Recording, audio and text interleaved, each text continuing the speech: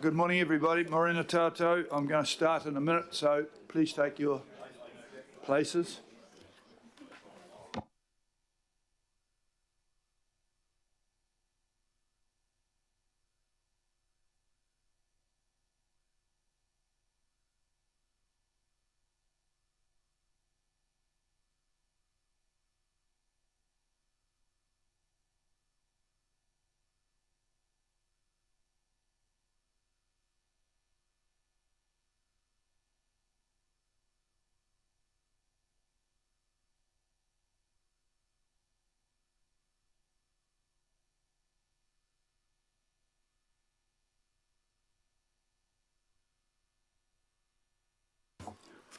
Okay, morena tātou, and welcome everyone here in the Town Hall and watching online to our Budget Committee meeting.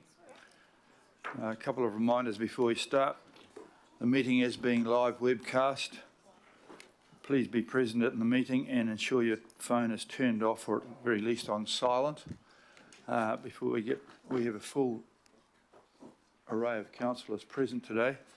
Before we get to the main event, Councillor Darby just wants to make a positive acknowledgement quickly.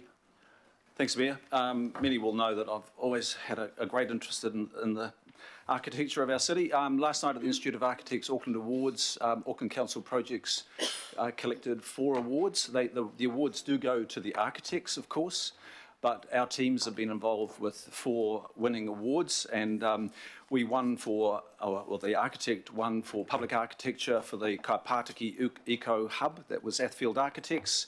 We also won in the heritage category for the Auckland Domain Winter Garden restoration and seismic upgrade, and that went to Salmon Reed Architects, our partners there.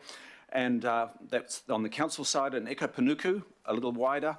Their project of the Hayman Park Playground won the prize for planning and urban design. And the 4th is the Ko Tui Tui Terraces by Crossan Architects, a housing project, and that is attributed to Eke Panuku and Auckland Council in part because it is a site that we sold for regeneration. So, Mayor, thank you. I just wanted to, our teams, our people have been contributing to that success and making sure that those architects are acknowledged. Thank you. Thank you for that. Okay, welcome Member Kake. We have a full complement. The only apology is Member Taipari, who's online and will physically arrive in a couple of hours, I believe. Yes, on 1 hour. Thank you very much. Okay, we set out to do things differently in this long-term plan with those facilitated sessions where all of us got to put up our ideas and have them included early on in the process.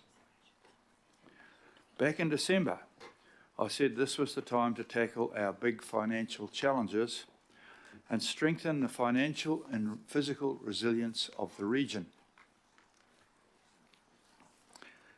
I wanted to focus on fixing Auckland and not just kick the can down the road.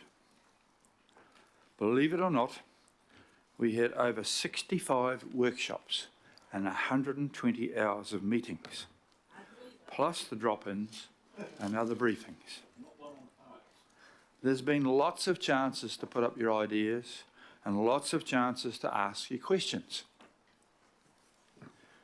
It was good to test different options in consultation, even though we got a lot of things from people who actually wanted to pay less and get more, but that wasn't an option which we put forward or were even able to. We did get broad support from the public for the direction of our plan. We've listened, and I've largely done what they've asked for. We've managed to find more money for transport without increasing rates too much. We've also been able to address the concerns of local boards about fairer funding. A particular thanks is owed to the members and chairs of the political working groups who contributed to this. These contributions have made this plan much better. We've fixed water We've avoided those 25.8% price hikes and let Watercare get on with their capital program. It was good the government listened to us. We've also got the port to agree to make more money, which is also good, and thanks to Roger and the unions. The recovery work has gone very well thanks to our team, and we're well underway with this. So what's changed since my initial plan was floated? I'm still proposing that we establish a regional wealth fund called the Auckland Future Fund to improve the physical and financial resilience of the council. Based on including the airport shares, the fund will give us a stronger and steadier return. This will be an additional $400 million over 10 years, an annual benefit of $40 million for ratepayers that we won't be having to take off them via rates.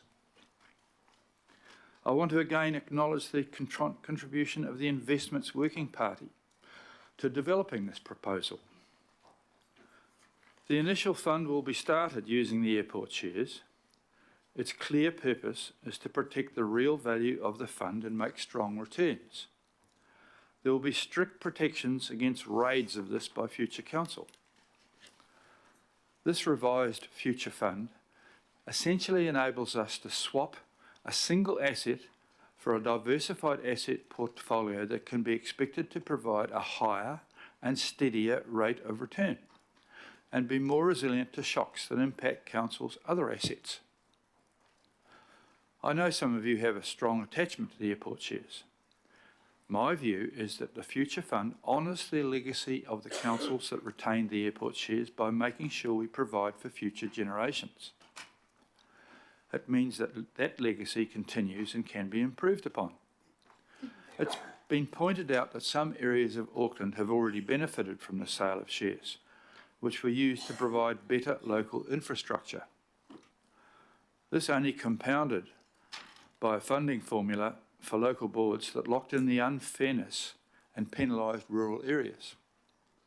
I'm proposing to do two things to address this. Number one, fairer funding. Finally fix the unfairness in how local boards are funded based on legacy assets by accelerating fairer funding over the next 4 years without requiring any reallocation, which would have cut some funding to some boards. Number two is a one-off reserve fund. We set aside the increased returns from the Future Fund for year one, which we weren't counting on in the central proposal, in a reserve fund to do a one-off fix and finish of community projects in the legacy areas. This is expected to be around $20 million, which could go to some important projects such as the Manukau Sports Bowl. This will help address imbalances and is a good example of something the local boards advocated for and I've listened to. We're using this one-off windfall return from doing it quicker in a meaningful way. I want to emphasise there's a lot more money going to local boards, so I expect more decisions to go to them. More localism means more accountability for decisions and less requests arriving at the governing body for very local expenditure. That's why we have local boards. On the transport boost, there was strong support for the priorities in our central proposal. Fix the roads, cut low-value initiatives, and make public transport faster, more reliable and easier to use. So I wish to proceed with these central proposals, which include the $50 weekly public transport pass for buses, trains and inner harbour ferries. Transport was also an area in which many wanted to see us do more, and I have made some changes to the proposed budget to recognise this. $10 million more for public transport funding to maintain bus services and track maintenance.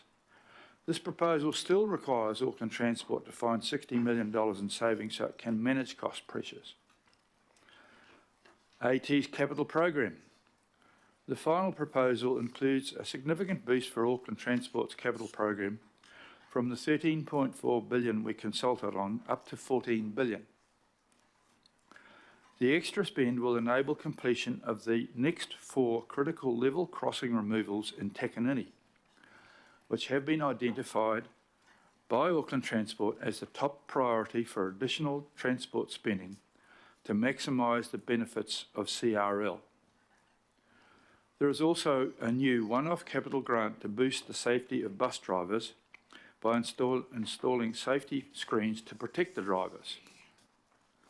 All in all, this is what Aucklanders said that they wanted. So now to the numbers. Based on all of this, I am pleased to be proposing modest overall rates increases for the average value residential property of 6.8% in year 25, 5.8% in financial year 26, and 7.9% in financial year 27. Almost all of that increase, which is due to the City Rail Link, and then average rate increases of no more than 3.5% beyond that for the rest of the LTP. This reflects the fact that more people wanted either the central proposal or less. Even these modest figures are difficult to digest for some people, and they are cumulative. I'll be very disappointed in any actions today that put more pressure on our beleaguered ratepayers. So thank you. This has been a mammoth process, and we've all contributed to the final product. A particular thanks go to staff around the council who have been working so hard to support us getting to this point. Let's land on a plan so we can get on with delivering it. I want to keep this focused today on the LTP and not stray into new things that we did not consider or did not come up in the 120 plus hours of discussions that we've had. We've got here through a lot of hard work together, so let's have a good discussion today. I know some of you may want to put up amendments, so under SO 1.5.3, these must be in writing and given to Sonia and must consider the consequences on rates. In the event of amendments, we may need to adjourn the meeting while staff work through the implications. So for those folks watching at home, that might be the time to make a cup of tea. So now on to the meeting. Sonia will announce, I think even I can announce the apologies. It's only Councillor Member Taipari, and that's only for being an hour late. Actually, he's online. Chair Taipari is online. Who is that? He's online. Who? Chair Taipari is online. There are no apologies. Okay. We'll move and accept the apologies, me and Kieran. Thank you. All those in favour, please accept. Say aye. Okay. Declarations of interest. Does anyone call for any declarations of interest pertain to? Sorry, there are declarations. Councillor Walker and Councillor Triner. What for? Declarations. Declarations? You have. Sure. I've sent some advice to the Chief Executive to the effect that I've got some association with shares in Auckland Airport. I've also received advice to the effect that that doesn't preclude me from participating. Thank you for that, Councillor Walker. Will somebody else put a hand up? Councillor Turner? Just wanted to let you know that my spouse now has airport shares, but I've been told I have no financial interest. Thank you. Thank you for we'll note those two. Councillor Darby. Noting the same on the airport shares, family interest in airport shares, and I've discussed that with legal, and legal have advised that I do not have a conflict. Okay, good. Thank you for declaring those. Any further declarations? Well, I'll move that we note those. And seconded by Councillor Fletcher. All those in favour of noting those declarations, please say aye. Contrary? Carried. There are no petitions. There is no public input. Local board input, there is none for this meeting, though we had a lot last week. Thank you. So we've had lots of input from them. There are no known extraordinary items. So the next item we're moving to is item 7, the long-term plan overview to the decision-making in Tamsin. I'd like to thank you for taking us through the process here. You're going to remind us today, yet again, how we got to today. And after this, there'll be any questions to Tamsin about how we got here, and it'll be a first test today of questions being actually questions. Thank you, Tamsin. Na mihi ki a koe chair and tēnā koutou katoa, tērā houtu. My report on today's agenda is a procedural one that sets out the context for today's decisions as they relate to finalising the long-term plan for 2024 to 2034. So most importantly, today's decisions enable staff to prepare final documents for adoption at the end of June. The process for this long-term plan began back in June last year, and briefly, I just wanted to highlight some key milestones and moments during that time. So as a result of your direction through last year's annual plan, this LTP has been heavily guided by your political direction and input. This began with a direction document being sent to the group in July, setting out your expectations around advice and support from staff.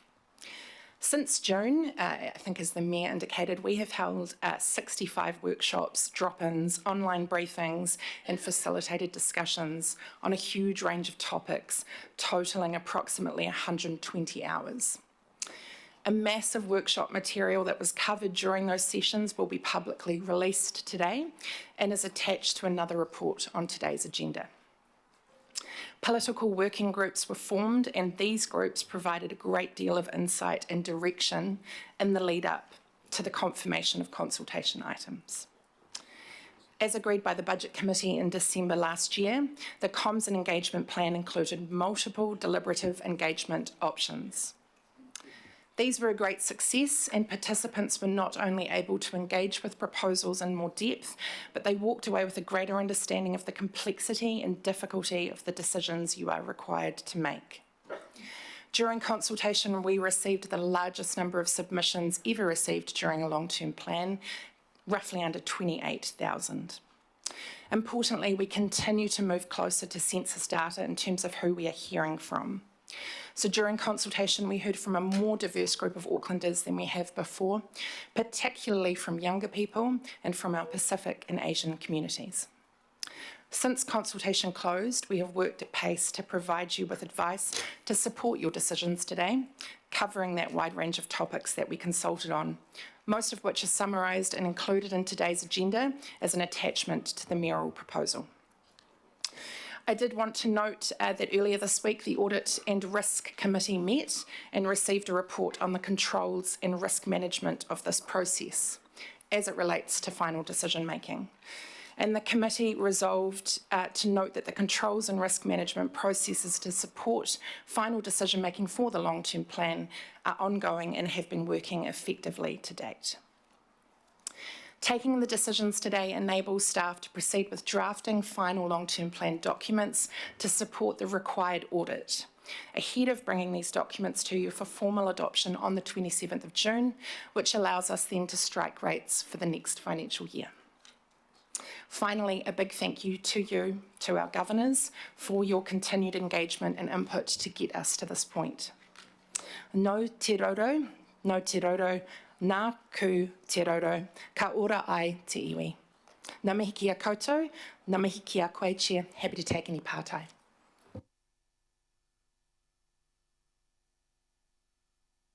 Thank you, Tamsin. Have we got a mover and a seconder for the motion on the screen that we note the contents of this report, sets the context for the reports and decisions,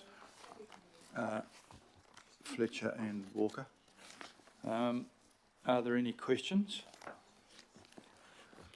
For those of you who noted that the amount of information which has been attached and worked on through Tamsin, I shall attempt to lift it at 4.3 kilograms. Are there any questions?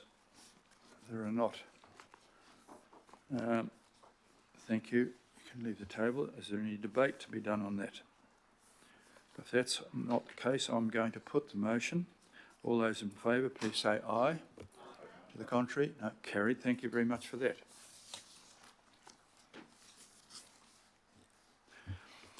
Item 8 is the long-term plan local board feedback and advocacy. We heard from the local boards last week and many local board chairs have been involved in the workshops. Thank you in particular for Alexis and Anna for your excellent advocacy on the North Harbour Stadium. We'll now hear from Louise Mason about what local boards told us last week. And I welcome local Louise Mason, Renee Burgers and Phoebe Peguero. Thank you very much for that. Thank you, Chair. Tēnā koutou katoa. Local boards have a legislative role as part of the Auckland Council shared governance model to provide input on regional plans. And the governing body must consider the views and preferences expressed by local boards when considering their decisions that affect those local board areas in the LTP. This report provides an overview of local board adopted feedback and advocacy on the proposed long-term plan. It does focus on common themes, and I would note that obviously with 21 boards we haven't been able to provide all details, but also point you to attachment A, which has the resolutions, the full adopted resolutions of the local boards, and attachment B, which includes the adopted advocacy and any other requests and recommendations. As the Chair has pointed out, the boards presented this feedback individually to Budget Committee workshop last week. Just a few high-level comments, and obviously we're here to answer any questions as well too, with Renee and Phoebe. The majority of boards supported the central proposal for the overall direction of the long-term plan, also for city and local development, environment and regulatory and council support. The majority of boards also supported pay more, do more in the areas of transport, water, parks and community. There was broad support for the transport plan as a whole, and there was also support for the Auckland Futures Fund. Some of the adopted advocacy initiatives included, as the Mayor has highlighted, equitable funding for local boards, the retention of the Auckland Transport Capital Fund was also strongly supported, funding and investment in environmental sustainability and improved water quality, funding for stormwater infrastructure and flood mitigation, and funding for new and improved walking and cycling connections and improved public transport network, and funding for upgrades or new aquatic centres. Again, just to point you to the detail in the report itself, and we are happy to answer any questions of detail. Thank you. I'll get a mover and a seconder for this first of all, so thank you, Deputy Mayor and Councillor Hills. Thank you very much for that. Okay, are there any questions of Louise? There's a question for Councillor Foley, please. Kia ora, thank you Louise and team for your work. It's been a long journey, but we're here and you've done an awesome job. Just some questions on the local board feedback. You said that most of it, they supported the central proposal, but many supported the do more, get more in different areas. Do you have a percentage of how many supported the do more, get more overall? Or do you mean just in the content, like in transport, for example, most of them supported do more, get more? And then I've got one more question. Can I answer that one? Kia ora koutou, ko Renee Burgers Takawingoa. On the transport, all local boards provided feedback on the proposal, and the majority, 13, supported the pay more, do more proposal. For water, 11 supported the pay more, do more proposal, and for city and local development, 10 supported the central proposal, And for environment and regulation, 11 supported the central proposal. And for parks and community, 10 supported the pay more, do more proposal. Kia ora, thank you. Just gives us an idea of the balance. And my second question is around the Auckland. You say that the board supported the Auckland Future Fund, but we did hear from the boards, and a lot of them in their detail said that they didn't support having the airport shares put into that.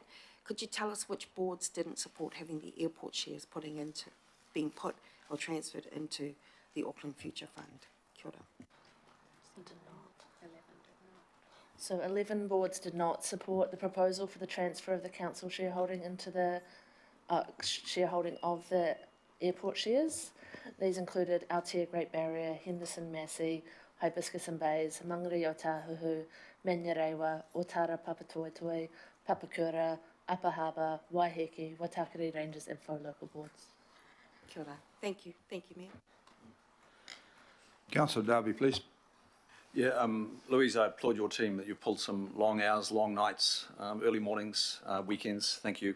One of the big differences in the way we approach this engagement is we use tools like the participatory panels, and we went a step further.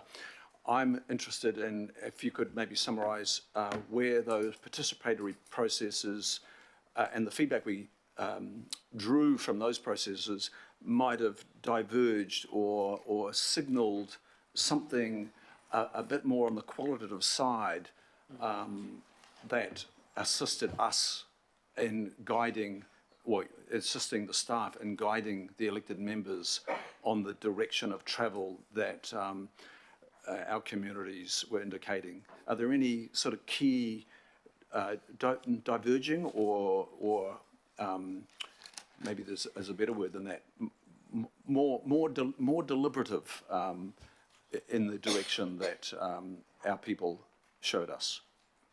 Councillor Darby, I don't have that information to hand, but I can obtain that fairly quickly for you. It's certainly true that looking at different ways to engage with the community, the broader community, and get that input is something that has been explored by boards. Can I please come back to you with a response on that question? Yeah, and it's fine for today. We'll just leave it there today. Right. Thank you. Thank you. Thank you for that. Member Kake, please. Kia ora, Louise. I know your history with supporting things Māori has been even long before you at Auckland Council, but my question really is a line of sight question from input from the Māori community and that eventuating into the final document. Can you give me some examples so that I can support this recommendation where that transparency of submission, because I know all the Māori submissions and how that's manifested into the final product? Just a couple of examples to give me that confidence, please. Thank you, Member Kake. Look, there are a number of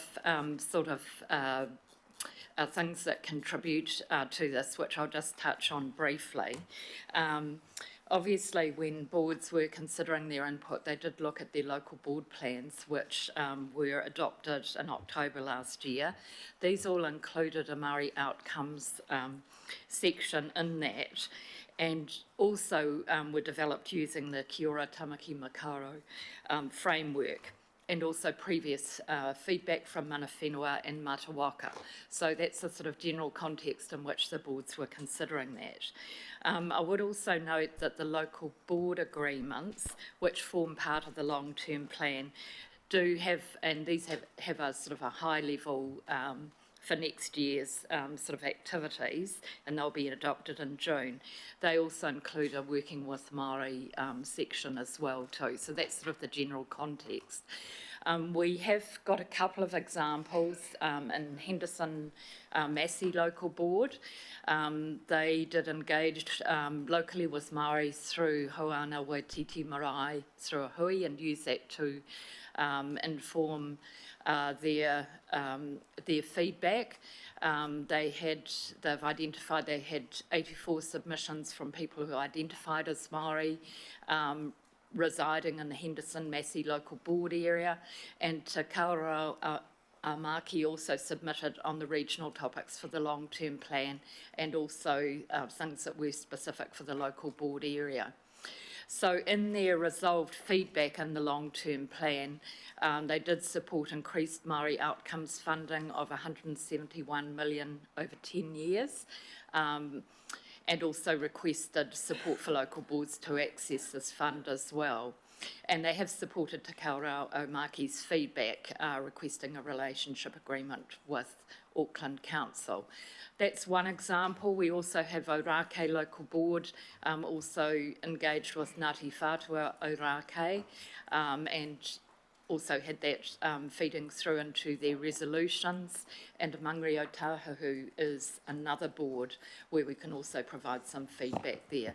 I think it'd be fair to say it's developing, but it is something that we're continuing to support the boards to continue to develop their relationships and actually feed that through in a meaningful way, both in things like the local board plan, but also through these processes. Kia ora. Thank you, Member Kake. Councillor Henderson, please. Thank you, Mr. Mayor. Just a quick one. Look, is it a concern that a number of local boards passed their resolutions on the Future Fund before the workshop explaining the details actually took place? Thank you, Councillor Henderson. The timeframes for boards having their feedback through and being resolved were very difficult this year. Obviously, a number of things have moved since the boards resolved their feedback, but again, you know, that has been some of the constraints of the process this year. Good point, thank you. That's the end of the questions. We'll retire you people and we'll move to any debate if there is any debate on this. In the absence of that, I'll put the motion that we consider the feedback and advocacy initiatives from local boards, which we did do. All those in favour, please say aye. Aye. To the contrary, carried.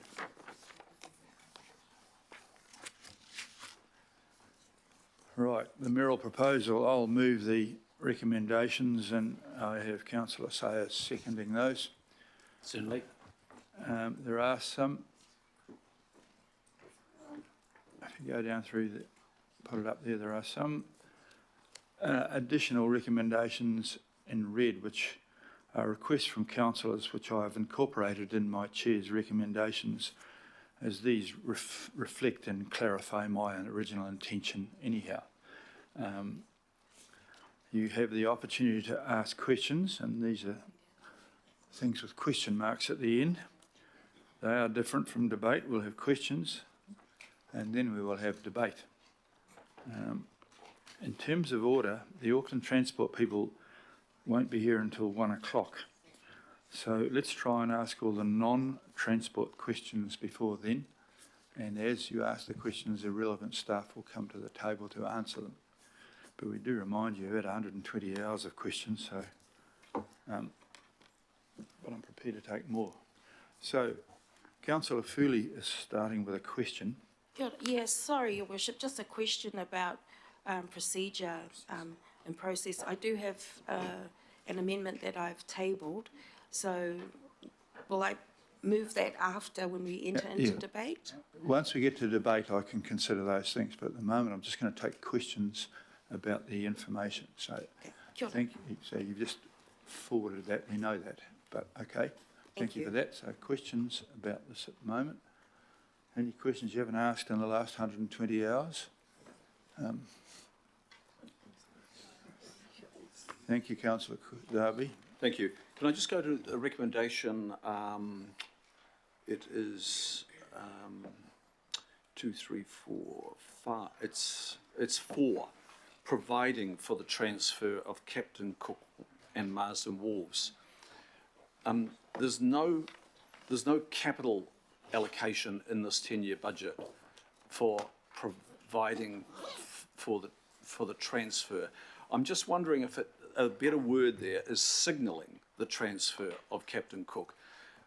Or I don't want to get pedantic over words here, Mayor, but I just want to know and have it be really clear that in this budget there is not a dollar for any capital project on the wharves. There is planning money, some 6 million over 4 financial years for master planning and a bit more. But I'm just, is that an accurate word there, providing for the transfer? Well, I'm as happy the to proposer, I'm respond. prepared to accept the signalling. No, I'm happy to respond. Thank you for the question, Councillor Darby, and through the chair. It has to say provide for, because it's a strategic asset, so we need the provision in the LTP for the transfer. So from a legal perspective, we need that word. Otherwise, if we came back to that decision, we would have to amend the LTP. So it's providing for the transfer within the long-term plan. I don't think we were signalling this, the monetary, but there's a debate about whether there's any money transfers anyhow. So, but I'll note that and thank you for that. So we'll leave it as it is. Councillor Hills, please. Thank you, Mayor. The question, one of the questions on the future fund. So, as I understand it, the estimate for next year is the second year is 26 million. If we just had the airport shares, that would be the returns. But you've said 40 million would be the difference. But actually, in the budget, it says we would get 90. The estimate is about 96 million for the shares that would be in the future fund. So that's 70 million more. Could you just explain how much are we expected to put in back into the fund, and how much will we? Is it just the 40 each year? Will be. So it's an additional 70. Yep, might need Mark Burns to confirm the numbers, but yes, there's two components to the benefit that you get from the future fund. One is the cash return to council that offsets rates, and that's about $40 million benefit. But the total return from the fund is around 7.24%, and some of that will be retained in the fund. So it's a 2% return retained in the fund to maintain value over time. So there is a benefit in terms of adding value into the fund, and there's another benefit in terms of cash return to help offset rates and pay for council services. So the benefit for rates is the 40 million, but the overall benefit is closer to that 70 million. Okay, so each year if the ups and downs might be the bit we put back in. Is that my understanding? We're aiming to use what would have been the airport shares dividend plus the extra dividends, so around 66 million into services, and then the additional 20 odd on top goes back in each year. Yes, we're looking to take that 40 odd million out, or 5.24% return, expected return over the long run. So, and then leave 2% in. So by having a 2% return going back into the fund, if inflation is 2% on average over the long term, you preserve the value in the fund in real terms. So over the long run average, we want to make sure that we don't, the fund doesn't deteriorate in terms of purchasing power. So it's about maintaining that fund over the long term. In any particular year, things will go up and down. But that 2% is intended to help maintain it over the long run at an inflation protected rate. Okay, sorry, and it was just me, I was just confused with your 400. So basically the estimate in the LTP is that we would get an extra 700 million. We would just use 400 of it. Correct. So so broad numbers, 400 million of money comes out and helps pay for council services. 300 million goes into the fund and helps protect and build the fund up. Thank you for that. Councillor Henderson, please. A couple of questions just on the future fund, and you've kind of touched on it a bit there, but can you just talk us through the extra protections to the capital amount that have come in as a result of the work since the proposal? Because I think a lot of the local boards weren't aware of that when they voted their resolutions through. So what protections do we have for that capital amount? So protections in terms of how we secure it against future sales. Future sales. Yeah. Future. Yep. So there's a number of layers within that. There is a bunch of LGA protections in terms of policies, what you provide for in the LTP. Designating a strategic asset, requiring consultation. That's kind of the first layer, is things you put into the things that you put into the LTP. The second layer is a trust deed. which will spell out what the purpose of the funds are for and set out a bunch of rules. So there will be layers of protection in terms of the LTP, consultation requirements, policies, a trust deed which will implement some of those things, and so that will have layers of protection. And then the third and final layer would be a legislative amendment, and there's a proposed local bill that would, similar to the New Plymouth example, which would provide another layer of protection. That is not something the council can decide. That depends on government supporting that, but that kind of gives you the belts and braces protection. Thank you. I've got two more, Mayor. One of them about the Future Fund, and thanks for that. It's really useful. Just going back to Councillor Hill's questioning around increasing the capital amounts over time and the proposal to do that. Can I just check, how often has Auckland Council, you may or may not be aware, how often have they grown the number of shares in Auckland Airport that they've held since the Super City? So the council hasn't invested more in the airport shares since the amalgamation of the Super City. There has been dividends and capital changes where the council hasn't taken up opportunities or hasn't been invited to take up opportunities, and the council's share has been diluted a little bit. But the council has not increased its investment in airport shares since the Super City. Thank you so much. Our last question, and it's probably for you, Mr. Mayor, just in terms of the bed night levy proposal that we're putting through, how confident are we that we'll get it across the line? Well, very confident, really. I mean, you can't guarantee anything in the future, but I sat next to the Prime Minister yesterday at a luncheon, and he comes from the wider travel industry and understands this a lot. They're in a rush to pass legislation and some positive stuff. The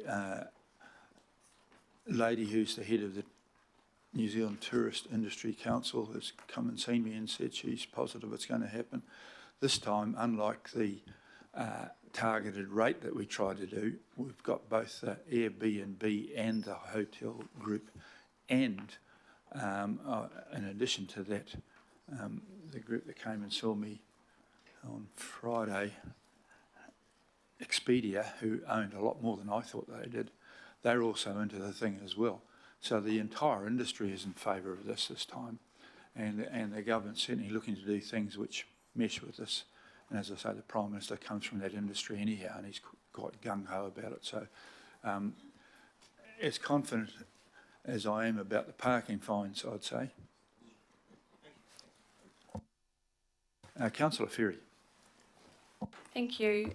So I've got a couple of questions about the Future Fund, and then I've got one question around the port staff. So I just want to clarify a little bit from perhaps where you were going with Richard Hill's question before.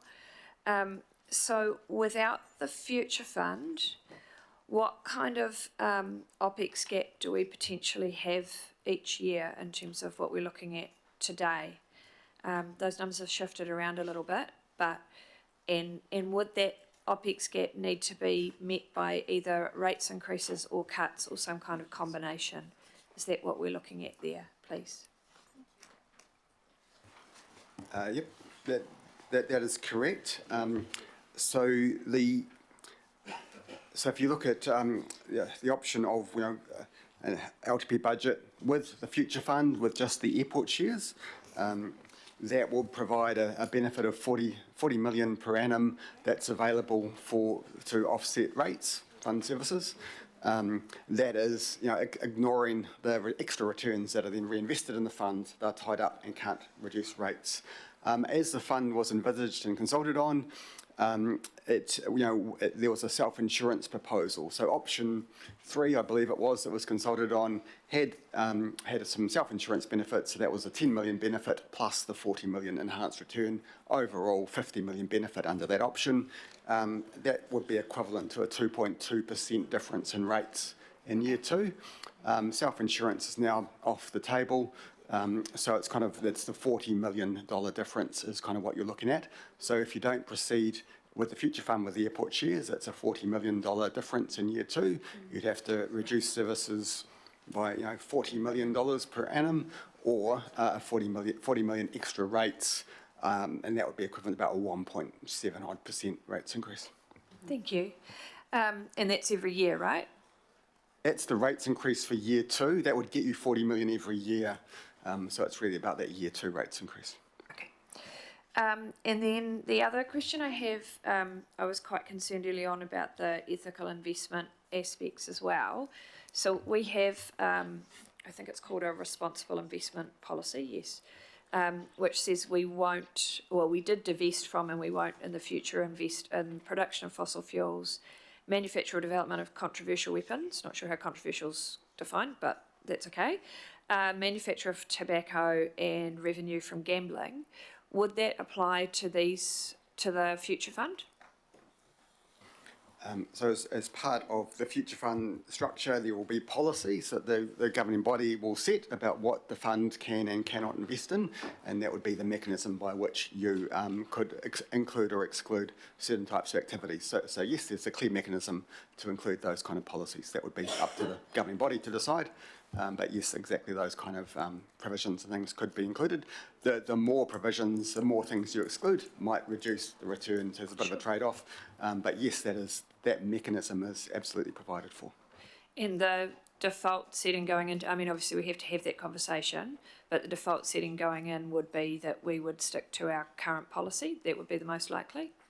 Yep, if that's been the policy to date and has worked fine, there's no reason to change it. So that would be the starting point that you would look to work from. Thank you. My next question is in regard to, I think it's 3B, I can't quite, sorry, Roman numeral 3, capital B. When are we likely to get the accord and the plan coming back to governing body? And I guess also just a small wrinkle there, whether we want to consider that actually maybe it should go to budget committee or another committee that includes Haukura representatives. So, yeah, I'm not sure who that sits with, sorry. Maybe Phil. Just a rough time frame on when we would get the accord and the plan coming to governing body or a committee that includes Haukura representatives. I'm looking over my shoulder. I think the answer is very shortly. So, and that, would it be fair to say in the next 2 months? Yes. Okay. Yes. Thank you. Thanks. Thank you for that, councillors. Deputy Mayor Simpson, so apologies. Thanks, Your Worship. Look, I just want to ask a question about North Harbour Stadium, if I may. If the community decides it wants to retain North Harbour Stadium in its current or some redeveloped form and can demonstrate it can work financially, would you be happy to allow such new management arrangements to continue into the future? Yes. Thank you.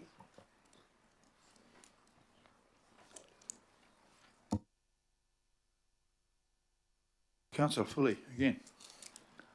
Kia ora. Thank you. Just some questions around the Future Fund. So the protections that you talked about, and we did have workshops on that, and I did ask some questions of our legal team on that.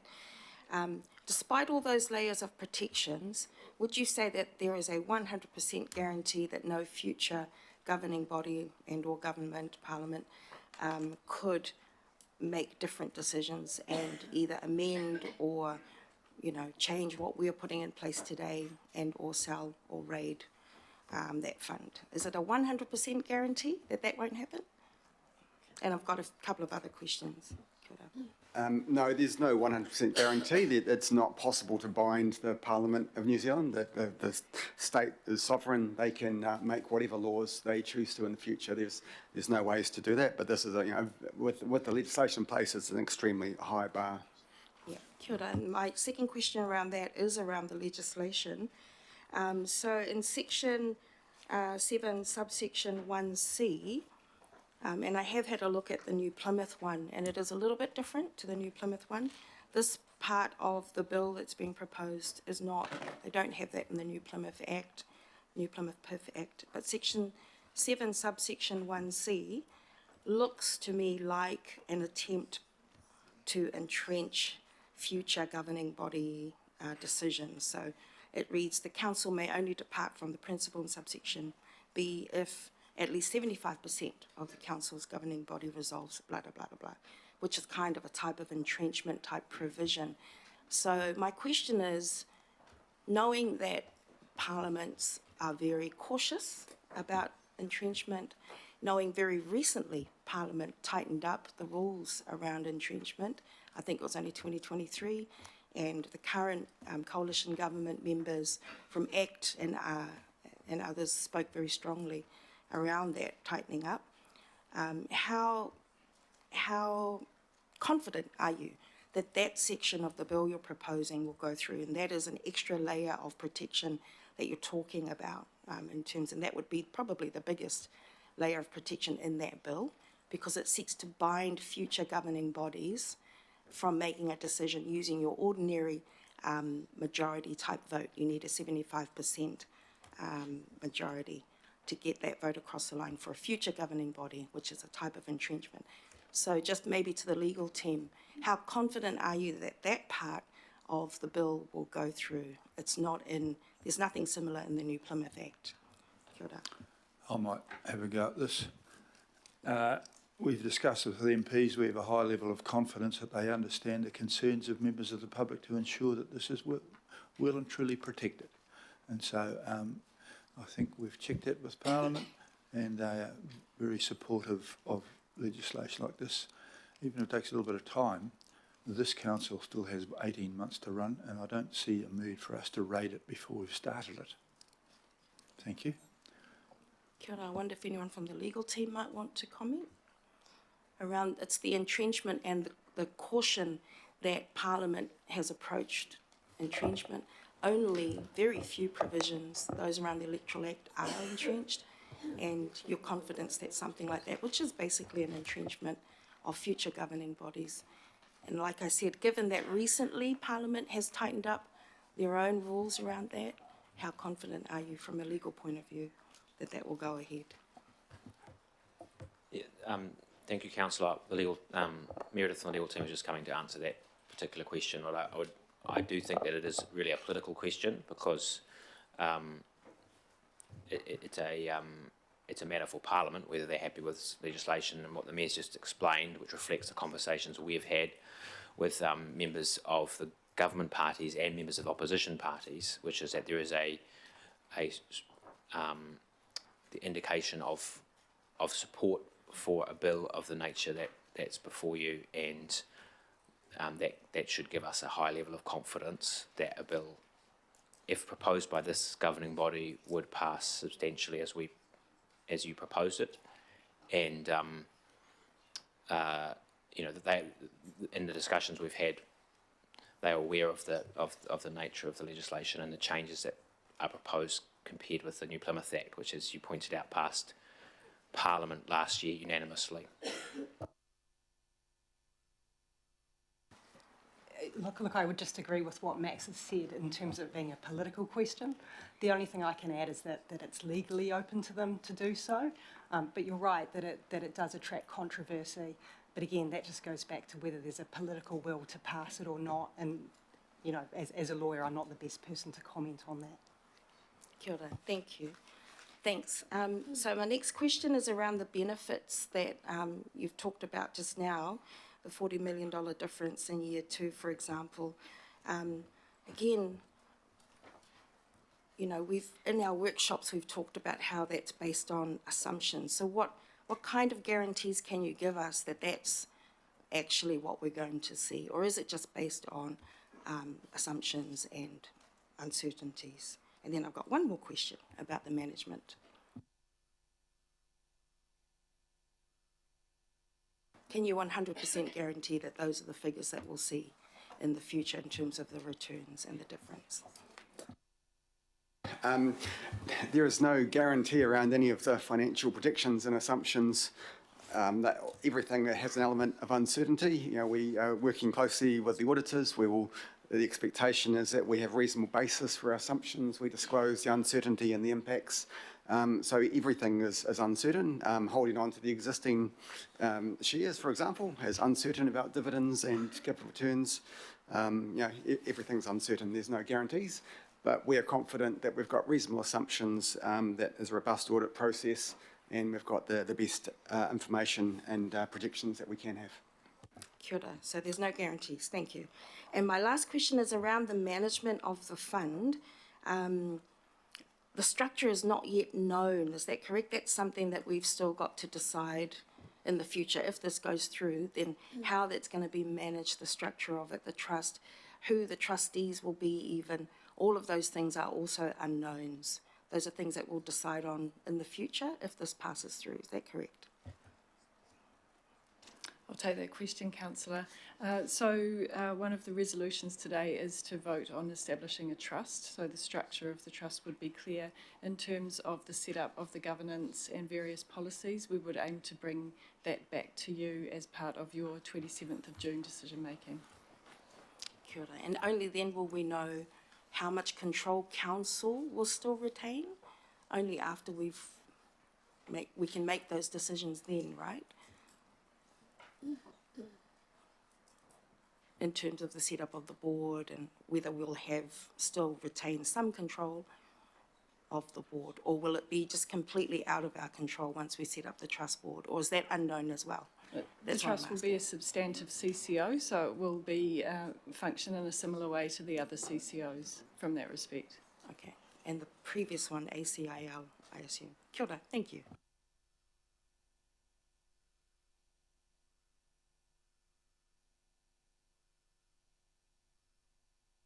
Thank you for that, Councillor Turner, please. Thank you. Just to clarify, all the protections for the fund that you talked about just previously, they come into effect after we've voted to establish the fund, correct? We have to have faith they come? We can't put the protections in place before you make a decision to even proceed with the fund. So we can, the intention is for you to make decisions today. We will then go away and do the work, but before the fund is set up within sort of 6 months time frame, all those decisions can be made ahead of that, the point of when things are executed and shares transferred, etc. Thank you, that's clear. Port. We don't know who's on the port. We have no control over who's on the port. Councillor Sayers, please. Sorry. Yeah. Thank you. Two questions are mainly clarification questions.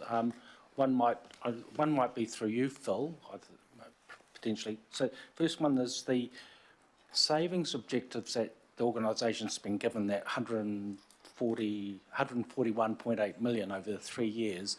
Could you just clarify, does that include, or has it assumed about the going to the bi-weekly rubbish collections? Is that part of that potential savings?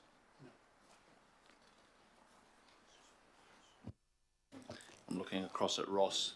No, that isn't. To the best of my knowledge, that is not included. There is a separate consultation and separate processes around rubbish bin collection that's not part of LTP consultation or budgets. Yeah, thank you for that. And I think, Councillor, just additionally, where the pursuit of those savings targets requires us to have a conversation about service levels, then that needs to come back to you for explicit decision anyway. So, they're not itemised to the nth degree. I need some flexibility to work on how we achieve those savings targets, but the service level implications need to be transparent, and we'll come back to you. Thank you for that, Phil. Yeah, and good luck with that too. Look forward to you come back to us. The second question is probably just a very high-level question, but it's to do with, I guess, how Aucklanders view our debt level, and particularly questions that we often get or see in the press about the amount of interest we pay. That I think it's nearing on $1.5 million a day, which to the average Aucklander seems extremely high. So obviously there's going to be some changes there with the water care situation, creating a lot more headroom for Auckland Council. But this is more a question about principle. Also being aware that our situation is about bonds, dozens of bonds that turn over and get refreshed, and we have coupons and we pay the interest on those coupons. That's our debt obligations in terms of our interest payments. But is there a way perhaps just to explain broadly, even if our debt levels go down with water care, we've still got borrowings, if you like, what people would see, perhaps think of in their own minds as principal, and then we've got those interest payments on top.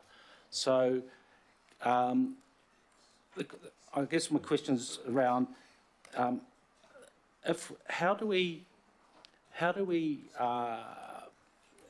can we explain that how we are paying down principal as well as interest? It's not just interest that we're dealing with all the time in terms of that headline figure I just mentioned.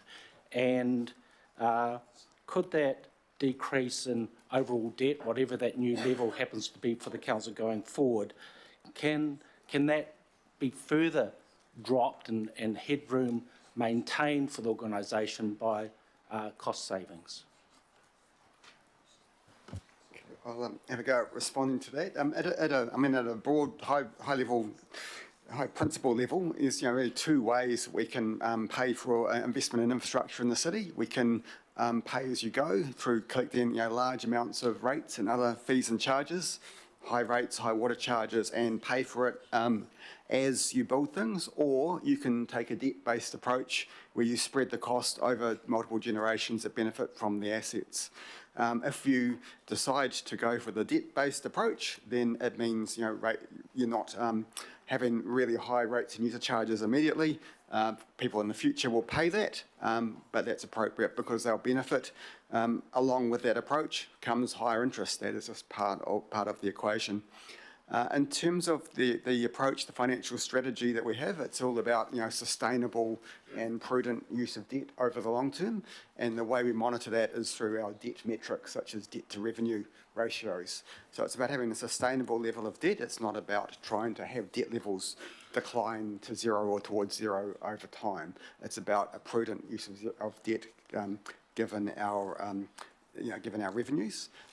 If we could find a way to get debt down, that would be fantastic, and that would be helpful, reducing interest costs, but you have to find the money to do that. So you could look at higher rates, you could sell assets, you could substantially reduce investment. All those things would mean lower debt, and over time that would be helpful.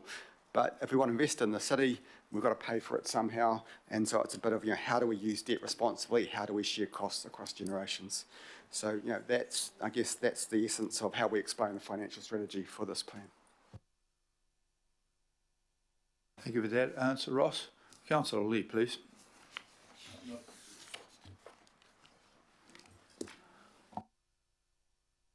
Councillor Dalton, please. Thank you. Councillor Foley actually asked my question. It was around the bill and the 75%, which is effectively entrenchment in central government legislation. And my question was going to be around confidence in getting it through. So Max has answered that. ACIL, was that a majority vote to get that through? So when the decision was to disestablish and spend the money in ACIL, was that simply done through a majority vote, like the sale of the airport shares last year? That's my understanding. It was a simple majority vote at the time. So there was decisions around the use of the diversified asset portfolio, and then there was decisions around ACIL itself. Those were all part of normal council decision making because there was no entrenchment, there were no policies in place. Yep. That was just part of normal BAU for council decision making. What is proposed here is something quite different with different extra layers of protection. Thank you for that. So business as usual would be 50 majority vote. Yeah, thank you. Okay, Councillor Lee has got a question. In regard to ACIL, after the diversified fund assets were confiscated or taken off ACIL by the council, and then the money spent down, it was considered by some, including the Mayor at the time, that there was no further use for ACIL, and he proposed to disband it. He lost that vote, I think, by 2, adjourned the meeting, talked to a number of people. I think he managed to get a decision in his favour to disband ACIL. That was in 2017, I believe. Well, thank you for that. It wasn't actually a question. Councillor Fletcher, please. Question. Thank you, Your Worship. Last year, when you introduced your proposal for the Auckland Future Fund, its core purpose was to protect the real value of Auckland's assets for future generation, including climate resilience. The focus today is not as large as what you originally proposed, and I suppose I have some disappointment that the size of the fund has diminished, and that you have not chosen to include port dividends under the enhanced status quo. My question is to the CEO. I want to know, with this fund, whether there will be the capability in what is being proposed for future assets to be transferred into this fund. The focus that we've got today is very much on the airport shares, but I want to know where the capability might be for subsequent councils to transfer other assets into it, and whether what is being proposed, I mean, the word initially capitalised by, I understand the wording there, but I seek your assurance as our CEO that nothing we're doing today would prohibit additional funds going into the trust as it's proposed. Thank you, Councillor. It is foreseeable that you or a future council may wish to use the fund to add funds, assets to it. In fact, I think you've got in 2E, you've got reference to work being done on the possibility of additional contributions to the fund. So the simple answer is yes, we will make sure that that facility is available. The way that that would happen, through the scheme design, through our policies, through the creation of the trust deed, and through the legislation to allow that facility to be there for you and future councils. Thank you. My follow-up question on that to you as CEO is, I understand that the Mayor is very mindful in a compassionate sense about how difficult things are for Aucklanders right now with the decrease in real incomes. One of the judgments that we have to make is by not putting under the enhanced status quo additional revenue into the Auckland Future Fund, whether, for the cynics amongst us, that will take the pressure off the organisation continuing to find savings, because that will offset the pressure on the organisation.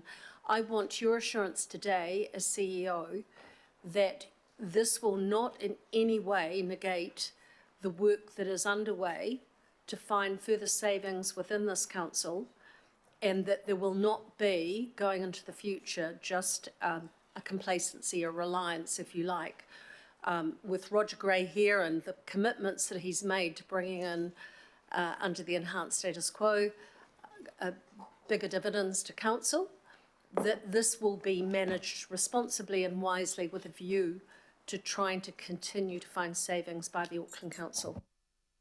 I can absolutely give you that assurance. I'm actually, this sounds contradictory, I'm happy that we put the organisation under some continued pressure in that regard. There are limits to that, and I've discussed that with councillors previously. I think the savings targets that are baked into this budget, 27 million odd in year 1, growing in year 2 and further again in year 3, represent a real creative tension here on me and the organisation. So I'm very confident that you can see that tension there. Thank you, Worship. I reserve my right to speak when it's appropriate. Thank you for that question. And the response. Councillor Hills, please. Thank you, Mayor. The question I have on the debt, if we weren't to debt fund the capital we have planned in this year, what would we have to up rates by? If we wanted to do the same amount of capital. So it's a significant amount. It is. It's double. I think we worked out might be 50% increase in rates. That order of magnitude. It's 50. Yeah. It's kind of, if we were to replace the use of debt and try to fund everything immediately through rates, it would mean a substantial increase in rates. Well above the single digits we're talking about here. Cool. Absolutely. Thank you. I don't know. Before I wasn't sure if Nick Hill online or in the room. Just wanted to ask a question about Tātaki, if that was all right. Or I can ask you guys anyway. And maybe Mayor, if you scroll to the bottom, I guess if the staff could tell me the second year, if we essentially, I'll give you my point and then the question. Go from $28 million a year before COVID for destination and major events. This year it was 13 because 5 was FIFA. Next year will be 8. It will, I guess from Nick, I'd like to know what happens if essentially there is no money for destination and major events. If the visitor levy doesn't come in. He may not want to answer that. I'm happy to take that to the extent I can. I actually discussed this with Nick Hill this morning in an earlier meeting. I think I'd characterise their view as they're comfortable with where the LTP is proposed to sit. They would be very concerned for the future of major events and what have you, in the event that a funding stream did not come about through through this revenue tool. I just want to say thank you to the Mayor and Max for taking up my concerns and adding that additional. But I guess maybe, and like I asked you on the water quality rate last time, and you actually have done what you said you would, will you give me a concrete proposal, Mayor, that you will, in December, if we don't have any surety about a bed tax, look to ensuring that we do not gut major events and destination funding for Auckland? Well, I can give you that assurance. The other thing is that had we stuck a whole lot of money in there, which A would have taken from ratepayers, it takes the heat off the government to finish and implement the bed night visitor levy. The bed night visitor levy, its absence would reflect very badly on the government rather than on us. So I'm not here to solve their problems. And I think what we're proposing is very sensible. And the bit that you've added in there is precautionary, and I don't have a problem with that. But I think it's what we're doing sensible, and we have a precautionary clause added in there later on. But I think we want to keep the pressure on everybody to complete what they're quite keen on doing. I have to say, the Prime Minister has mentioned that. It's something he wants to do. Thank you. And just the last catch-all question on those targeted rates. So everything you can see from, maybe it's a question for Tamsin, the concern the community have that the targeted rates programs would not be back and the quantum would not be filled. This budget we're passing today brings all those figures back, and the programs are back fully funded. That is correct, and there's an addition there for the netter which actually increases it, and there's a bit more funding for the netter. So yes, they are basically fully back. Thank you, and thanks, Mayor, for sticking to your word. Thank you. Thank you, Councillor Hills. Councillor Leone, please. Kia ora. Just wanted to start off by talking about the our debt and revenue, and just going back to the previous sale of the shares. I know that we had talked before about having a debt cap. So did that actually happen, or have we gone over what we had proposed would be that cap at that time? So our debt to revenue limit in the existing long-term plan is a maximum of 290%. In the draft LTP, it was proposed to drop that to 270%, which reflects that sale of the airport shares and a permanent reduction. In the Mayor proposal, there's a debt chart there. The debt is now, there's kind of two different ways to look at it, one with water care and one without. And what we know is that our credit rating agencies will look at it without, given if the new water model goes through. On those numbers with water care included, we'd be right up against that 270, and if anything changes, well, we'd go through it.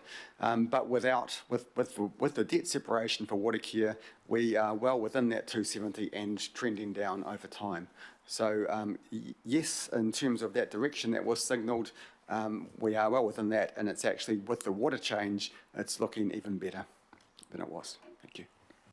Okay, and just going on the questions actually that Councillor Foley's raised around the protection once the fund is put together, and obviously I've heard about the issue of it being, all the money being sold previously.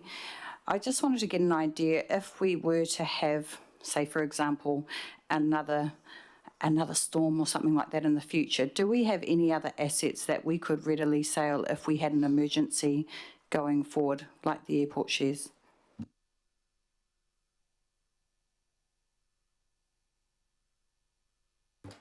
We don't have a lot of other, liquid assets like airport shares that are available.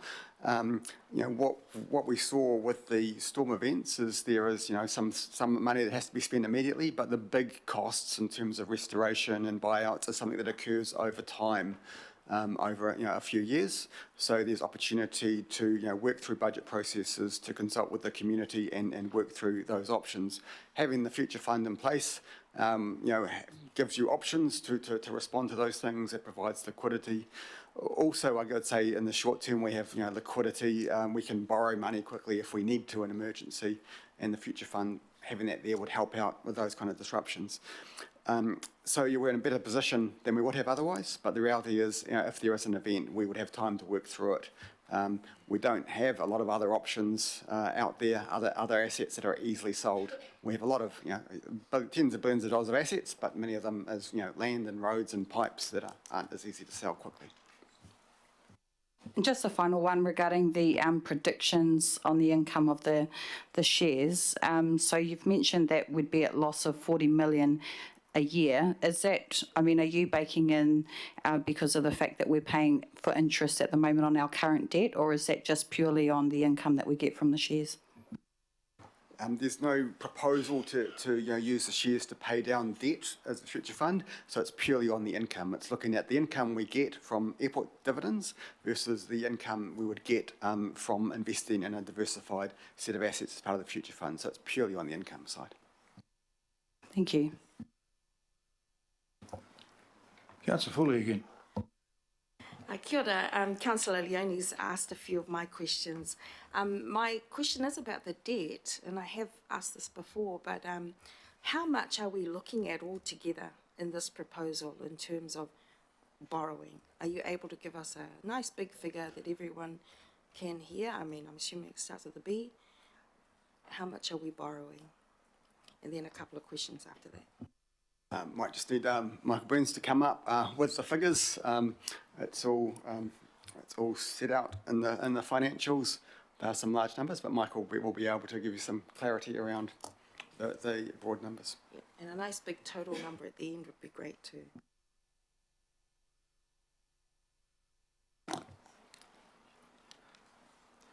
Kia ora, and through the chair, the projected debt levels for the council in terms of total debt rise from around just under 14 billion in year one, and by the end of the LTP currently projected to sit at around 22 billion. So that grows pretty quickly over the first half and then levels off. I suppose the other thing that's important to note here, though, is that the measurement for the council is in terms of that debt to revenue ratio that Ross has mentioned, and the charts for that, which are included in, I think, both in the mayoral proposal and in our reports to that. Kia ora. That does sound like a big number, but even though we do still have a very healthy buffer there in case there is a flood or another pandemic or something or other like that. And then my final question is around the use of debt.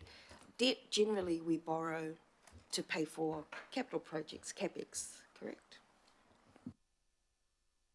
Yes, that's correct. We use debt. I think as Ross spoke earlier, we use debt to pay for things that provide benefits over time.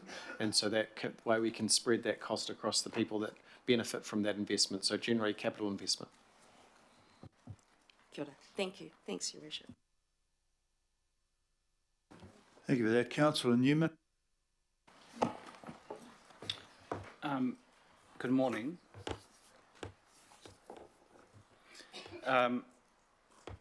Even with Watercare being able to borrow more money off its balance sheet, it's effectively Watercare borrowing off balance sheet. It still even with these reforms, it still remains a contingent liability for us, doesn't it? Effectively, we as a shareholder in Crown will have to be prudent because it's a contingent liability. We presume it won't ever come back, but if it does, we've got to think about that, which means that we would need to contemplate a fairly prudent approach to the use of debt because of the subsequent borrowing costs. Would that be fair?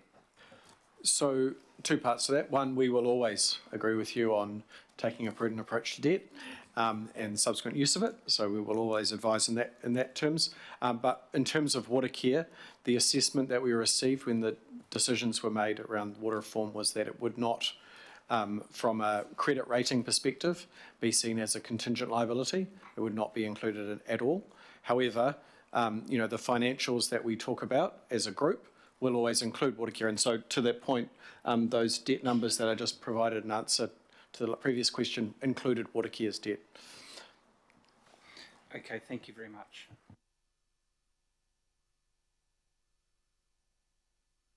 Councillor Barclay, please. Thank you, Your Worship, and thank you to the officers for answering our questions.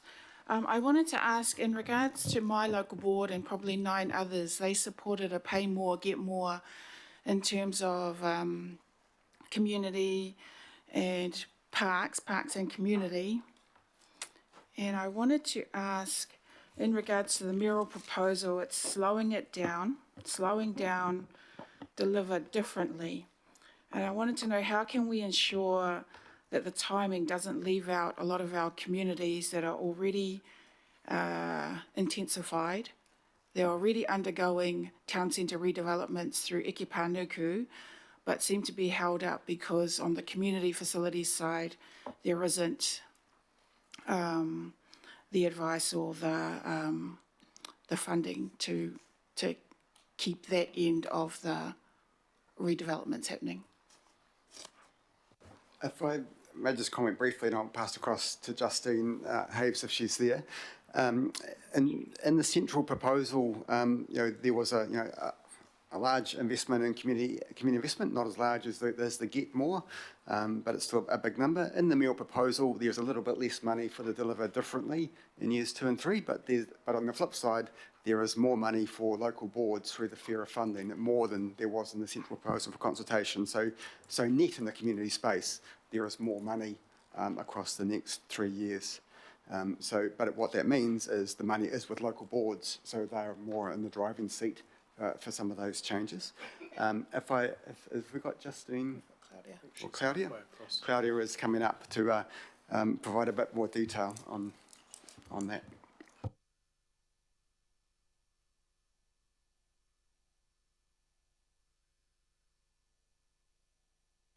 Kia ora koutou katoa. Sorry for Justine, she's just on her way over. But so what we would propose to do, and thank you for the question, is that we would use the first 1 or 2 years where we're looking at that delivering differently model to really scale up and to be able to improve on our in-house capabilities to deliver differently. That's including around advice as well as some of the transaction work that needs to occur. But Ross is absolutely right. Some of that funding has been shifted to the local board, so that does allow some more flexibility there as well.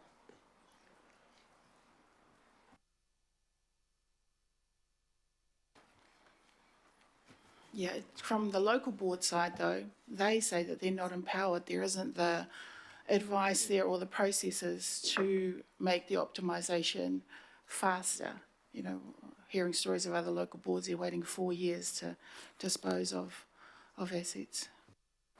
Yes, and thank you for that question. So we acknowledge that, and that's because the GFR kicked in at about 2022, and that was when the governance for local boards, or the decision-making for local boards, increased at that time. And so what we've been doing since then is increasing our capabilities as well as our budgeting processes to be able to help that to happen faster. What we would propose to do, and this is subject to detailed business casing, but we would propose to be able to continue that Deliver Differently to really get that right, so we can make that easier for local boards over the coming years and accelerate it, more importantly. So you're satisfied that delaying the Deliver Differently isn't going to put too much of a spanner in the works for the process that we're trying to achieve? From my initial glances and my teams, I believe we can make this work, yes. Thank you. I have 2 more questions, please. The airport shares. Based on public feedback and 11 local boards supporting the fund, but not supporting the fund being funded by the airport shares, what efforts were made to find other sources to fund this fund?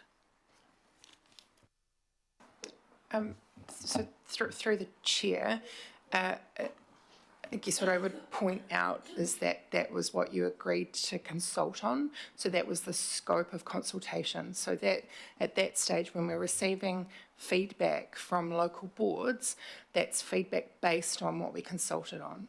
So in terms of your question around whether we looked at other alternatives, at that point in time, that was what was agreed to by the Budget Committee. And therefore that set the scope of consultation, which was around the shareholding and the lease of the port. So would it be fair to say that that is still an option then, finding other sources to fund this fund? Through the chair, there is I think it's a sub-clause up there which was spoken about before, which talks about staff, that staff would continue to investigate other options to include in the fund in the next, I think it's 12 months. So that will be open. That is open to you in future in terms of considering further options to capitalise, or further options of capital to put into the fund. Oh, thank you. And then one more on the airport shares. So in the LTP 2018, we transferred the assets back to council with the disestablishment of the Auckland Council Investment Limited, and just confirming that now we're looking to transfer the assets to something else.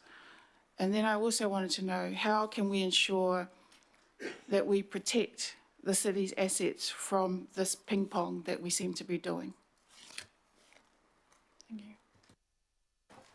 you. I think the proposal to put the assets into a trust, that has is by its nature a long-term instrument, and then having the legislation wrapped around it will, give a lot of certainty for the future. Thank you. Thank you. Please, Councillor Ferry. Kia ora, thank you. And thank you for indulging me with the second question, or second round of questions, but there's just one, don't worry. I was remiss in not asking about fairer funding for local boards, which we've done a lot of work on, and I just wanted to check in that where we've landed now, what's in these resolutions, is going to mean that no local board is worse off as a result of this approach. Is that correct? That is correct. Thank you. Okay, I think that's quite clear. Councillor Baker. Well, sort of related to that. Just the midnight visitor levy, and so probably to you, Your Worship, will that include the ability to address the very real need, and we heard from the chair of the Waiheke local board in regards to how do we address the anomaly where they have a population of less than 10,000 but get over 1 million visitors a year? Is it envisaged that that levy will potentially address some of the very real local board funding issues that that board has, being an island?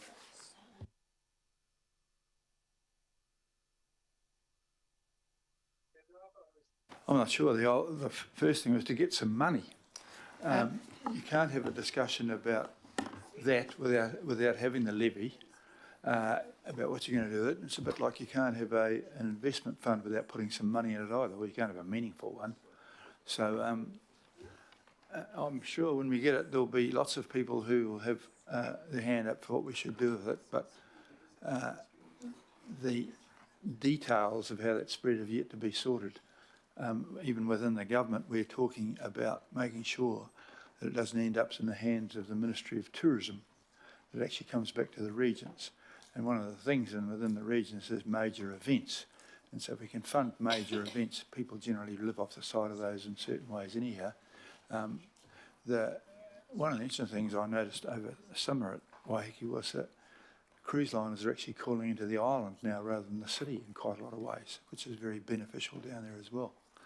So I can't give you a clear answer on that other than I am absolutely sure we're going to get it. When we've got some funds, we'll talk about how we spend it. But as I say, it's a bit like an investment fund with no money in it. It's a bit early to talk about that. Just through the chair, thank you for the question, Councillor Baker. I just wanted to confirm that the issue around the funding of the islands is part of the forward work program for the Joint Governance Working Party moving forward. Okay, Councillor Filipaina. Kia ora he mana. Thank you so much, Chair. And ngā mihi kia koutou katoa just to our staff, not only for today, but all the mahi that you and your team are doing. I've got 3 at this stage, very quick questions. The cost to set up the Auckland Future Fund.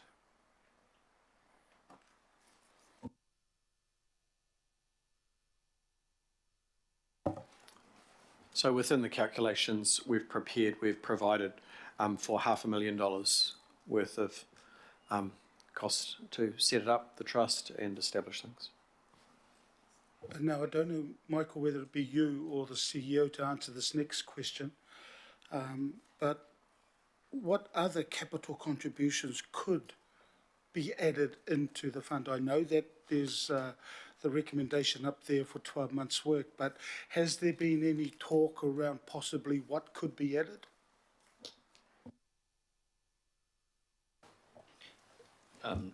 To my recollection, the only discussions have been about dividend streams, and that's obviously a separate and later decision. Okay, the last one. The assumptions in regards to the profits from the AFF, those assumptions are based on the sale of the airport shares? Yes. They're based on expected returns, information based to us on expected returns from a diversified portfolio that's invested on an 80-20 growth dividend basis. And the previous, I think, Councillor Lee mentioned this several times, but there was a diversified fund that was established earlier, but all those funds were out. And so I can confirm that there have been discussions, and I've heard some of the partai that we've had around this table, that will end up having some legislative conditions to ensure that it doesn't get, in inverted commas, raided. That is correct. There will be layers of protection. There will be things within the LTP and Local Government Act. There will be the trust structure and trust deeds, and then the final layer will be the legislation wrapped around it. So multiple layers that would be of protection for this fund. None of those things existed for that historic diversified financial assets portfolio historically. Okay. This may be to you, Chair, and possibly the CEO. This will be my last partai. For this Auckland Future Fund to be successful, wouldn't it be better if we did the work around what could be put in to the fund before it gets established? That's the question to you, whether it be yourself, Chair, or the CEO.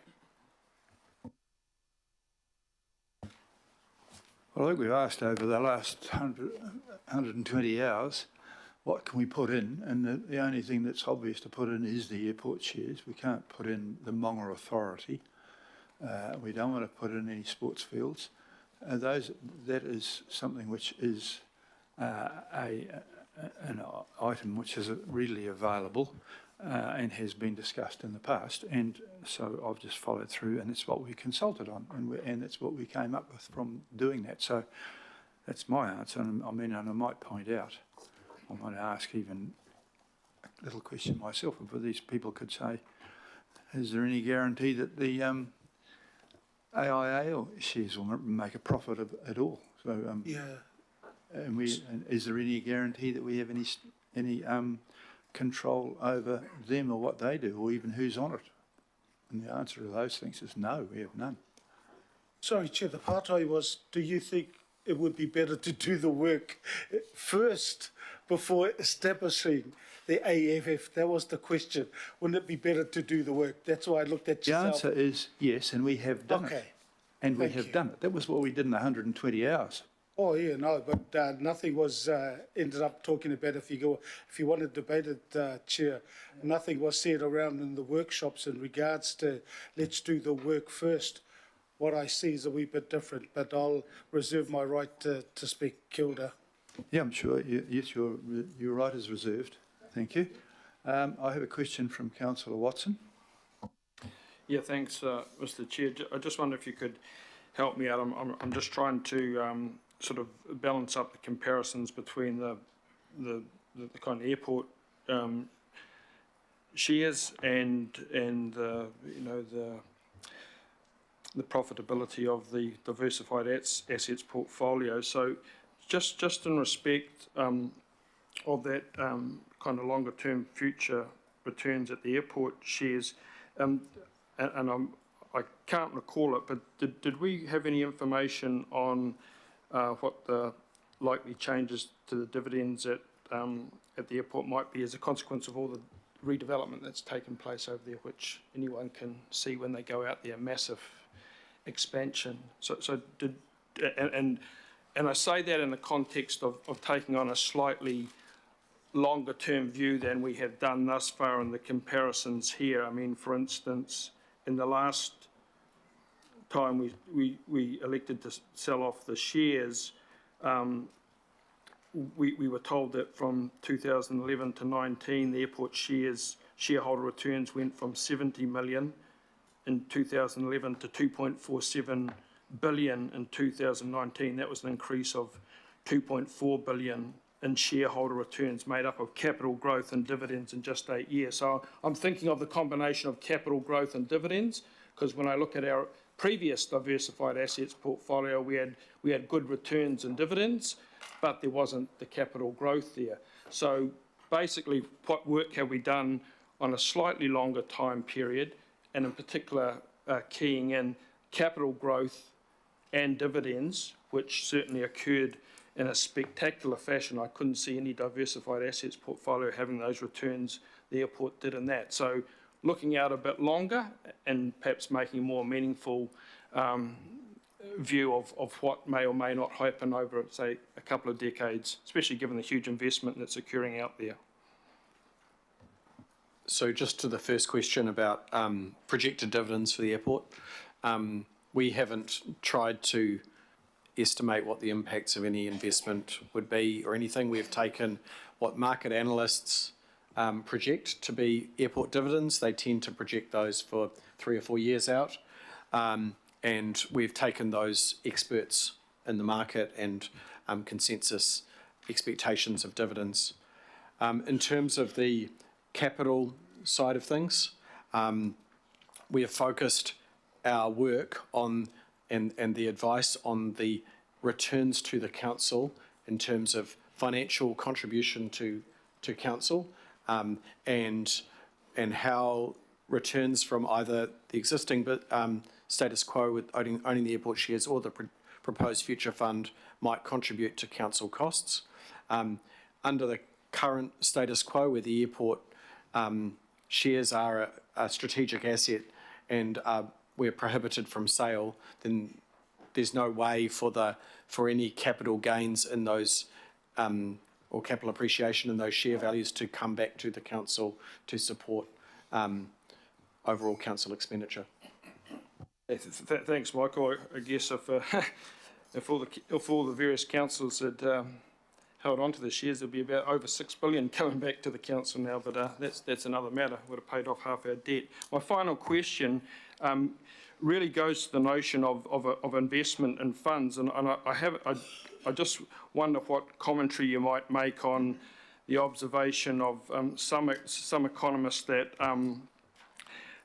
the strength and weakness of the airport shares. So the strength being that we're really investing in funds that into activities that benefit Auckland and Aucklanders, as opposed to a situation in which the ratepayer funds are being invested in activities that generate a return but do not directly benefit Auckland or Aucklanders. So that kind of balancing, what's sort of view have we adopted in terms of that investment of funds into something like an airport that benefits all of Auckland and Aucklanders, albeit perhaps with a geographic risk, as we've said, but that kind of wider benefit. Have we looked beyond that, or have we just tended to concentrate on the strict return on investment? Just wondering if John Bishop's on the call and available, wants to comment on that. Maybe just give him a second. Is he available? Yeah, sorry, I'm here, Ross. Can sorry, repeat that question again. So some commentators, in terms of investments and what perhaps the council should be looking at, have made the observation that in respect of investment of Auckland Council funds, particularly as it goes to like the airports, that there's weaknesses and there's strengths, and that the strength being that the funds are directly invested into an activity that benefits Auckland and Auckland. There's a big domestic and international airport that grows, and that's part of being an Auckland and Aucklander, and the council's making a significant contribution to that, as opposed to perhaps taking that more geographic risk approach, but which sees investment into areas that do not directly benefit Auckland or Aucklanders in the same way as an airport does, but we know perhaps gives a better return. So just wanting to know to what extent we, in our advice, have taken that wider view of benefit to Auckland through council investing in funds and activity, in this case an airport that has long-standing and ongoing benefit that's hard to perhaps identify in an exercise like this. Yeah, Councillor, it's a good question. I think what we get is the benefits of both, and the fact that by selling our shares to someone else, we get the diversity financially and geographically, but someone else owns those shares, and therefore they're investing in Auckland as well. So Aucklanders still get that benefit from investment to Auckland.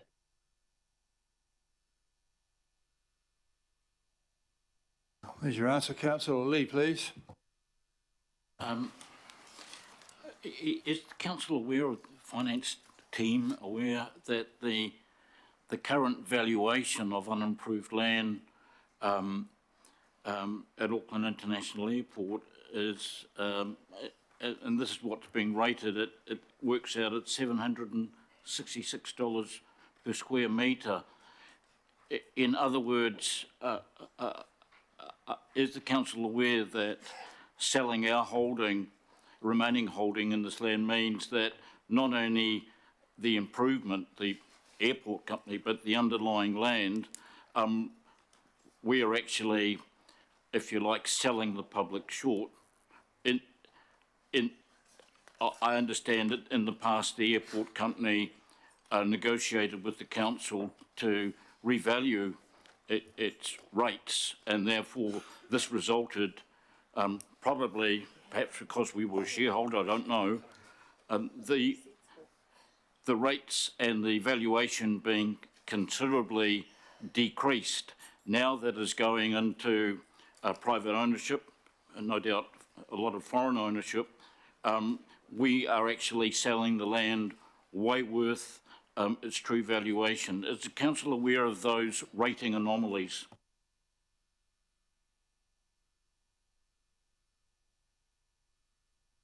Do you want me to take this question again, Ross? Yes, please. Yeah. Look, again, council, this is all public information, which is already reflected in the share price. You know, I'd suggest if you think there's a great profit to be made, then you buy some shares yourself.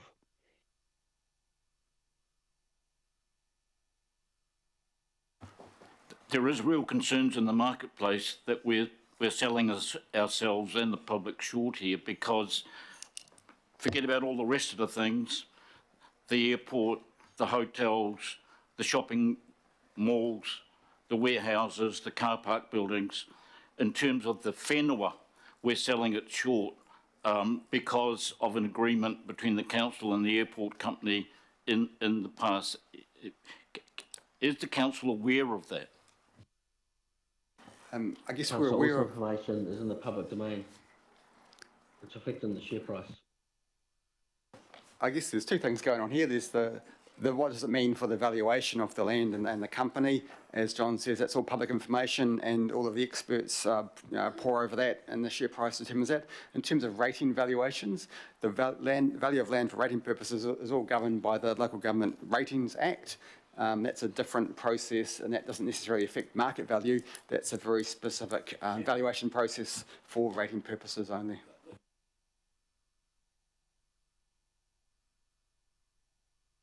I'll ask a general question. Where else in Auckland is land valued at $766 a square metre?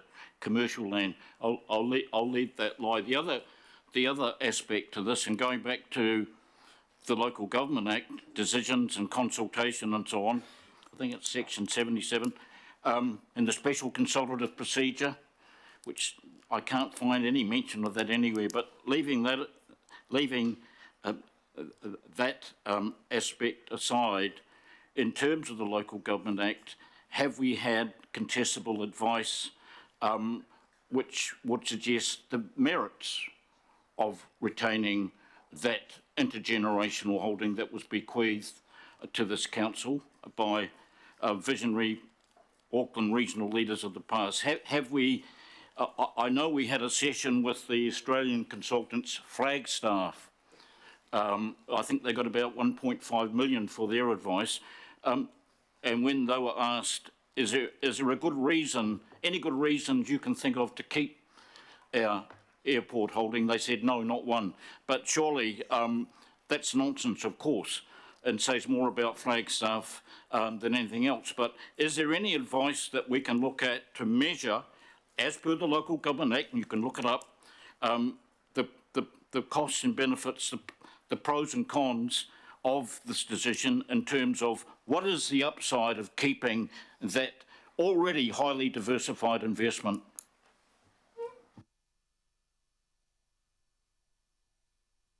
So, Ross, do you want me to take that question?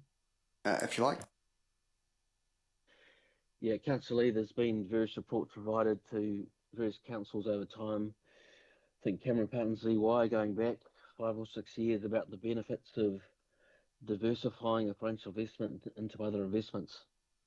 And it's, yeah, quite simple, diversifying away from one financial investment into a diversified investment, both financially, geographically, and from an industrial point of view, makes a lot more sense. That's the common accepted financial advice. So as John said, we've had lots of advice around this. I'd also just add that all of that advice as part of the consultation phase has been gone through extensive internal and external legal reviews to make sure that the advice, assumptions and supporting information all meets our Local Government Act obligations. Can you provide the advice that proposes or articulates the benefits of keeping our holding in Auckland International Airport Limited? Can you give me a little bit, a document perhaps, because I think that's required under the Act.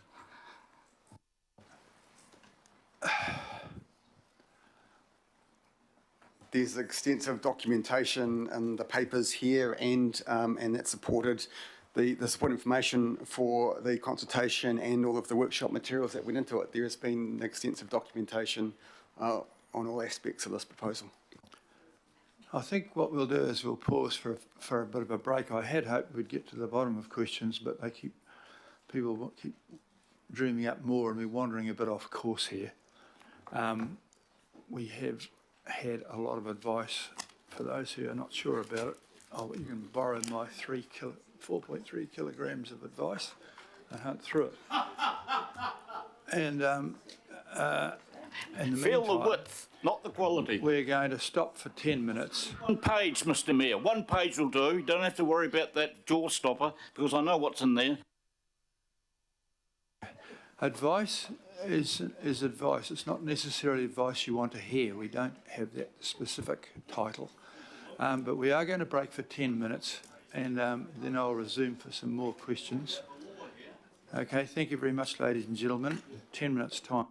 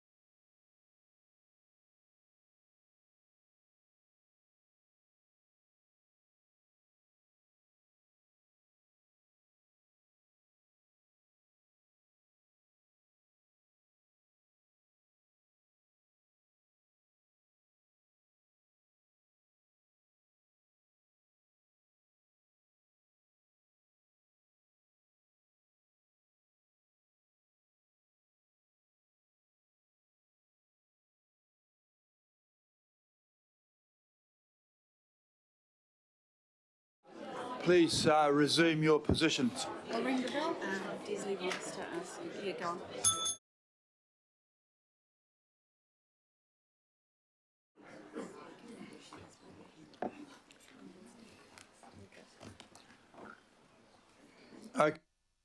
Okay. Thank you. We'll resume the meeting.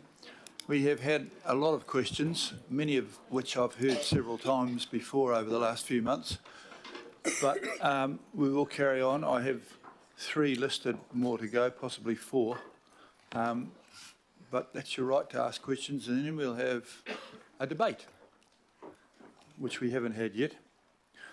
So the next question again is Councillor Fooley. Kia ora, thank you. Yeah, just a question for the team, 3 questions. One, how long have we as the public, as Aucklanders, so that I know the different district councils, including my own Mighty Manukau Council, how long have we as Aucklanders had public ownership of the shares? Number 2, over that time period, and I don't know if you're able to answer it, but over that time period, how much in dividends and in real dollars have Aucklanders received from the shares? If you can't answer that, then how much has the Super City since 2010 received? I think you can answer that from all of the shares, even after we sold some. And then just lastly, I've got a question about the process that happened last year, but I'll ask that after those 2 questions. Kia ora.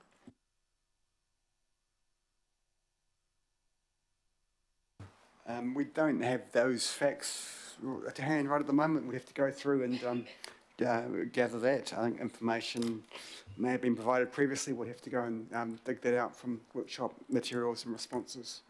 But yeah, there's a lot of historical information there that we don't have right at our fingertips, unfortunately. We can come back to you with those details. Yeah, yes, please, Kia ora. I have asked that before, but I guess it just gets lost in the ether. My last question then is about the process of the sale last year. And I know this has been asked several times before in workshops and otherwise, but I don't ever see it written down clearly, even at the Audit and Risk Committee meeting I was at recently. Who bought the shares? I know that UBS, they were a financial advisor.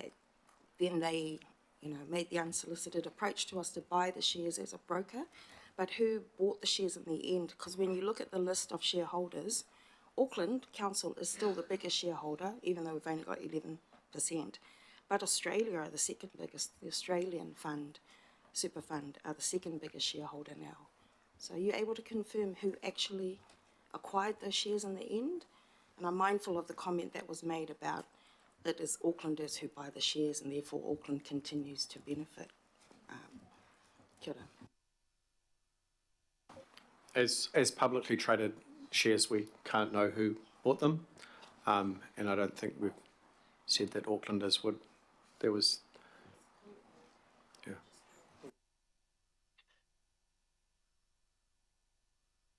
All right, that's all good. Thank you, Mayor. Councillor Ferry, please. Thanks. I just had a couple of questions that came up from the points about the land at the airport and capital growth and stuff like that. So can we spend or access any of that capital growth or land value for OPEX? No, we can't. That's both would require. Actually, our revenue and financing policy does not allow us to access that for OPEX. Okay, and the key issue we have is actually in the OPEX space from what I can tell. So also, just to clear this one up, I feel like John Bishop may have addressed this, but I just want to check. So when we talk about diversified investments, owning shares in one thing, does that or does that not constitute a diversified investment? No, that is not a diversified investment. That's the opposite of a diversified investment. By diversification, there is 2 ways to think about it. One is the type of assets and spreading the risk across just different types of industries. The other way is geographic, having all of your eggs in one basket in terms of a location in the event of a natural disaster. And so the council's current shareholding in Auckland Airport is not diversified either geographically or in terms of industry. Okay, thank you. Councillor Fletch, please. Thank you, Chair.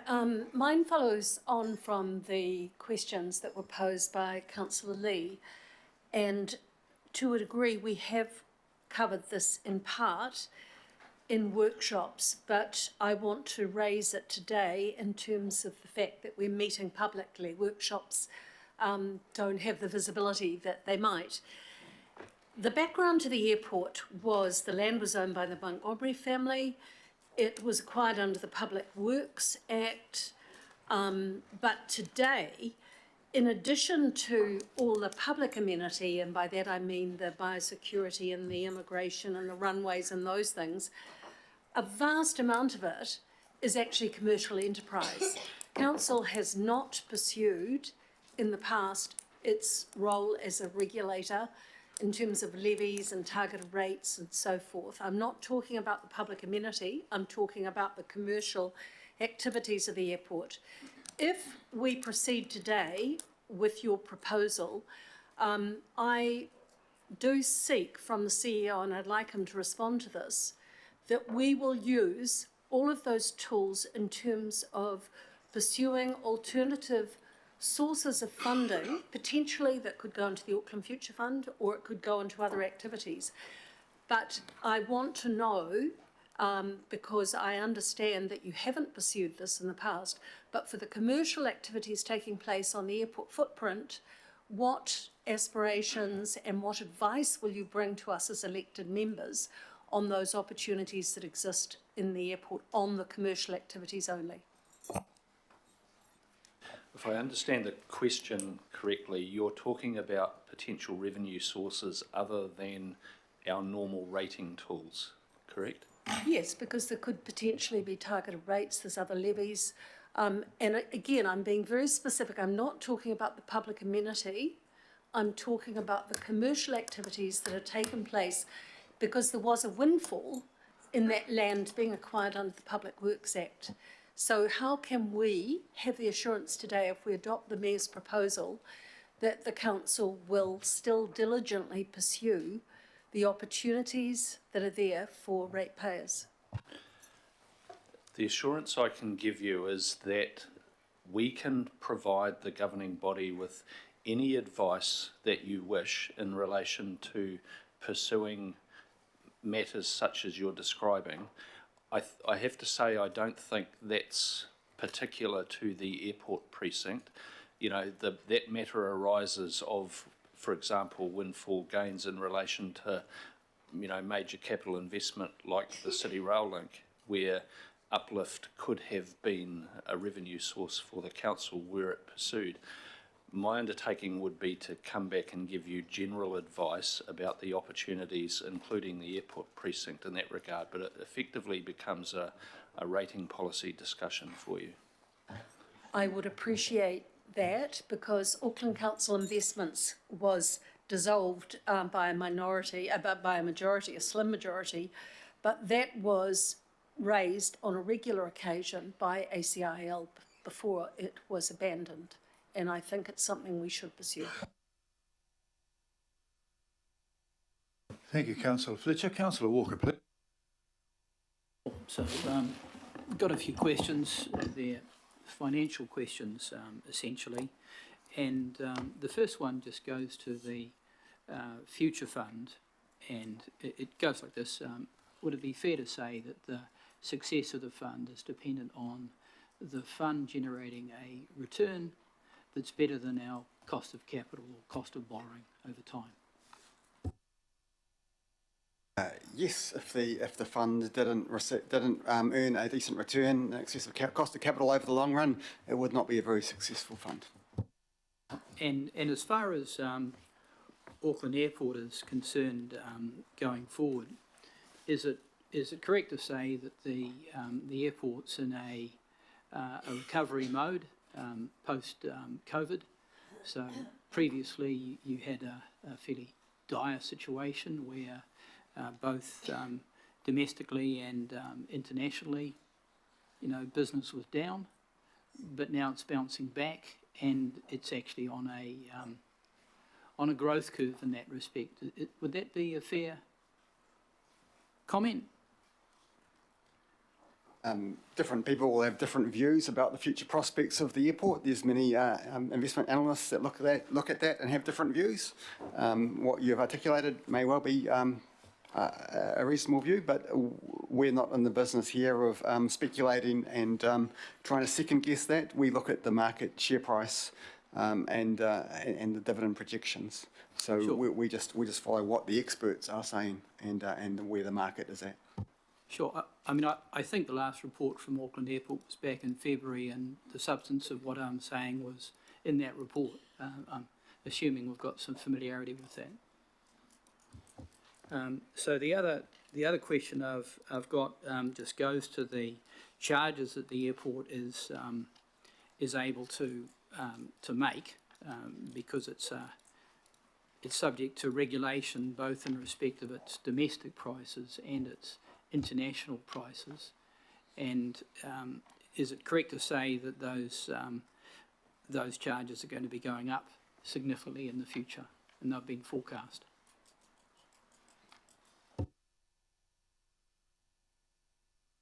So our understanding is that's the subject of ongoing work, both between the airport, its airlines, and and the regulatory body. Any information that there was about that in the public domain will have been built into both the share price and the experts' projections for dividends. The other question I've got just goes to the nature of the stock, and it goes in part to the response to the question that Councillor Watson asked, and that went to the very significant increase in value of the stock. Would you characterise the airport as a growth stock, as compared to, say, an income stock? Obviously, it generates income, but how would it characterise over the last 10, 20 years? We're not the experts in this space. Obviously, over the last 10, 20 years, the capital has grown. The income has been low, so the dividend yield has been relatively low. So, if you were to categorise it against other stocks, it would not be a great income stock because it's got a relatively low low dividend yield. If you were to characterise the stock and its performance pre-COVID, both in respect of growth and income, how would it rate as a stock? I mean, is it the sort of stock that you'd be advised to hold or sell? And obviously, I'm going back a little bit because we've got this anomaly over the COVID period and post-COVID for a couple of years. I think it's the stock has performed well historically. The question is, what do we do going forward? The proposal here is to diversify the investments and appoint professional investors to make good investment decisions. I mean, the other question I've got just goes to diversity of funding. If we accept that it's desirable for the council to have some assets that are more liquid as compared to some assets that are illiquid, does it follow that the assets in this wealth fund are going to be largely illiquid because we're not going to be able to sell them down at all, as compared to our investment in Auckland Airport, which we could choose to sell down on at any given point in time if we wanted to? So we cannot just sell down airport shares whenever we want to. We can only do so if that's provided for in our long-term plan. So we must, if we wanted to sell any airport shares under the current arrangements, we have to first undertake an LTP amendment, full public consultation, before we can sell any shares. So that's not a very liquid investment in that sense. The intention for the future fund is an investment in things like stocks and bonds, and those tend to be quite liquid by their nature. So my follow-up question is, sure, we've got to go through an amendment to the long-term plan, but we could do that within a year, couldn't we? Or maybe a little bit more than a year? We could do that within a year. That is, again, not considered a very sort of short time, that's quite a long time frame when you're thinking about liquidity. Sure, and that would compare with the future fund where we're not going to be able to because we effectively want to lock it up. I think the Chief Executive would like to respond to that a little bit. Your Worship, it's just a bit of guidance to the meeting. I don't think it's actually appropriate to put the staff in the position of speaking, for example, in the manner of a broker or a fund manager. And I don't think anyone has ever made the statement that the airport company is not a good investment. The argument is about it being effectively our only investment and the merits of having all our eggs in one basket. So just to kind of record that, Your Worship. Just to follow on, I mean, this got nothing to do with any arrangement other than just whether we can sell an investment in the airport as compared to funds that are locked up in a wealth fund. And there's a sharp difference there. And I was just trying to seek a response to that. And I think I've got that, if that's okay. Okay, thank you for that. Well, so I had one last question, and that just goes further to the question that Councillor Lee raised, and that is, have we done some analysis of the value of Auckland Airport? And by that, I mean looking at the underlying value, the value of the real estate, the return on the real estate, the various assets that it has. And the reasoning behind that is if you don't do that, you haven't done your homework. And there are lots of examples where astute people have done that analysis and then invested in a company and realised significant gains because assets, they could have been forestry assets, they could have been all sorts of things, weren't actually valued according to what they're actually worth. Have we done any of that analysis? So through the chair, so on page 595 of the agenda, that's page 218 of the staff advice. It sets out the objectives of these decisions and how we have assessed them in terms of our legislative requirements around the advantages and disadvantages of the options against those particular objectives. And that was also included in the consultation material. And as I mentioned, that is the test for our legislative obligations there. My question is not around consultation. My question is just around assessing value. It's a financial question. So to that, there's two parts to that question. I think the analysis and assessment done both in terms of this long-term plan, but also in terms of last year's annual budget for the initial proposal to sell airport shares was quite extensive and went through both financial and non-financial reasons why we may choose to hold or not hold shares in Auckland International Airport. In terms of underlying assets, etc., within a listed company, all of that analysis is done by the market as a whole, by people who are more expert in this, and the market share price builds in all of that underlying information into the share price. Does that mean that we haven't done any analysis ourselves around the question I'm asking? And I mean, yes, you can say that the market builds it in. There are many cases where the market doesn't build it in, and you've got stocks that conceivably could be significantly undervalued compared to their true worth. So, have we done any analysis along the lines that I'm suggesting? I think the officer advice is reflected in the forecast dividend stream from the airport holding versus the managed fund. Sure, I'm not referring to the dividend yield. So I'm assuming the answer is no. That we haven't. We've not done a formal business evaluation based on underlying information. We've relied on the market's evaluation by investors right across the market and the evaluations they've done when trading in airport shares. Okay, thanks. Okay, thank you. Councillor Leone, please. Two very quick questions. The first one's just regarding the airport shares and mana whenua. So with the process, if, for example, they are transferred into the future fund, similarly to last time, given that the original landowners were mana whenua, is there any possibility of them having the first right of refusal with sale?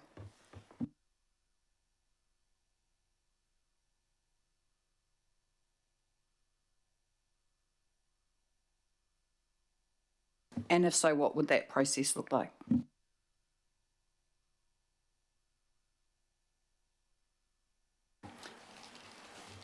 So I think it could look similar to the process last time. The only sort of difference is this would be within a trust arrangement, and the trustees would have to make certain decisions as part of that.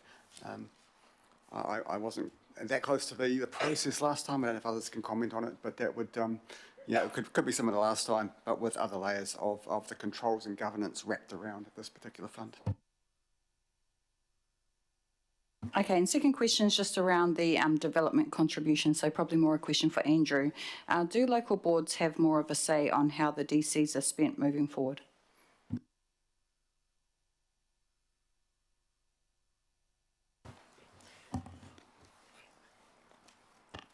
The council sets its development contributions charges based on the capital investment decisions that the local boards and the council makes. So that's a council decision that's taken after capital investment decisions are made.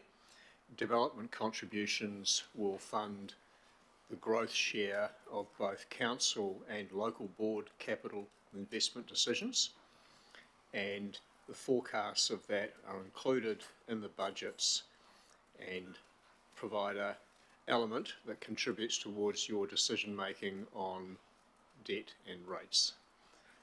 But it is a governing body decision after the investment decisions the boards have made. Thank you. I think the answer was yes. I've got a last question, but what I'm going to do is take this and then we'll have a lunch, because then we'll come back and we'll tackle questions on AT, because we've been questioning on every other thing this morning, and we've had a big range of questions on a lot of things, including a lot of fairly similar questions about one or two things, but you had a good opportunity, and that added on top of 120 hours of other questions. So, Councillor Bartley wants another one. Pardon? Councillor Bartley wants another one. Oh, Councillor Bartley wants another question. Good-o. And then the Deputy Mayor, and then we're going to have break for lunch and come back and talk about transport, of which there'll be plenty of questions. And because there has been some changes in that. I mean, largely the rest of it hasn't changed for months, and we've heard the same questions quite a lot of times, really. Councillor Bartley, please. Thank you, Your Worship. I just wanted to ask about housing and growth infrastructure, and how your proposal really is dependent on government coming through with its support through that Housing Acceleration Fund and the 40,000 homes that are already being built in our city. So how confident are you that the government is going to come through with that funding that we need in order to continue the Auckland housing program? That's like asking how confident I am about the weather. I can only take it from what I've heard from pre-budget speeches that one of the areas that the government is quite well aware of is the housing shortage, and they are committed to supporting Kaingaora at this stage. So I think if the government doesn't put that through, then the demand for that, our share of the funding won't rise anyhow, because it's the amount of money we've got to put into this is as a result of increased housing. So if they don't build the housing, they won't be providing it and we won't be needing to either. I think I'm trying to put it in there as it is, so that the government expect that there is pressure on them to deliver their share. Is that okay, an answer? I mean, it's very hard to predict the future. Predictions are very hard, especially about the future, I've found. Yeah, okay. It's just that we saw with the floods, the effects where infrastructure isn't quite catering to the needs of the communities where we've already built so many houses and put so many people. So it's vital that they are coming through with this. Well, it'll be something that we'll be debating with the government forcefully to meet their share. Let's say that, and I am expecting a good level of support from councillors for this, because it's in our interest that we get the government to meet their share if we're putting money in. Okay, so all of your continued support for this is essential, I think. So it will be us as a council. Now, Ross? To just comment, at an official level, we've done lots of highly collaborative work with KO and the Ministry of Housing and Urban Development in terms of lining up the infrastructure project programs, funding arrangements. We've sort of signed framework agreements. We're all good to go. All that needs now is that government, ministerial level support. We've had lots of discussions, but they won't give us any kind of clear steer one way or another until after budget announcements. So we're waiting to hear. A good question, and of course, unlike us, the government actually doesn't do consultation over their budget. It just pops up. Councillor, Deputy Mayor, and then we're going to abandon this for a wee bit and have lunch and come back and take questions on Auckland transport. Thank you very much, Councillor Deputy Mayor Simpson, and then we are definitely going to break. Thank you. Thanks, Your Worship. My questions are just questions for clarification, listening to some of the councillors ask their questions. So just a couple of things I want to ask, which are quite specific. And one is around the Future Fund. So legislation aside, right, noting that we don't do that, does the Future Fund provide stronger protection against a future council raiding its value through the trust deed than the current situation from day one? Yes. That's excellent, thank you. And then the second one is around us just being sort of fiscally responsible. In terms of your discussions with SNP, do we still need to exercise some constraint to keep our high credit rating? Yes, the rating agencies assess our financial management and our metrics, and they do that periodically. So yes, absolutely, they will be constantly looking at us, our constraint and our prudent financial management on an ongoing basis. Yeah, so Watercare aside, they're still doing that. Great. They will continue to do that. They will always assess and give their view on how prudent we are being. Thanks, Your Worship. I just wanted to clear up those 2 points. Thank you. Righto, that's clear, and lunch is now going on, and we will try and get back here as close to 1 o'clock as we can. And we'll recommence with questions pertaining to transport. AT will be present. Thank you very much, ladies and gentlemen.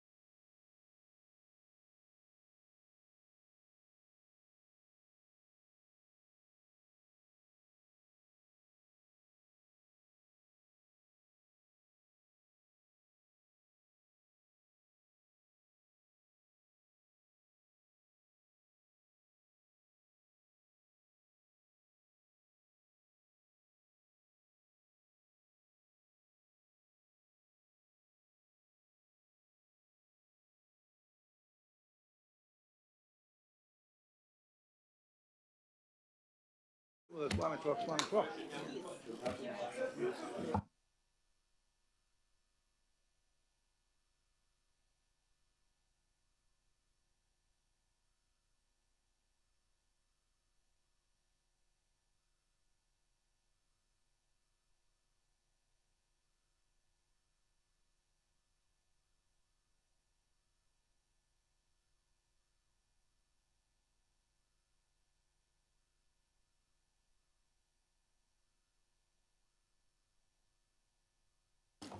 Okay, we're reconvening. AT are just getting themselves assembled online. And you can start putting your hand up if you've got questions of AT.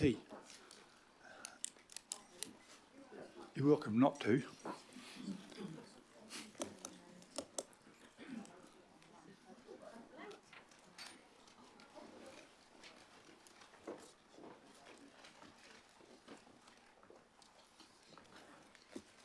Tamsin, would you like to sort of open this and then have we got AT available? Is some AT available? Righto, Tamsin, just put the background up here. Oh, there he is, Mark Lang. There's Mark. I'll hand over to Mark if there's any questions for the Auckland Transport team.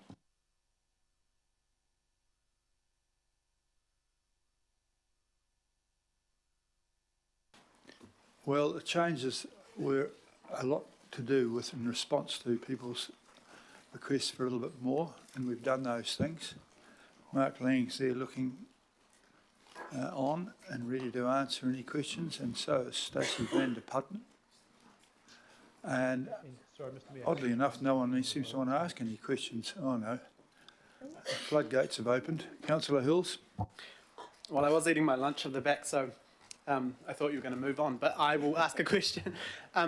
Just for maybe Mark or Stacey, so it's not really about our side of the funding because we have increased it, and thank you for that, Mayor, for following up on our lobbying and the community's feedback. But with the GPS being so, I guess, will likely underfund public transport, walking and cycling from what we've put there, are these our best estimates, or could we be pitching higher, or are we...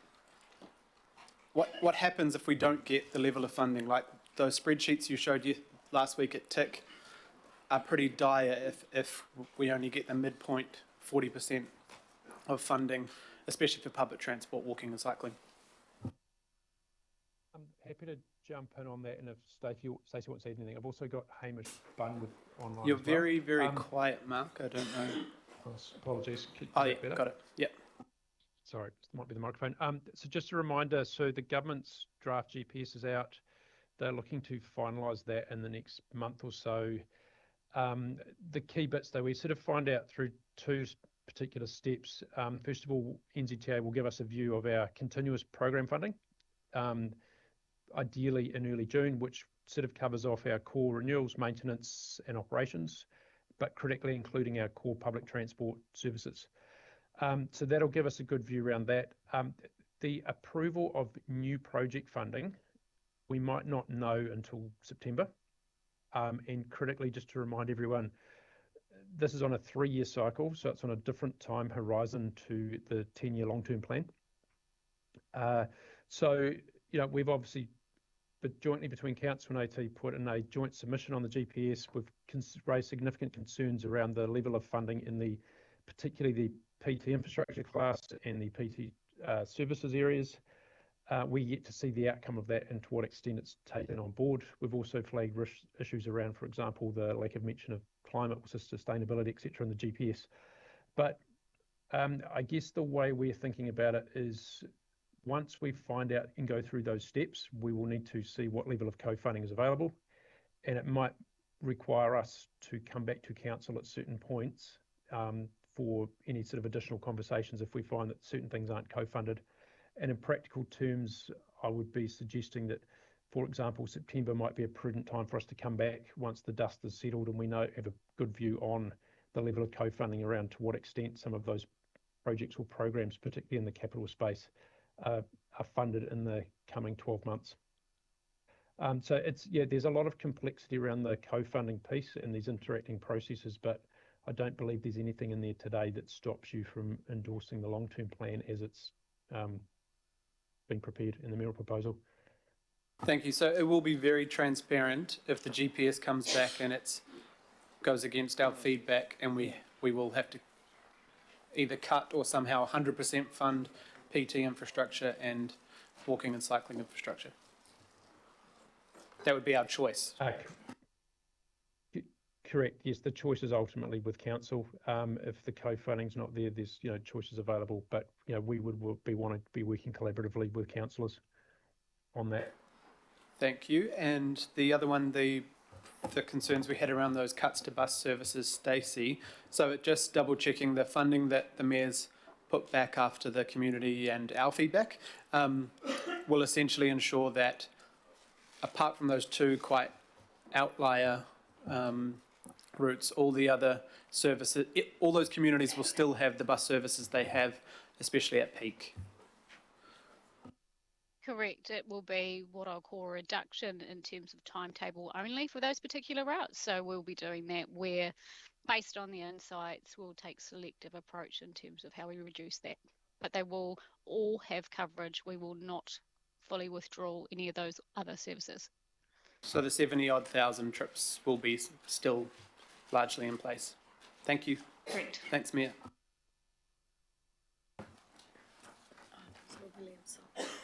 Councillor Williamson, please. Yeah, thanks, Mayor. Just two or three sort of bits and pieces that I'm still not sure in my mind. The regional fuel tax has still got about 6 weeks to run.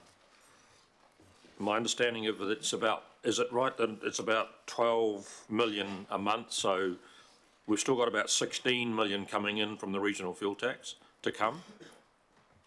Can I just get that clear? Approximately that sort of sum of money. I'm not sure on the exact number, but you're probably maybe 12 mil still to go. Okay.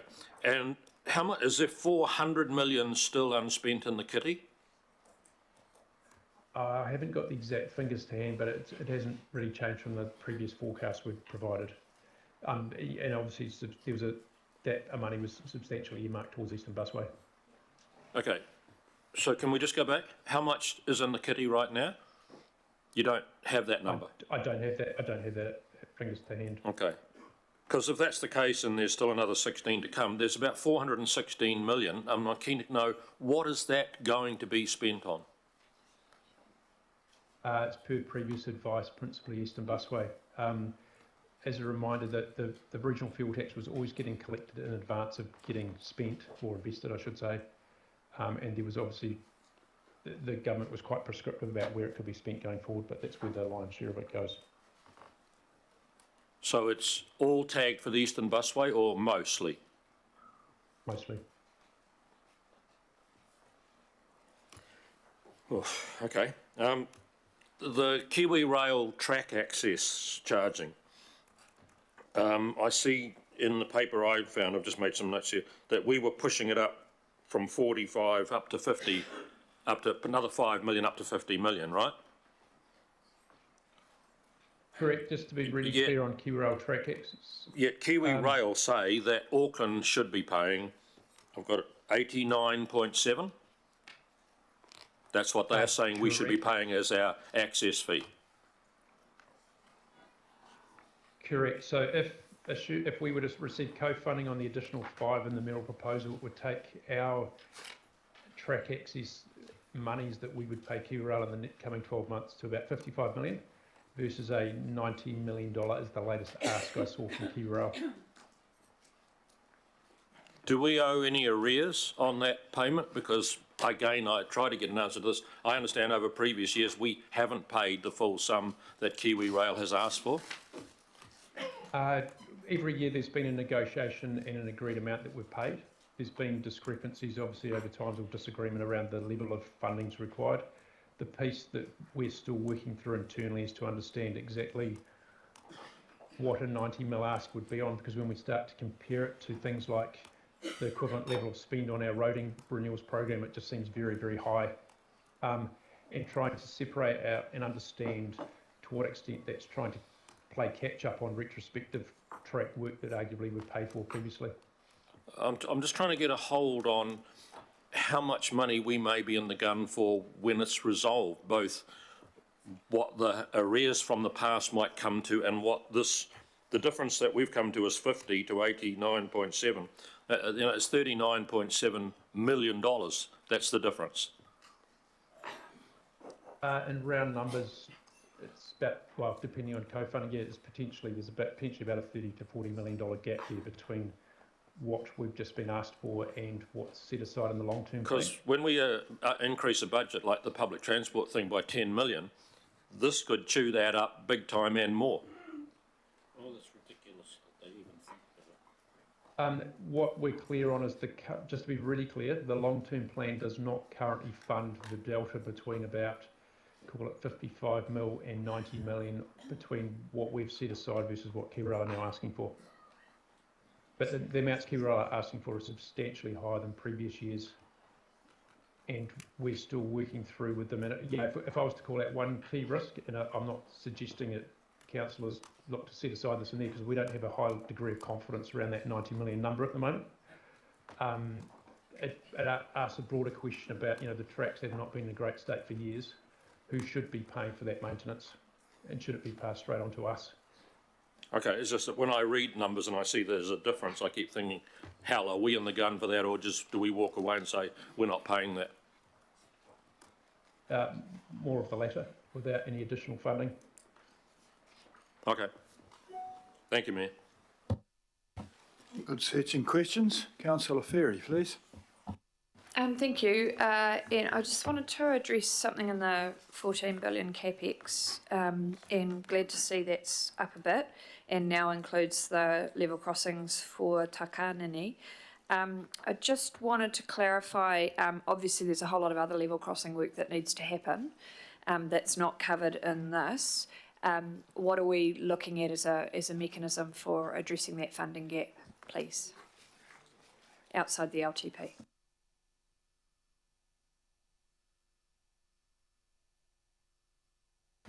You seem to be on, Stacey, but maybe it's a... oh, there we go, it's a Hamish question. I'll have a go at that one. Sorry, at the moment that mechanism is unresolved, and we think it's a conversation that's going to have to happen with central government, because the numbers are extremely substantial and are beyond our program or the NZTA's program. So I think that's one of the things, for example, in forthcoming work on the Auckland Integrated Transport Plan that we would want to put on the table is an area that needs some additional funding work to resolve. Great, thanks for confirming that. Thank you. Councillor Lee, please. I want to comment, if I could, on Councillor Williamson's line of questioning in regard to rail access charges. From my estimation, AT, and therefore we ourselves, have paid Kiwi Rail around about 600 million up until a couple of years ago for track access to the network. Now, if Kiwi Rail are demanding more money right now, I'd make the following point. The rail network hasn't been fit for purpose for quite a long time, and without pointing fingers, the responsible agency is Kiwi Rail, yet they are demanding the full rent as if it was a fit-for-purpose rail network, which it is not and hasn't been for many months now. In regard to the present upgrade work, that was funded by and track work that was funded by two discrete grants from the Minister of Transport in the last government, not from the money that Auckland ratepayers have been paying for a fit-for-purpose rail network. I don't know where that, and that money amounted to about 600 million when I last checked. I don't know where that money went, but it didn't go on maintaining properly the rail network. Now, if Kiwi Rail were renting out houses or renting out cars, not only would they not be able to charge that amount of money, but they'd be liable to be sued for not providing the service they're charging for. Just make that point. AT should actually take a hard line in any negotiation with KiwiRail and not a soft one. Thank you. Okay, thank you. Well, that wasn't exactly a question, but it was very interesting. Thank you very much. No, it was a comment. Yeah, I know. Well, I'm just about to move from questions into comments. So I've got one last question from Councillor Bartley. Then we will move into debate, which is comments. But Councillor Bartley, you have a question about AT. Thank you. Thank you. I just wanted to pick up on my local board's advocacy around Onehunga and the public transport services that, you know, they've had the cut from Onehunga to Britomart line. Now it just goes to Newmarket.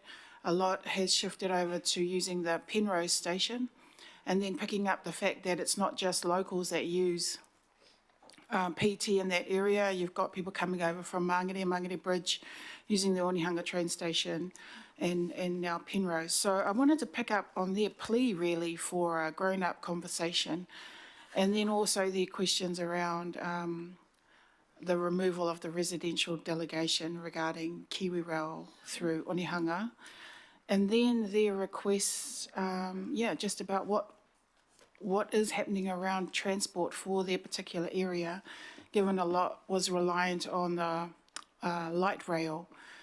So other communities would be in the same boat because they relied on that light rail to have alternate provision of public transport in their areas.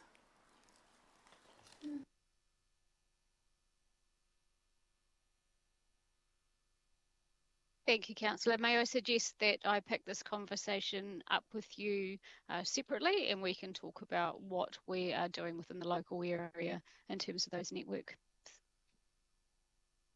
Okay, thank you. Okay, I sense that we're ready to go into debate. So I'm just going to pause for a minute or two, because I believe there's been a couple of very minor wordsmithing to the latest mayoral proposal. Max will just point these things out. We've changing just words, circulating hard better copies to reliable and things like that. So just run through those, please. Then they're just clarifying and improving and polishing, but they're not real changes, if I get. And they're going to be handed out to everybody. Thames and Max will do a lap. Just move down through them there, please, Sandra, without an hour. There's one of them. You can see that that's not big stuff. And I think the second part was just to divide that last one in two bits in case there was some overlapping. They're germane to those people who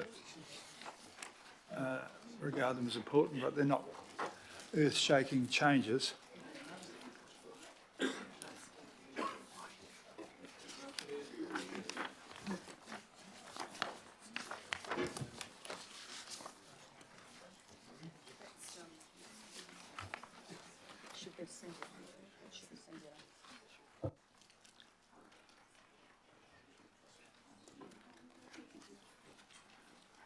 Both myself and the seconder are okay with them, so it's pretty small, just polishing, as it were.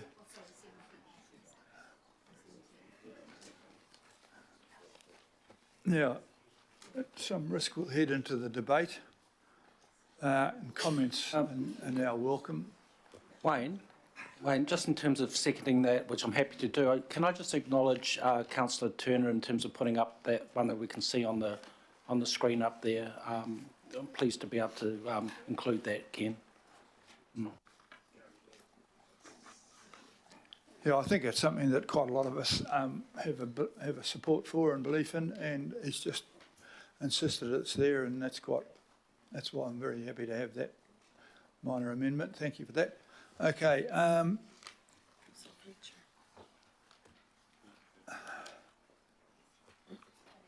Councillor Fletcher. Oh, is this debate? Yeah, we're taking the dangerous steps into the murky water of debate. Okay, can I take a call then for on Pardon? debate. Yeah, okay. Your proposal today differs quite a bit to the original proposal that we looked at last year. I note that it's pepper-potted with a number of changes and concessions that I am assuming have come about because of negotiations that you've done with councillors to secure their votes. But it's really my hope today that for all of us sitting around the table, we're not looking at our own local areas, that we are looking regionally and in that helicopter view at the significant challenges that are facing the region. During the recent debate that we had over the GPS, I used the quotation from Voltaire that you liked, sir, perfect being the enemy of the good, meaning that insisting on absolute perfection has prevented us so often in the past from doing anything. And so for me today, I am really focusing on that. And that is the dilemma I have. What you are proposing is not perfect to me. It is not perfect in any way. But I want us to implement some good, given the massive challenges that are facing the region. The Mayor has learnt, colleagues, that he cannot buy my vote. I have never succumb to having my vote bought and will not. I have what my mother calls my cut off my nose to spite my face syndrome well in place. But what the Mayor will learn today is that I can give my vote. And I am choosing to give my vote to this, even though this proposal is not perfect from my perspective. I think in light of all of the challenges, it's still going to be too high in terms of rates and challenges for many families. However, it is the best on offer, and it's about leadership. And while the Mayor, like me, is flawed and is not perfect, I think he has genuinely, after hours and hours and hours and days and days and days, he has actually tried to arrive on something with all the little concessions and everything else that is going to be palatable and he can get across the line. So, you know, I really want to make the point, this is not perfect. I am disappointed that we haven't taken as many opportunities as we could have with the Auckland Future Fund. But I am willing to give you my vote today because the region needs some leadership, and you are the best on offer at this time in offering that leadership. And believe me, I don't mean that rudely, but it's the best we have at this moment in time. So you do infuriate me on a regular basis, Mr. Mayor, as I am sure I infuriate you. But what you are at least offering us today is you are taking us away from the denial of previous councils and budget committees and finance committees and the hollow assertions that we had no financial crisis impending and all of the assurances that the financial situation of the council was entirely sustainable, which I knew was bullshit. And the chickens have come home to roost. So I think that today we are living with the consequences of some poor decisions that have been taken, and what you're offering us is a pathway through it. I think we can improve it, but we've got to do something today. So I have already said my great concern about Aucklanders who are really experiencing huge financial pressure with high interest rates, with high rates of inflation. And I think for many people, the fear of unemployment is pending. There is a decrease in real income for the majority of households. So what you are proposing is not perfect, but after the hundreds of hours of questions and answers and workshops, and I would suggest to you for the next time you do this, you actually open the workshops up to the public so we don't have to go through this repetitive theatre of all the issues. So I'm not going to raise all the issues that I raised during the workshops, and I don't feel particularly happy that 6.8 is the starting point. I think it will hurt households, but it's the best on offer, and you will have my support today, and I don't intend to repeat everything that I've already said in the multiple workshops, and I wish you well in garnering support. Well, thank you, Councillor Fletcher. I'm damned with faint praise, but that's okay. I'll accept that for what it is. I don't think it was ever expected that everybody would get exactly everything they wanted out of here. I'm, along with Councillor Williamson, rather in the do less and pay less quarter. Yep. But I accept that I am not fully representative of everybody. There's 20, there are others who want to. So everything is something of a compromise. So I'm both apologising and proud of my ability to compromise. You're leading, and that's good. Thank you. No, this is put the hands up, so we'll go straight to the vote now. No. Or is anybody really? Sorry, Councillor Watson, thank you. So I'm just trying to clarify what the process is here. So we've got, you know, your recommendations. So are people getting the opportunity now just to speak to them as a whole, knowing that there's a whole lot of amendments that are going to be coming? When? Because we can't vote on this. Well, we're opening for debate, and debate may produce amendments. But if they don't produce amendments, we won't debate amendments. But at the moment, there are nobody's actually moved the amendments. Yeah, you haven't received any. Well, I think they've been said, but they have to be moved and seconded before they become amendments. Yep. So if they, so I've just opened the floor and we'll see what happens. But thank you for that point, Councillor Watson. Point of order, Mr. Chair, Your Worship. Hello. I don't know. I understood that there was an amendment. I'm not the one who necessarily supporting it, but I understood that there was an amendment from Councillor Foley. Yeah. Well, and that would be someone to move on an amendment. First. Thank you, Your Worship. I think I was advised that I can move my amendment when we get to the governing body meeting, and I intend to do it there rather than here at the committee.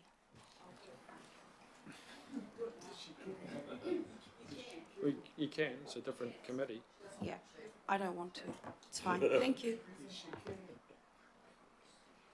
I'll just check with my advisors on that one. That's it, Rob.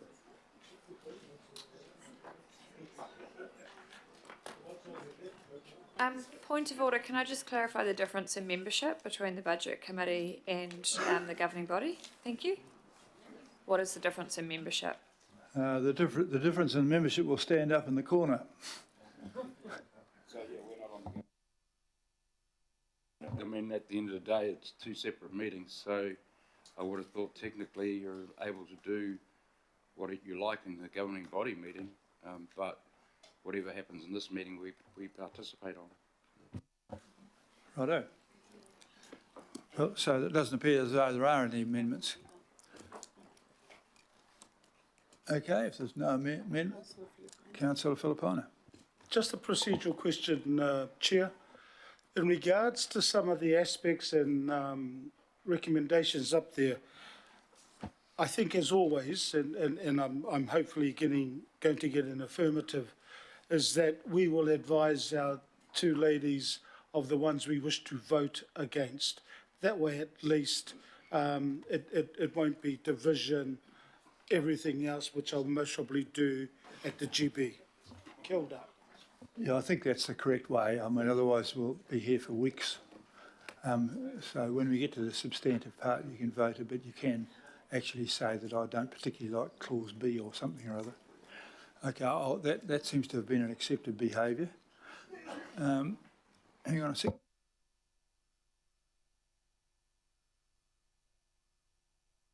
If there's no speaking list, I'll move the motion be put. Righto, it appears as though Councillor Walker wants to say something. Good. Just seek clarification, Mr. Mayor. There are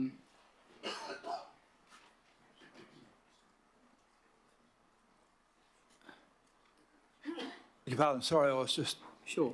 There are a number of items here where I've got issues, and I want to be able to raise those issues and have them recorded.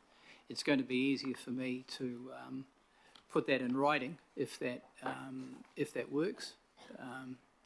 You know, so I'm just wanting to make sure that that is the case. For example, 1C, the transport package, you know that I've got a concern about the $50 weekly public transport cap because it only applies to the inner harbour ferries and not the ferries like Gulf Harbour that are outside the inner harbour. I'm just giving you an example, and there'll be a few instances like this. And we just need to be really clear on process here. So are you indicating, councillor, that you intend to vote against one aspect of this and have it recorded? I'm indicating that there'll be more than one aspect that I want to register my vote against, and I don't want to bog the meeting down. And I'm just suggesting that I could give you that in writing. It may well not upset the vote. Look, the main thing, councillors, is that you record any particular item that you are in disagreement with Sonia and Sandra.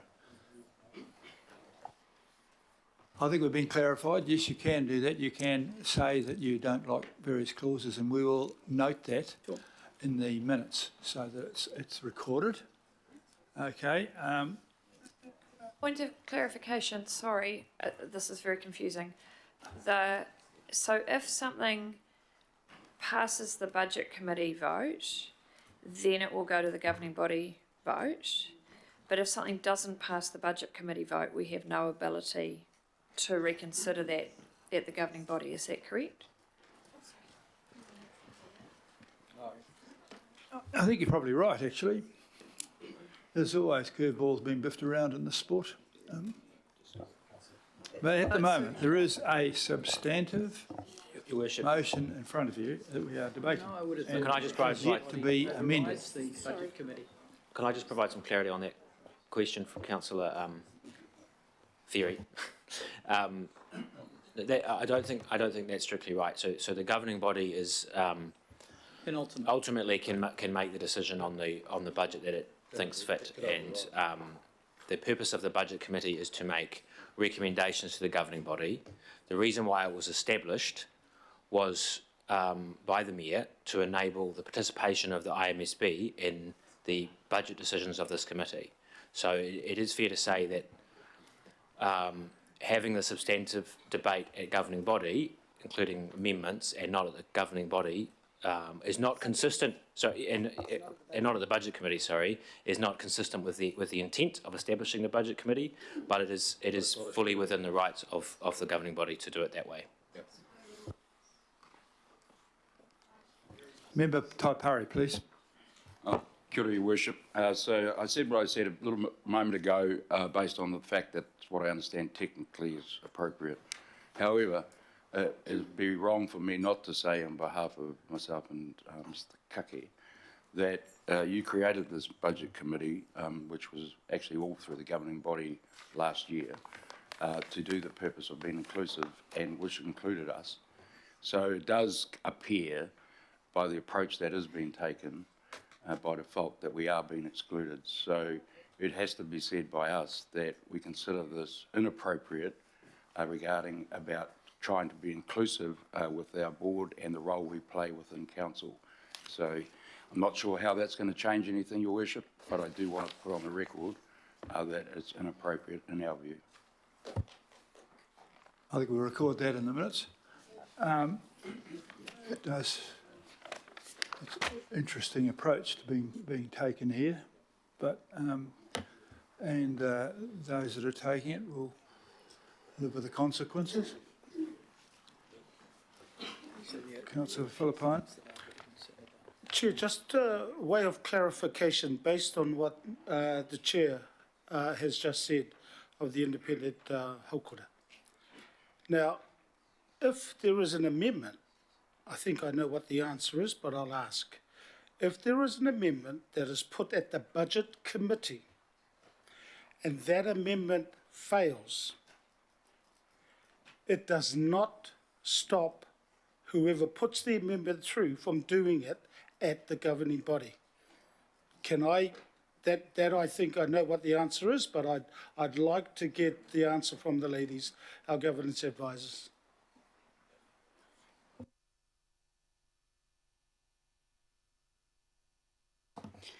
Just an answer to your question, Councillor, you are correct.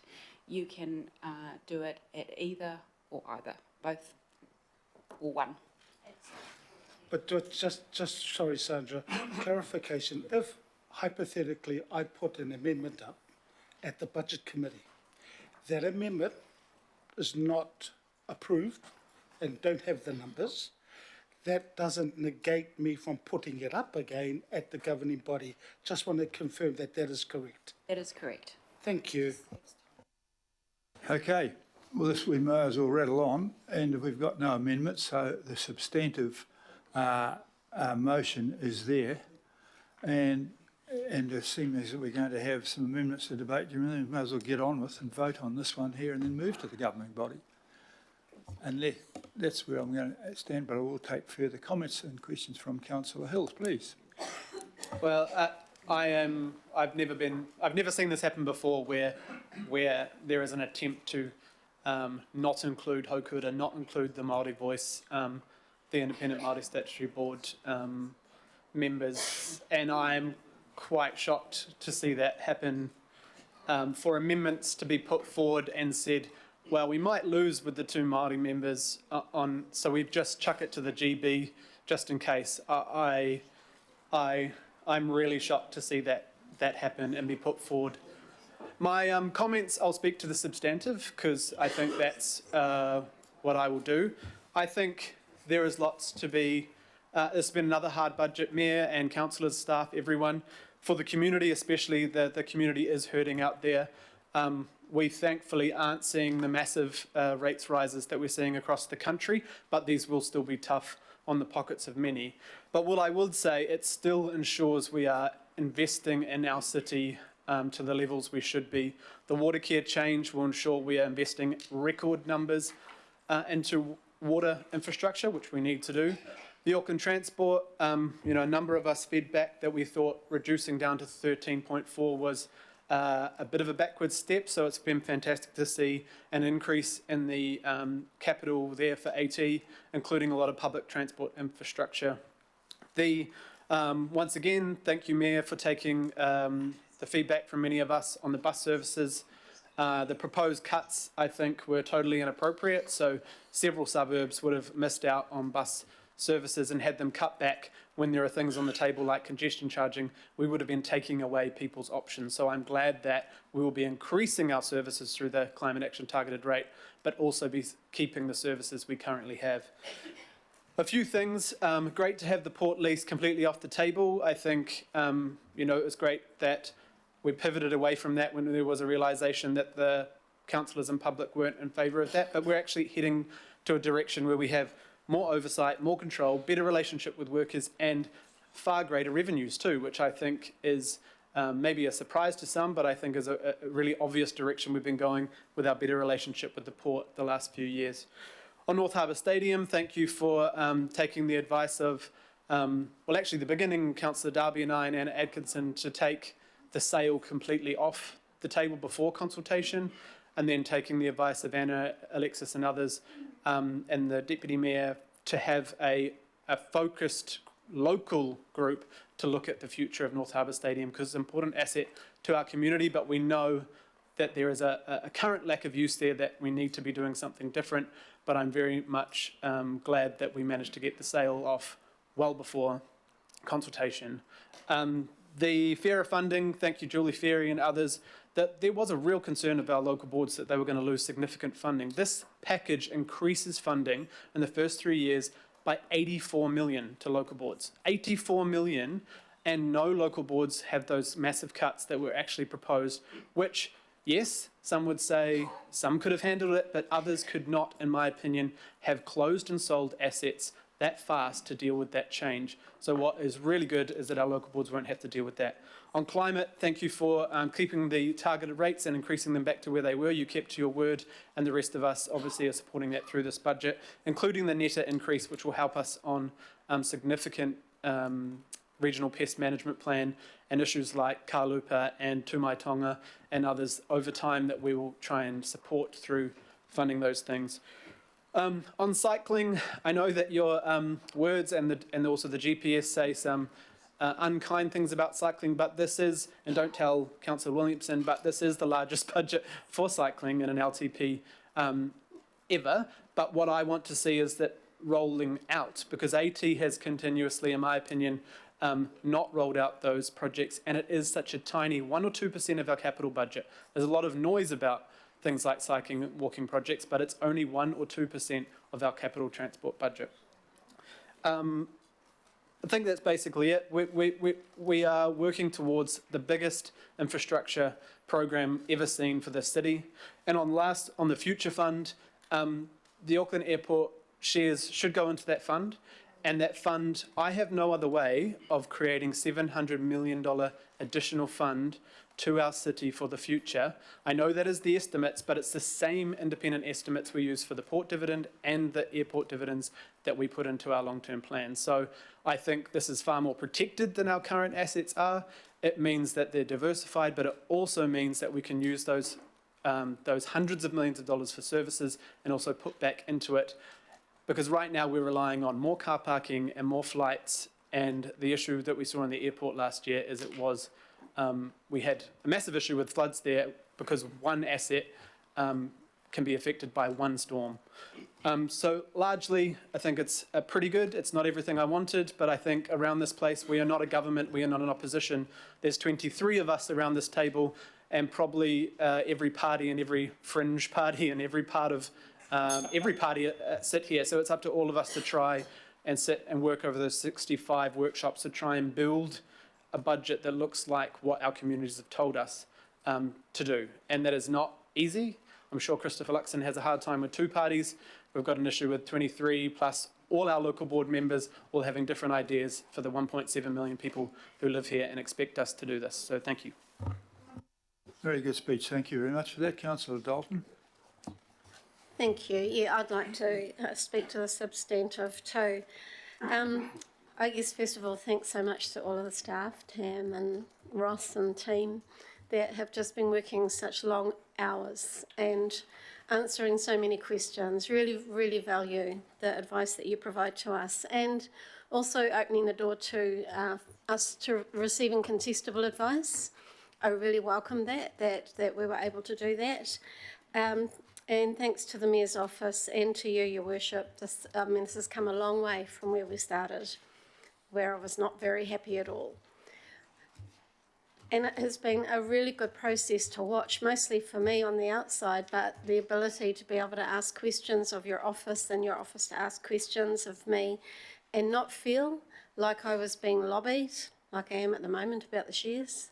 Not feeling like I was being lobbied and not feeling like I had to have my vote bought. I've never felt that way, and I'm grateful for that I've been able to remain independent in my thinking, which is obviously not always aligned to everybody else. In terms of the rate, I thought that we might need to go for a much higher rate, and I was quite willing to do that, to go to a higher rate, but you've landed it in a comfortable place. I know you're not happy with it, and others would like it to be less. But I've always felt that we've held our rates way too low, and here we are. We're not resilient enough when we continue to hold rates down, because that is quite a popular thing to do. It is fiscally irresponsible, and it leads a city into a place where it cannot be resilient from shocks like COVID, from storms. So I'm glad that we're starting to right and steady the waka in the right direction. With regard to the airport shares, I voted against selling the airport shares last year because I didn't see the future in paying down debt by doing that. I really, really was opposed to that. If you'd come to me with the model that you're presenting now, which is transferring the airport shares to a future fund with the opportunity to divest, then you probably would have had my vote. Because from my perspective, those shares are intergenerational. The purpose of those shares from legacy councils was to create an intergenerational fund for future Aucklanders. And to do that, we must ensure that we do the right thing with them. And it's been fine. It's been okay that they've sat there as shares at Auckland Airport. We haven't been a very active shareholder, and not for many, many, many years.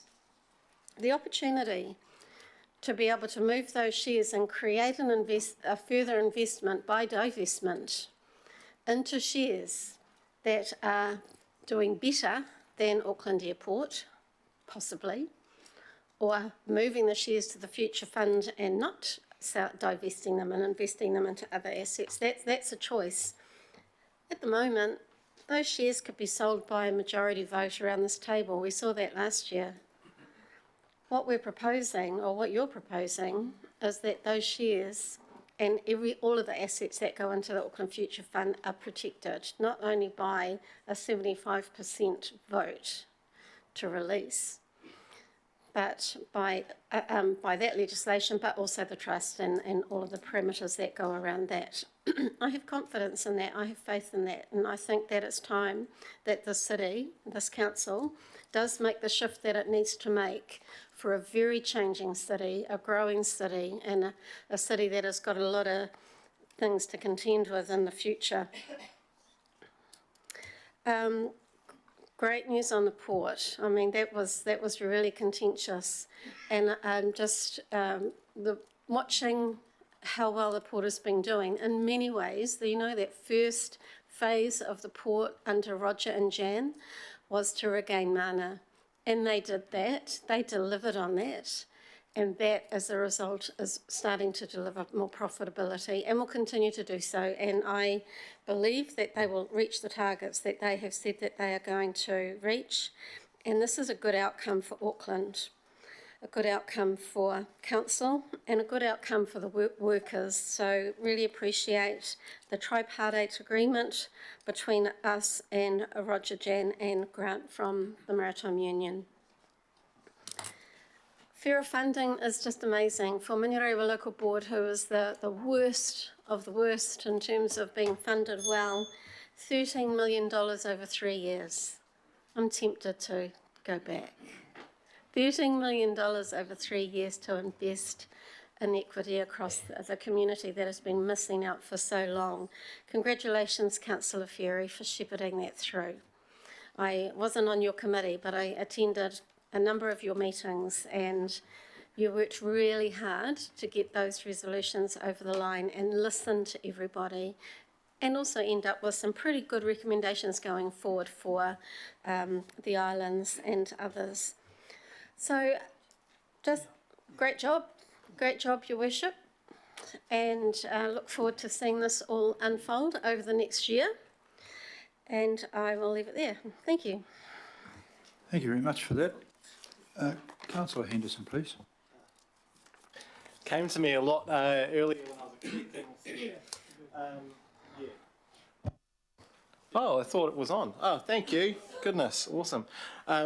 Yeah, look, I'm pretty shocked and stunned about the I guess, tactics here, and I don't want to go into it, but I just want to say that I publicly disagree with what's happening here around the IMSB situation. I'll leave it there. But look, it's disappointing that it's affected my mood, because I'm actually feeling upbeat about a lot of the stuff here today. Look, I'll try and get back on track with the upbeatness, because look, it's not perfect. There's plenty of stuff that, you know, each of us individually would like to change around this stuff. I mean, for example, climate change, I still feel we haven't gotten the advice we need, although we've moved a bit closer with the extra public transport funding. I think we need to come back to that and keep pushing it. But look, let's talk about some of the good things, eh? We sorted the port. We bloody did it, right? And I want to thank everyone involved. The hard work behind the scenes of staff, of the mayor, of course, of the unions, of course, campaigners out there, submitters out there, that they made a difference to their city and they changed a policy that we were going to make. And that's fantastic. I love that. You know, a lot of councillors here worked behind the scenes as well to get that to cross the line. I want to thank you too. I think it's a good result. Honestly, fantastic. More dividends into the pockets of Auckland ratepayers. Most importantly, a safe, secure, guaranteed workplace for our workers that are working so hard for our city. So that's fantastic. Thanks for the making space for water money, the flood recovery money as well. Look, while we're sitting here debating this stuff, we got people that are still crashing on the couch tonight at their mate's place. I mean, flooded out. Still, goodness. And this kind of funding goes directly toward helping meet the needs of these people, and I really, really applaud that. The sooner we can get there, the better on that.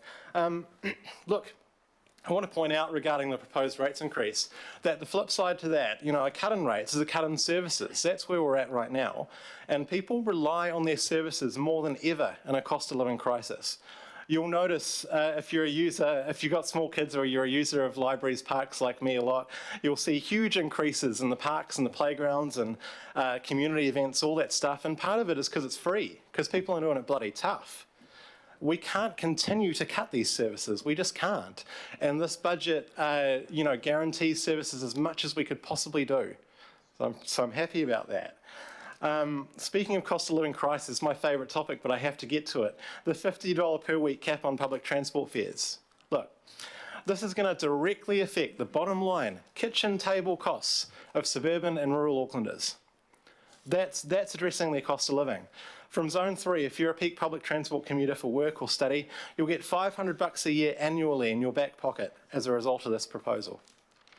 I'm passionate about it because it's personal for the people of my ward and surely others. Look, we're still paying today, the 5th largest public transport fares in the world. That's just not acceptable, and we have addressed that, and I'm so proud of that. Around the Future Fund, I also want to point out that, look, we've been sitting here year after year after year, and we say, look, we need to raise non-rates revenue. We got no money, you know. This proposal will actually address that. It's deciding to do something about this problem ourselves. It's more money for services, it's more protection for our investment, and it's less risk. Consider the counterfactual, colleagues, where we keep the shares and we take a lower amount of dividends into the future.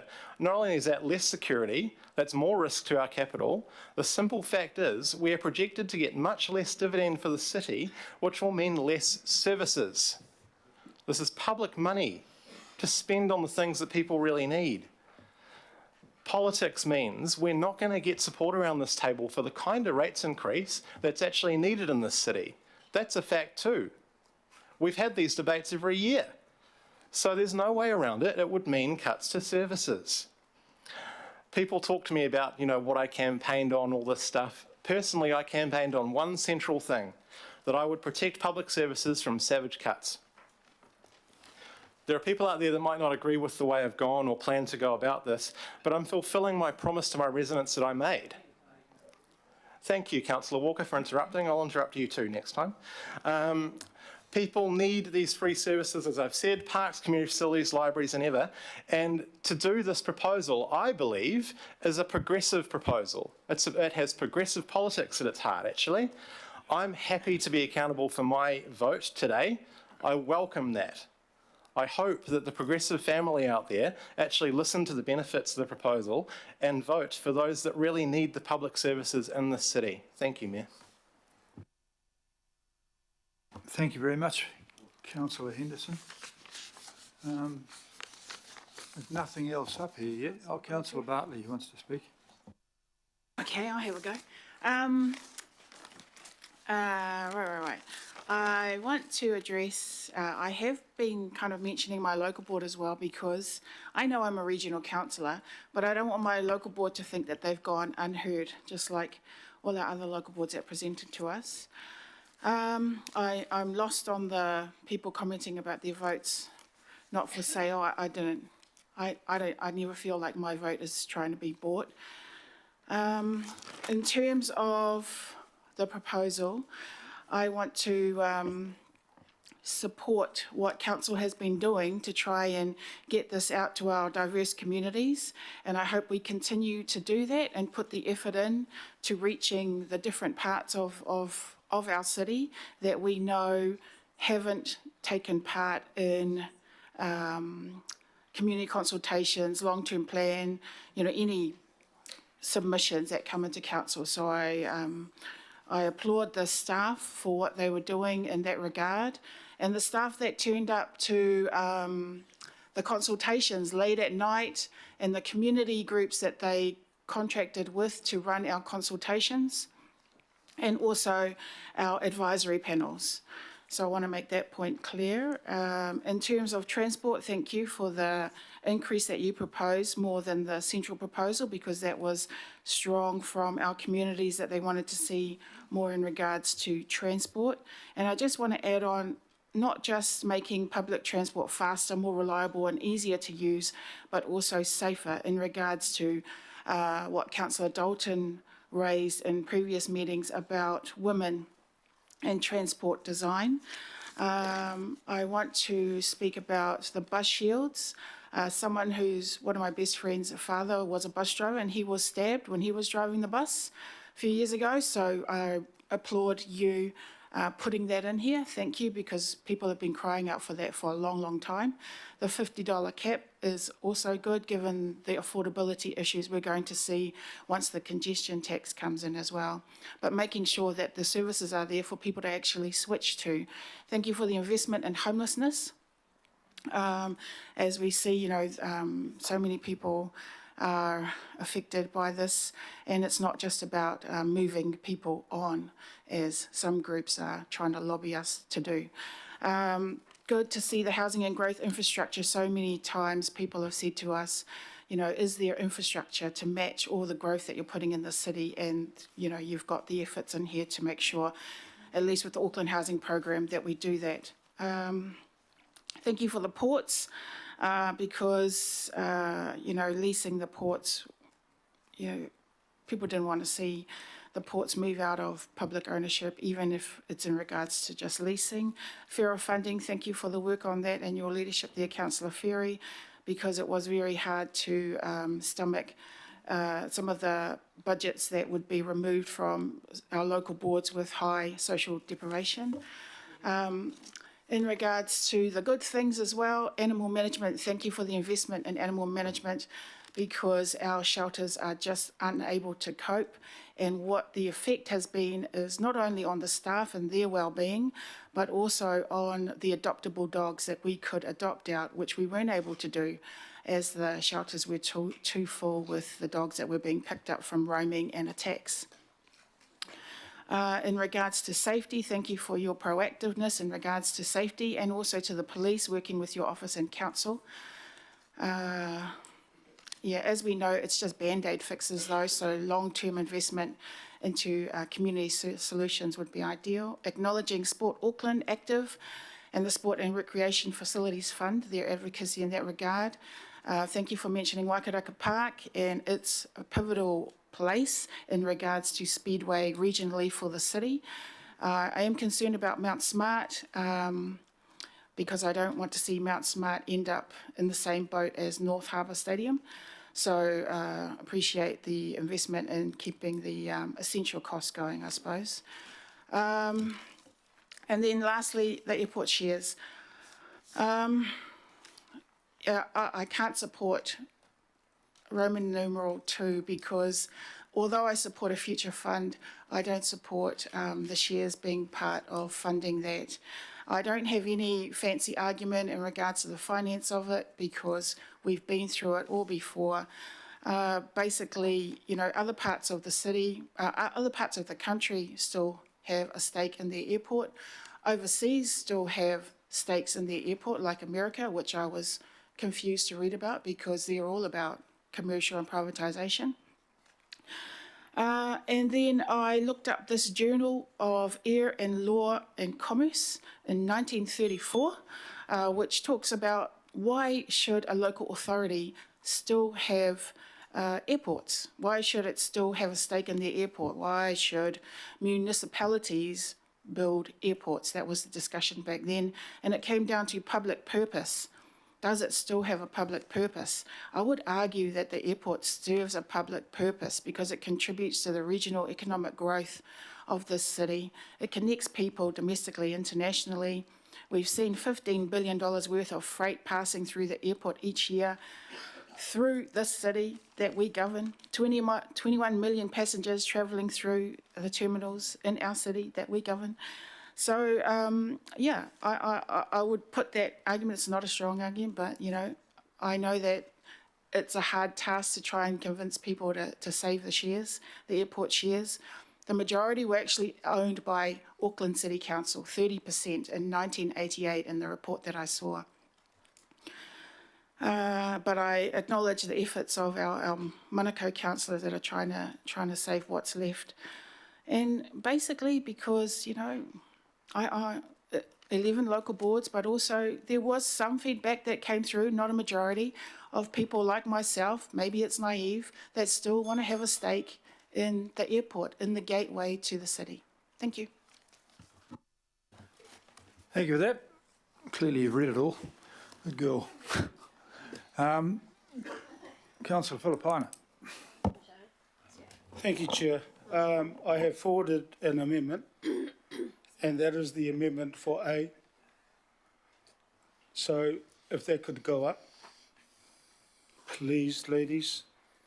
And before that amendment comes up, I just want to invite everybody around here to get off the horse around, oh, that's a shame, the independent Māori Statutory Board members are not on the governing body, and you should have put the amendment when they were part of this committee. Well, I spoke to our Matua David, and on his suggestion, it was going to go to the GB, but as a result of what he had said to us today, I have now chosen to put it through this committee. So please get off your fellows' horses, some of those that have already spoken, because I'm always the person that will talk to the people who are concerned and who is part of this committee. And so I'm now going to speak to the amendment. This amendment, sorry.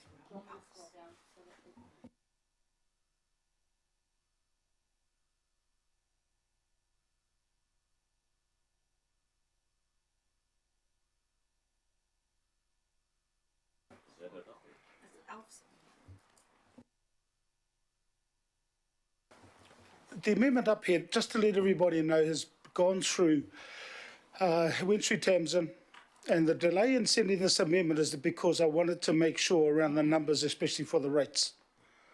That was one of the most important things, to make sure that the numbers are correct. And from what I've been told by Michael and Katie, and I want to say thank you, ladies and Michael, they are correct, which means that if we go through to the first part around the rates, first year, it's the same, 6.8. Second year, there is an increase, and that increase is 1.6. And in the third year, it is a decrease of 1.7. Now, my amendment is to say, and by way of replacement, is to do the work that we need to do in the 12 months. Chair, you've mentioned the 100-odd hours that we've gone in workshops. I've been to most of those. And what, from my perspective, and I asked this of Max, how long will it take for us to do the work that is needed to find out some of the other capital projects that we can put into this fund? I was told it'll be about a year, 12 months. That was at the workshop. Today's meeting, I asked yourself, Chair, and also the CEO, but you commented, and I said, wouldn't it be better if we did the work first? I'm supportive of the Future Fund.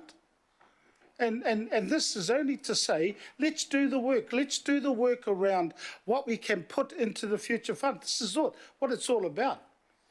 Just do the work for the next 12 months. Bring it back to us. As a result, we have a decrease in the third year of 1.7. So that's all I'm asking, is for everybody to have a look at it, done the work on it, and that's all it is. I support the Future Fund, but I think we need to do work on whether you end up putting in the ports dividend, you end up putting the sales of any land that we have. That's all I'm asking.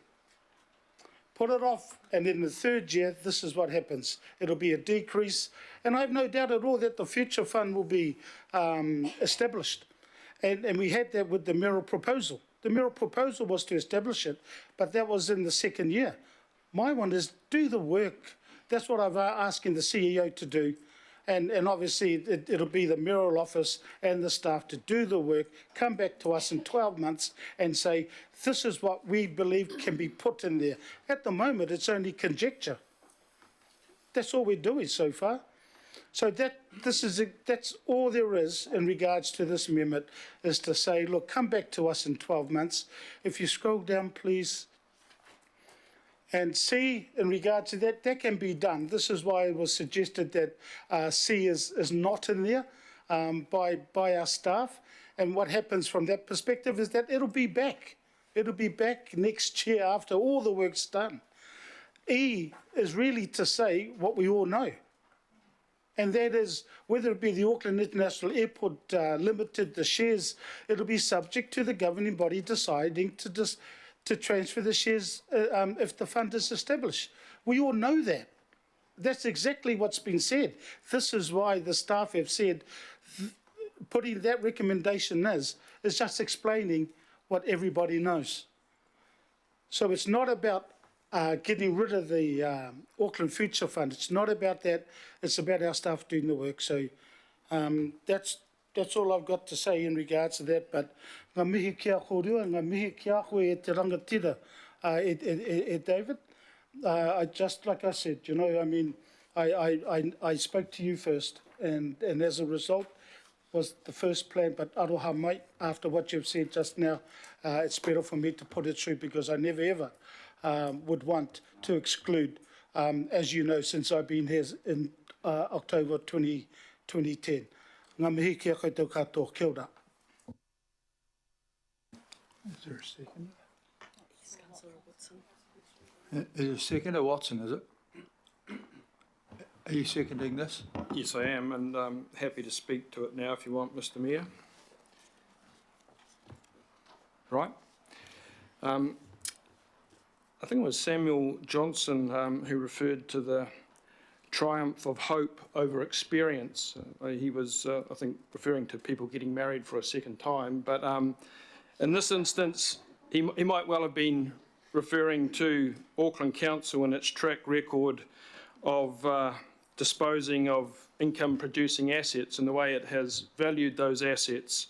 And I think this is what Councillor Filipaina is quite rightly trying to provide some rigour about. Well, we're told in A of the agenda that the purpose of the fund, the Regional Wealth Fund, the Auckland Future Fund, the Diversified Assets Portfolio, it's named about 3 different things, but we're told that the purpose of the fund will to be protect the real value of council's intergenerational assets.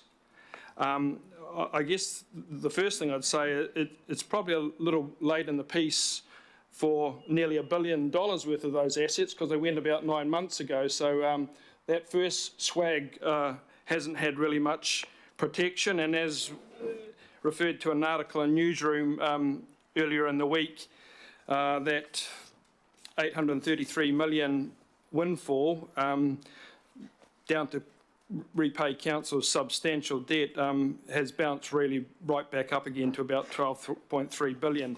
So I guess what we're trying to ensure to some degree here is some sort of oversight and some sort of value put on these assets, these income producing assets, and not just automatically default to the easiest one here, and that's the remaining airport shares. That's an easy, lazy thing to do, as John Crawford said when we voted on the airport shares in the first time. And I guess the thing that's uppermost in my mind in supporting this is the experience of the diversified assets portfolio, which essentially this is just a few years ago. It was a solid one, a successful income producing fund, and it got sold off, and it got sold off very, very quickly. So the public are well aware of the council's track record of saying one thing and doing the opposite.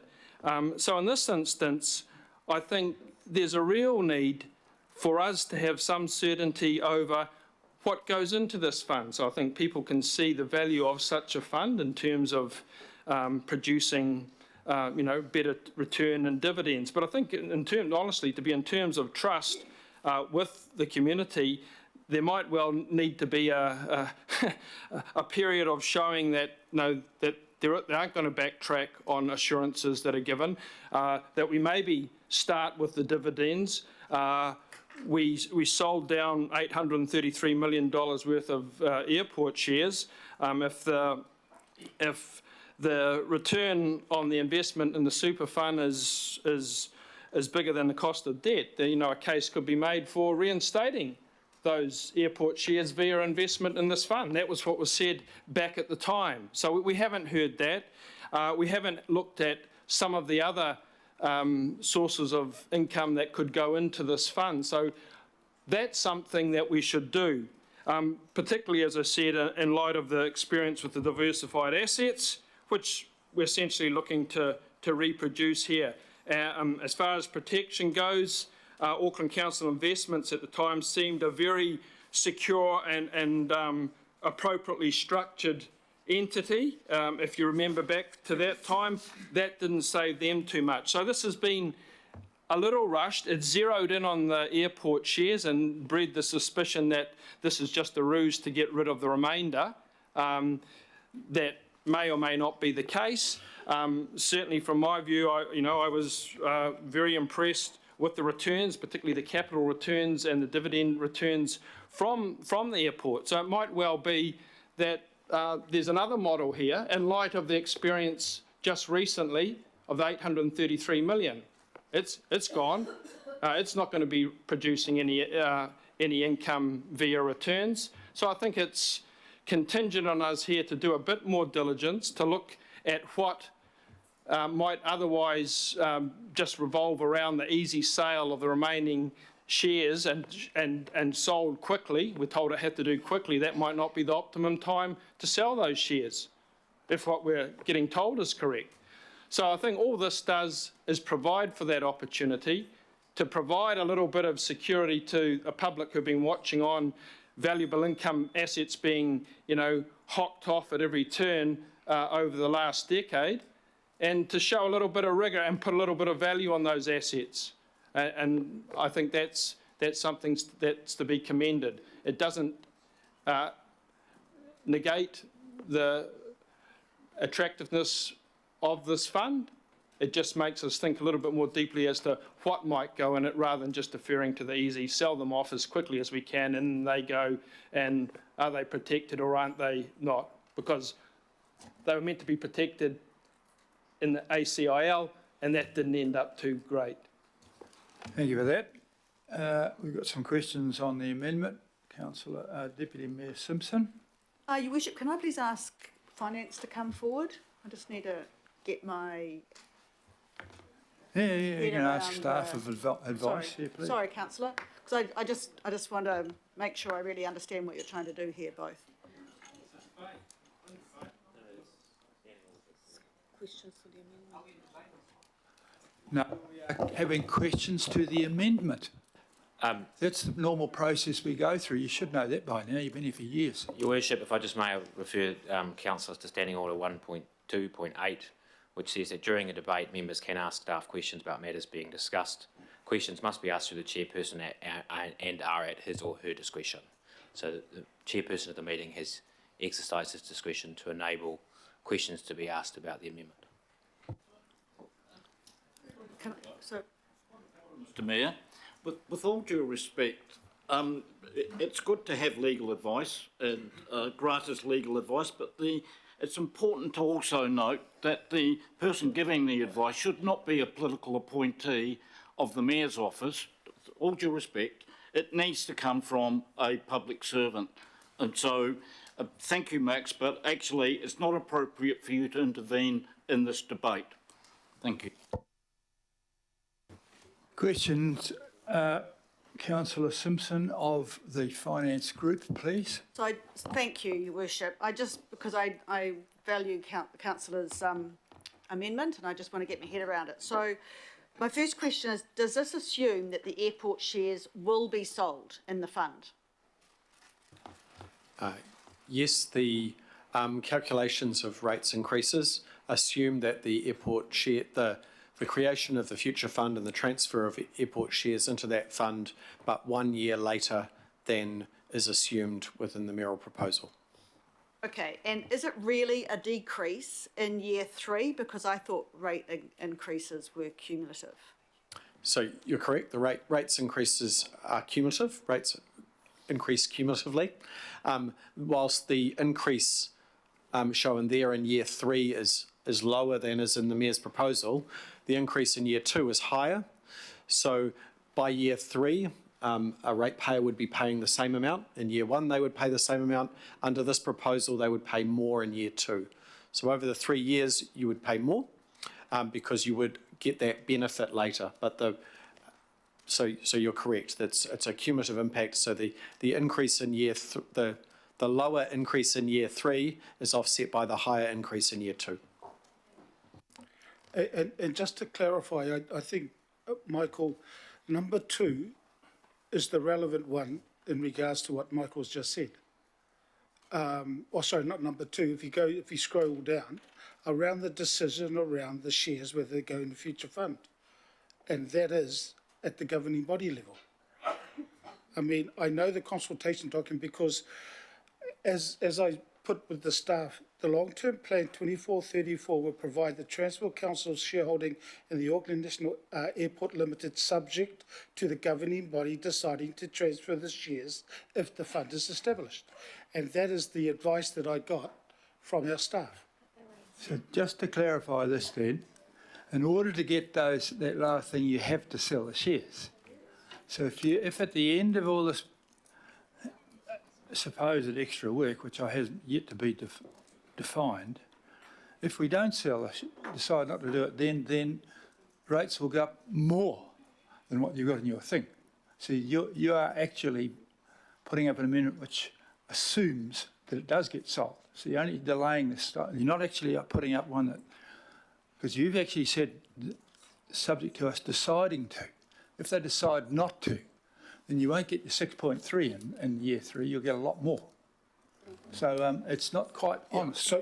So I go back to what I said earlier, Chair, and that is after consulting with Michael and with Katie, this is the best. That is, and so all I'm really saying is that if we end up just doing the work first as I asked, so I mean, Michael, that's what I was given, and I mean.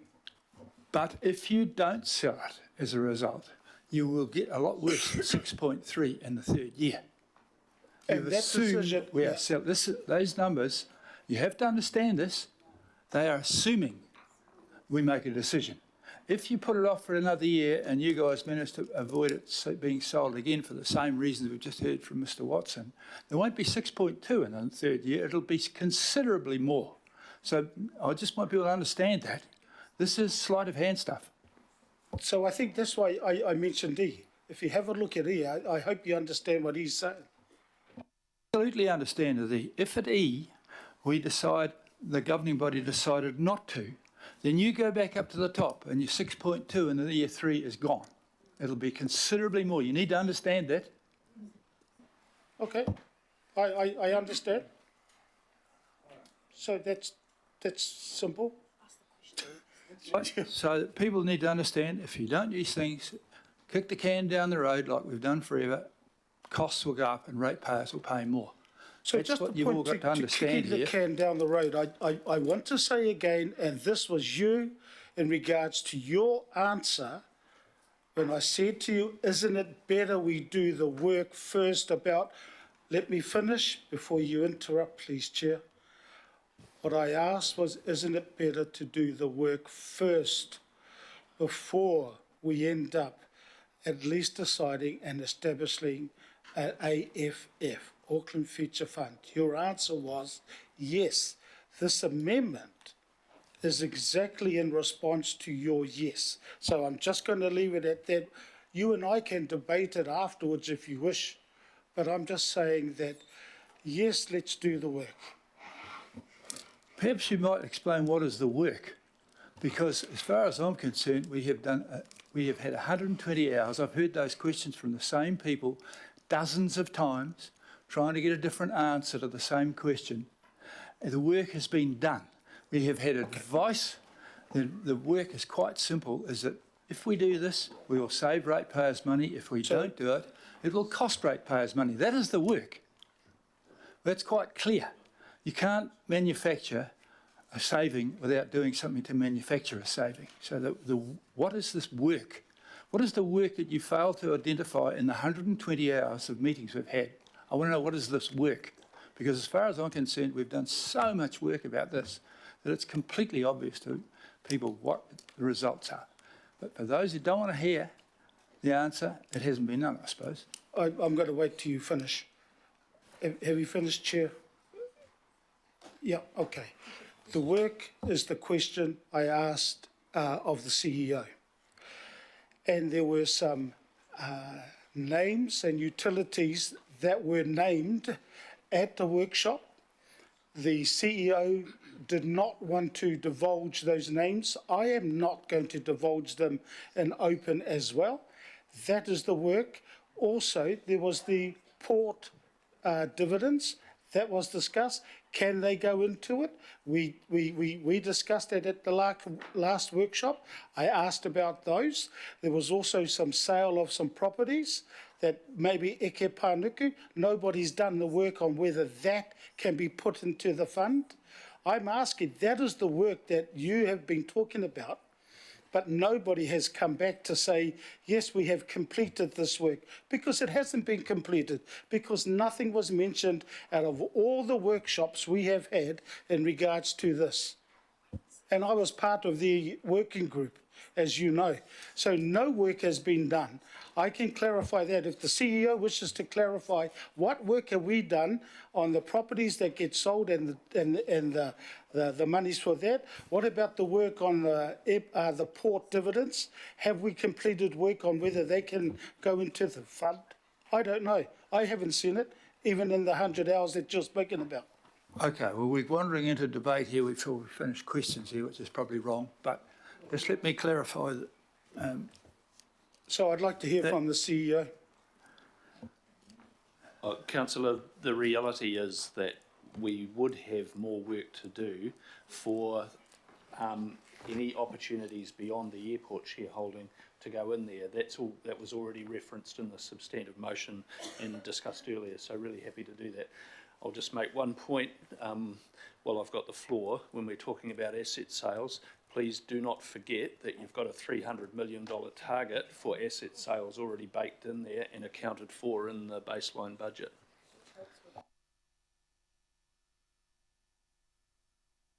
Okay, I've got some more questions. Sorry about that. Councillor Tawapari has questions.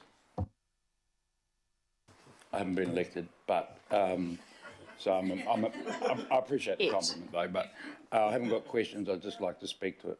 So happy to wait. Okay, well, I'll go through the questions and then I'll put you aside for you preserving your right to comment in the debate. Councillor Ferry, do you have a question? Yeah, I do, and I'm just trying to understand the maths on this. So, and this is, sorry, Michael. What would the rates increase need to be in year 3? So that's the one that at the moment says 6.2. If the result of this is that we didn't put the airport shares into the future fund. That would be 7.7. Right. So the figures that we have there all rely on us still doing the future fund, still putting the airport shares in, just waiting a year. So it assumes everything in the Mayor's proposal, but that the airport shares would transfer into the fund partway through the second financial year of the LTP rather than the first. That the benefit of that in that year would mostly go to creating the fix and finish fund of $20 million, and then the rates reduction. Yeah, there's a minor rates reduction in year 2 there from 7.5 down to 7.4, and then the bigger reduction is in the following year because you're getting the full benefit of the future fund. So compared with not doing the future fund at all, that is the same in year 1. It's 0.1% lower in year 2 and 1.5% lower in year 3.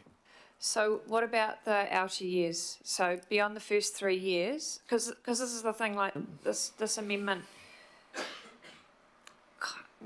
I'm choosing my words very carefully here, or trying to, maybe failing. If this amendment just means we delay a year, then it kind of doesn't mean much. So for the For So the the outer outer years, you're years- back at the same, even for year 3, the amount of rates collected in year 3 is the same as it is under the Mayor's proposal. It's in year 2 where more rates are required because you're not getting the benefit of the future fund in that year. Okay, yeah, I'm aware of that selection year, Desley. And I guess my question then is a rhetorical one to my colleagues about whether they are happy to go in to next year set up for a higher rates increase. But anyway, the other question I have then is we did address in the workshops and in discussion the idea of potentially putting the port dividends in down the line. Can you just remind us of what the advice was on the difference in returns on that in the first few years, the difference between having the dividends come directly to us as opposed to putting the dividends into the fund? My recollection is that there was quite a significant financial difference. Yes, the difference was about $100 million a year, so close to 4% rates increase would be required if those dividends went into the fund rather than being used to fund council services. So if we put say year 2 there, that's the 7.4% one. If at that point we also put the port dividends in, we need to add another 4% to that, is that correct? So that's 11.4%. Yes, that's correct. Right, okay, thank you.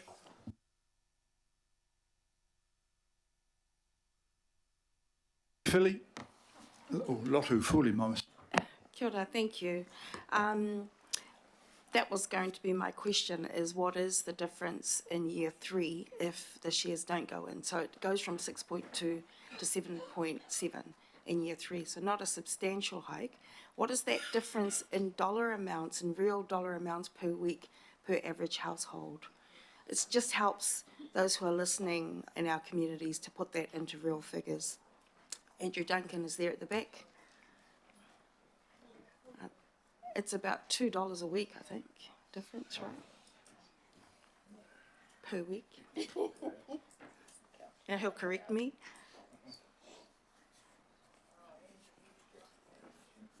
For the average household.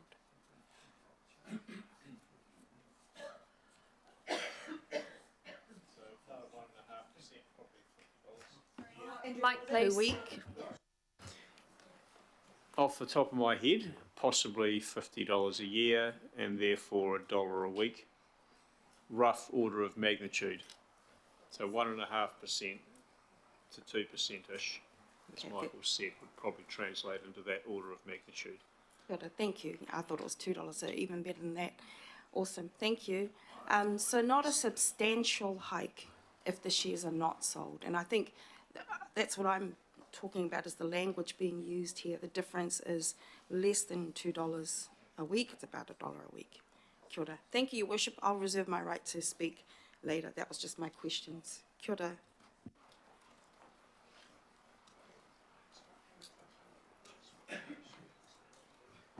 Thank you, Your Worship. Any more questions? Otherwise, I've got 2 people that want to make a comment. Okay, thank you, Councillor. Member Taipari wishes to make a comment. Kia ora, Your Worship. I'll just give a little bit of context and to support Alf in the sense of prior to lunch, at the lunch break, we spoke about a proposed amendment. I didn't see the words, but the intent was, as the words are shown up on the screen, and I advised that we would be voting against that. And I am speaking against the amendment on the basis that we've done a lot of work. Our team's done a lot of work with council staff. We've participated in a lot of workshops, whether it be online or in person. We've had these questions, a lot of questions asked about a lot of things. We are supportive of the fund. We think it's an innovative approach. I've been here 14 years now, and I kind of found the council just continues to plod on. And I've seen you campaigned on change, And these are changed mechanisms, right? And of course, nothing's perfect at the outset, right? You're always going to continue to refine things, but doing nothing isn't changing anything, okay? So we believe that, you know, I'm going to talk to people around the country, the rate rises that people are faced with is outrageous. And for you to be able to propose this kind of rate increase with other strategic manoeuvres or options to consider as a package, and that's why any kind of breakdown of the package, to me, is a big issue. So, you know, we will be supporting the substantive, right? And this amendment, to me, doesn't, you know, contradicts that. And the way, and I get it, that we always want to have the best information, and I've been with Councillor Simpson on the quality advice program for a number of years, and it's all about getting the best advice. I'm not opposing that, but sitting and waiting isn't the answer. Okay, so I'll put it to you that way. My comments around what I said was, even though I knew what Alf was doing, I said to him, well, it's got to go to the governing body anyway, where you'll make your final decision on your plan and any amendments. What I didn't expect, because I knew there were other amendments, was that it would start a chain of behaviour. And that's why I said the statement that I said out, right? Wasn't directed at you only. It was directed at this council that that's not a good behaviour if other people are picking up the idea of not doing it at this committee. And I'll watch the governing body, probably online, but if I see other amendments, Your Worship, my case will be there. Thank you. Thank you for that, Member Taipari. Councillor Newman wishes to make a comment, please. Well, thank you, Your Worship. Councillor Filipina, Councillor Stewart and I think we're a short time on the Manukau City Council. I remember we borrowed more funding. We went and borrowed money to buy shares in Auckland Airport to achieve an outcome for which I don't think it was worth it. Actually, I do not think it was worth it. I have seen dividends taken to hold down rate increases in election year. I've seen that game played before. Seen it before. It happens. There is nothing to protect a raid on Auckland International Airport shares if you hold it now, and you think you're going to hold it now, so, you know, that's fine. I suspect in a couple of years' time they'd be sold. I think we should have moved on the shares to a great extent last year, actually. I think we got a better deal. But anyway, I can't support the amendment, Alf, because fundamentally I'm really unclear as to what is the intended outcome. Is the intended outcome more information to make an informed judgment, or is the intended outcome to actually stop the sale of the Auckland Airport shares? Now, I guess we'll all have our own view on that, but I really support us moving ahead with passing a balanced budget today.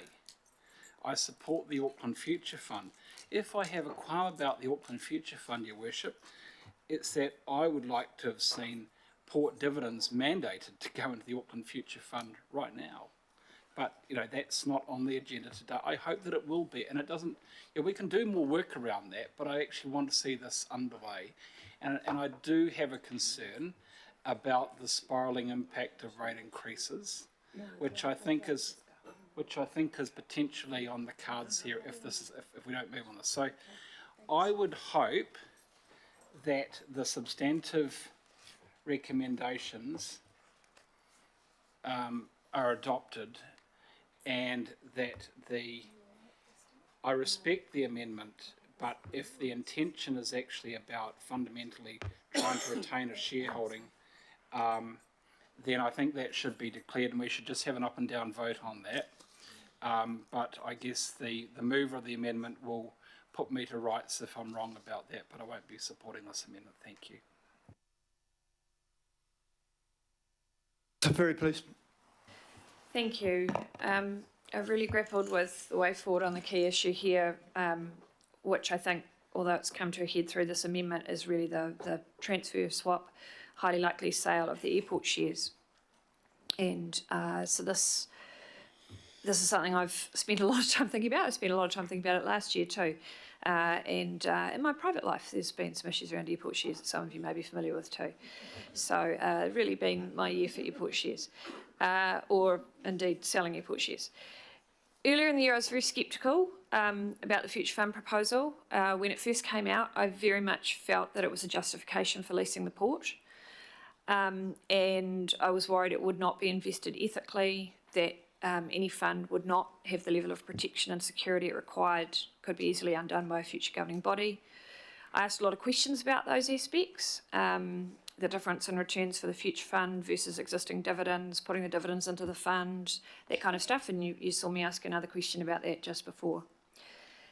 And I absolutely could not have supported the future fund if it continued to require the port lease, which I think was and would still be a really bad idea for workers, for the environment and for the city. I'm really glad that's off the table. I acknowledge the leadership shown on that, and not least by many of my colleagues here, but also the Maritime Union and Roger Gray as the port CEO. In the last month, the questions that I had around the Future Fund have pretty much been answered and addressed, which I have to say was a significant surprise. And I want to thank staff for their expertise and time. They've done a lot of work with us. You've heard about the number of hours and the number of meetings and stuff like that. That's, you know, that's a big deal, and I want to thank them sincerely for that. And I want to thank my colleagues for the way we've really tested that out as well, and really sort of tried to pull it apart in any way we can.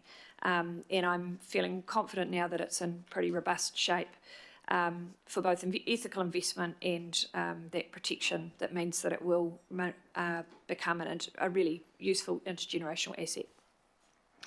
The other surprise for me was discovering that through the Future Fund, we'll effectively be able to get around, depends on the year, around a 2% rates increase in income without increasing the rates by 2%, most years above what we'd get from the airport dividend alone. And it's no secret at this table that I tend to think that rates have been artificially low in Auckland for a long time, and that's resulted in underinvestment and put us in the OPEX hole we're in now.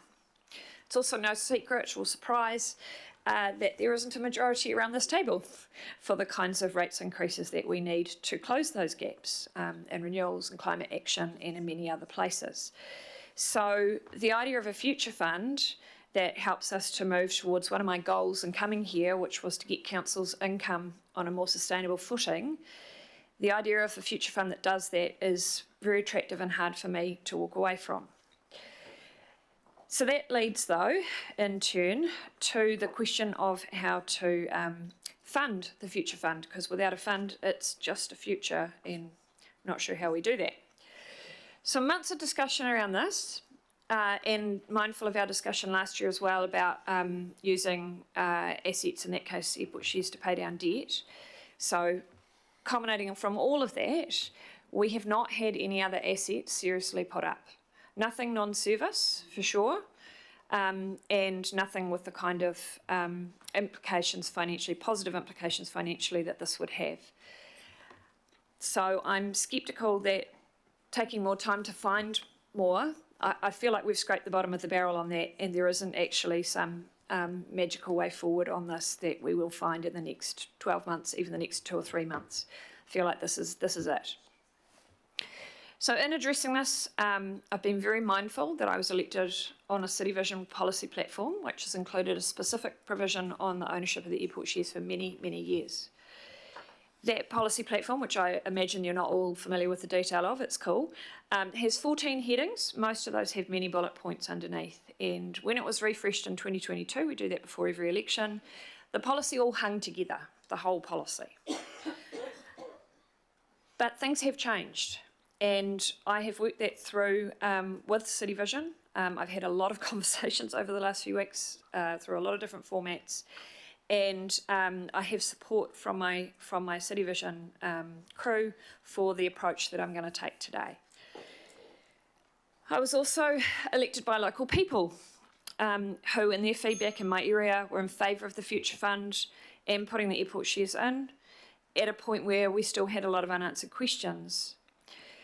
Both of my home local boards voted unanimously for this way forward across the political split between City Vision and CNR, who usually don't agree, and the regional feedback was also majority in favour.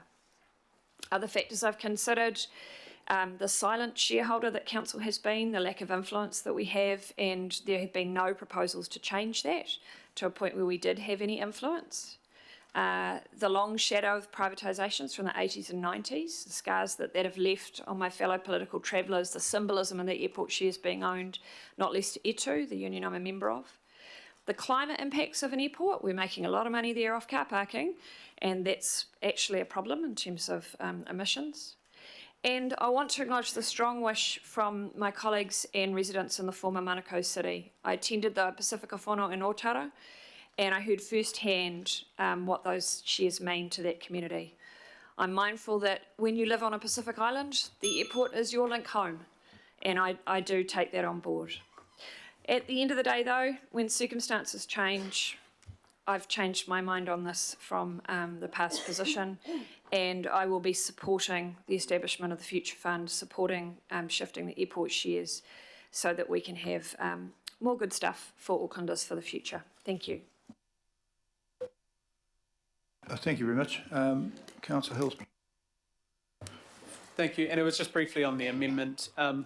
This amendment does do what we're already doing. It is contingent on the airport shares going in. It just moves a whole year later, which not only will lose us the 20 million this year that we want to use for a reserve fund to fix community assets in Manukau and Auckland, it will also lose us the 70 million in the second year. That is not just the 40 million to offset rates, also the 20 to 30 million that we would put back into the fund. So this is a $90-ish million decision to do the same thing.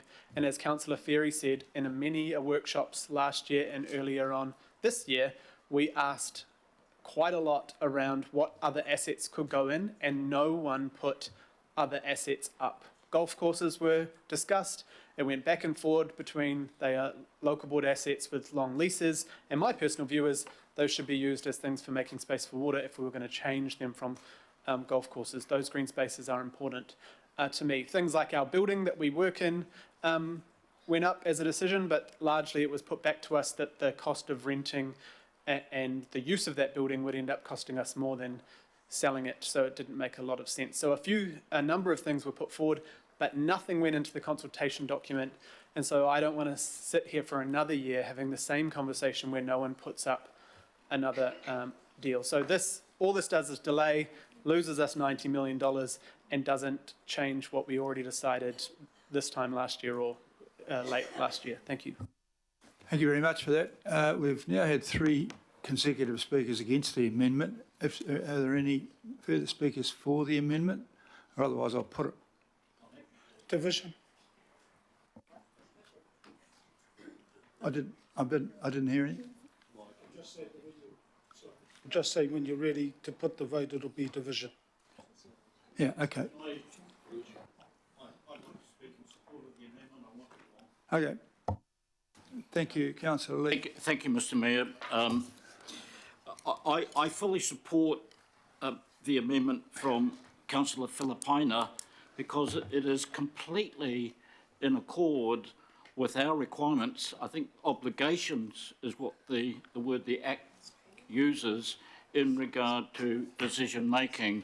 And of course, people will remember the evening they were sworn in the town hall that they solemnly swore to uphold the Local Government Act and the Local Government Official Information and Meetings Act, and any other act. And so we have to take that seriously, and I'm afraid its decision-making requirements or obligations are honoured, I'm afraid, a little bit more in the breach than actually what the Act requires of us. So in terms of Councillor Filipina's amendment, and people may, and I hear this pushback about the rates, what the rates, there is a crystal ball somewhere that can predict exactly what the rates will be, not only in the coming year, but next year and the year after exactly. And if Councillor Falapaina's amendment means a departure from that, that's a serious concern. Well, it's not. It's not. What is important here is our obligations under Section 77. A local authority must, in the course of the decision-making process, seek to identify all reasonably practicable options for the achievement of the objectives of a decision, and B, assess the options in terms of their advantages and disadvantages. I haven't seen much of that at all in the dozens and dozens of meetings, mostly behind closed doors leading up to this particular meeting. And going on to Section 79, it is the responsibility of a local authority to make in its discretion judgments about how to achieve compliance. Compliance is the word of 77 and 78, and about in particular the extent to which different options are to be identified and assessed, and the degree to which benefits and costs are to be quantified, and the extent and detail of the information to be considered, and the extent and nature of any written record to be kept of the matter, and so on. Councillor Filipaina is trying to achieve the decision-making that Parliament required the local government sector to undertake, especially when it comes to significant assets and indeed strategic assets. So I make that point. In regard to what Councillor Filipaina's amendment might mean, the crystal ball department of the council, I recall we went out to the public with a projected rates increase of 7.5%. This is only a few months ago, 7.5% this year, 3.5% next year during the election year, and 8% the year after. And so, of course, these figures will have to change. And what happens today, there will still be tweaking of figures for even this year. So the arguments about what will happen in year 3, this is a 10-year plan. This is a $110 billion long-term plan we're talking about here. And the issues that Councillor Filipaina raises are absolutely fundamental to the integrity of this council's reputation when it comes to decision making. I fully support it, and I will foreshadow while we're in the budget committee that I will be seeking to strengthen the provisions of the promises that have been made by the Mayor and others, that we will be seeking the support of Parliament for any to protect the public interest when it comes to a possible future fund. Thank you.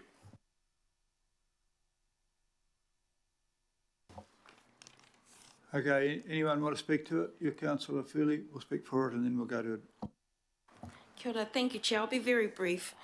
First of all, I just wanted to say that the reason why I didn't move my amendment here was because this morning when I asked where should I move my amendment, I asked for advice, I was told I had to move it here. And that's when I foreshadowed during the conversation earlier on, I was going to move it here. But then I was advised after that actually I can move it at the governing body, which one would I like to do? And that was before Councillor Filipaina had the conversation with Mātua Taipari. So that's when I decided, okay, I'll move it at the governing body because that suits me better. I'm just going to speak to this amendment though, and I am speaking in support of it, but I, of course, would like to go further than that. I would prefer to actually just nix the whole idea of the Auckland Future Fund for many reasons that others have shared as well. But I will support this because, like Councillor Lee and others have said, and like Councillor Filipaina have said, it is incumbent on us to do our due diligence. And we shouldn't look at a delay of a year or 2 years or 3 years as being something that is too much of a chore for us to do when we're talking about such an important strategic asset. And so I'll be supporting this. You know, I don't really want to, but I'll support it for those reasons. But like I said, I'd prefer to go further than that. And I'm just foreshadowing as well that I will be moving my other amendment during the next meeting. Kia ora. Thank you, Your Worship. Okay, thanks very much. Well, Councillor Philippine has called for a division on this, so we'll put it by division. Thank you very much. This is the amendment, not the substantive issue. Okay. This is to support an amendment from the original to what it is now. So, okay, you are voting for the amendment or against the amendment. That's not the whole thing. Okay? I'll call on Ms. Tomovska to do this. Okay, councillors, you're voting on item 9, long-term plan 2024-2034 mayoral proposal. Councillor Filipaina's amendment. Amendment. Councillor Baker. Against. Councillor Bartley. For. Councillor Dalton. Against. Councillor Darby. Against. Councillor Ferry. Against. Councillor Filipaina. Aye. Councillor Fletcher. No. Councillor Fully. For. Councillor Henderson. No. Councillor Hills. No, thank you. Member Kake. Against. Councillor Lee. Aye. Councillor Leone. For. Councillor Newman. No. Councillor Sayers. Against. Deputy Mayor Simpson. Against. Councillor Stewart. No. Chair Taipari. No. Councillor Turner. Against. Councillor Walker. Apologies, didn't hear that. Thank you. Councillor Watson. Councillor Williamson. Against. And Mayor Brown. Against. The amendment is lost. 6 to 17. Okay. I think we'll all just stand up and have a minute of rest before we carry on. Sorry, do you want to vote on the substantive now? Oh, I think I can. I'd like to vote on the substantive now, if that's okay with everybody. Okay. Sorry, you said we were taking a break and You we now have a go member back who's here. just left the room. Hey? You said we were taking a break, a member just left the room. Yeah, right. So- Well, yeah, I didn't want to trick somebody to leave the room, so we'll have a 5-minute break and then we will vote for the substantive one. I wish to Thank you. speak to the substantive because you can't shut it.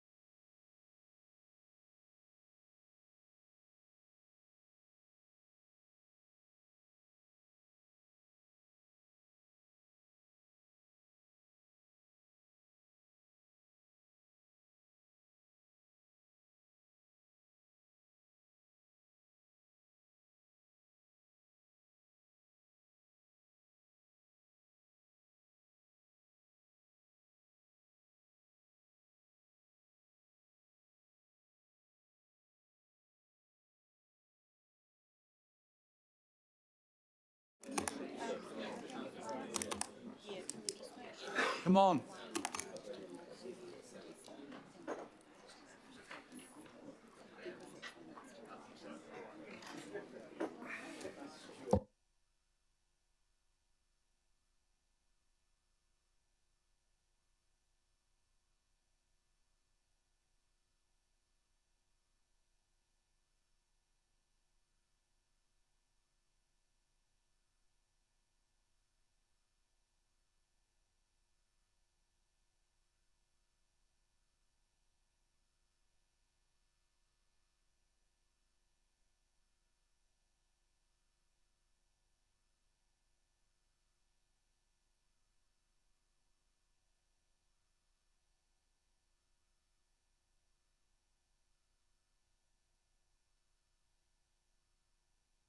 Fucking. Please, I want to get on with this. Yeah, ding ding.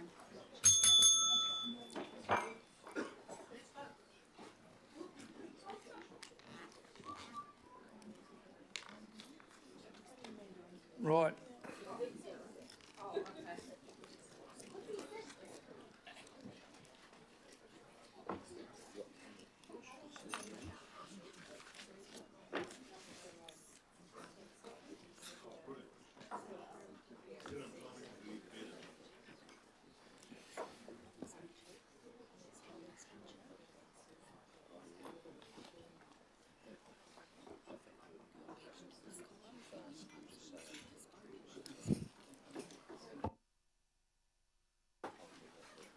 I asked for a break, not a break for freedom. Where have they all gone?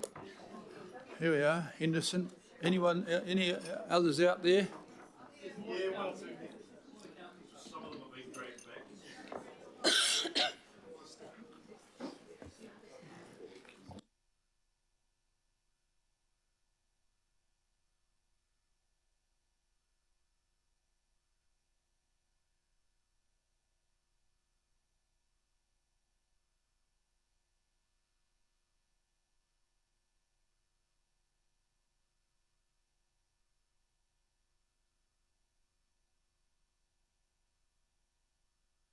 Pretty much everybody's back in the room.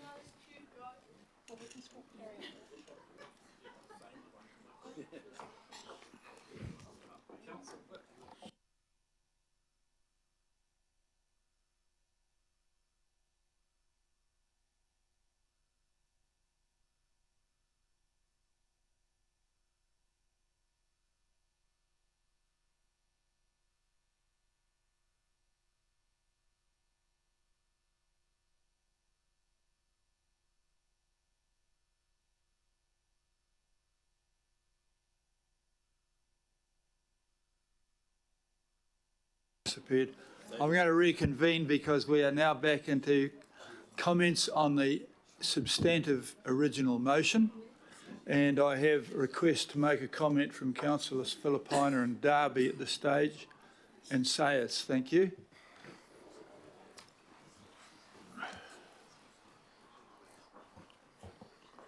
Councillor Philippina, please. Thank you, Chair. I'll just wait for Councillor Sayers to turn his microphone off, just to, it starts echoing, that's all. Yeah, I don't want my voice to echo because I feel sorry for you fellas. I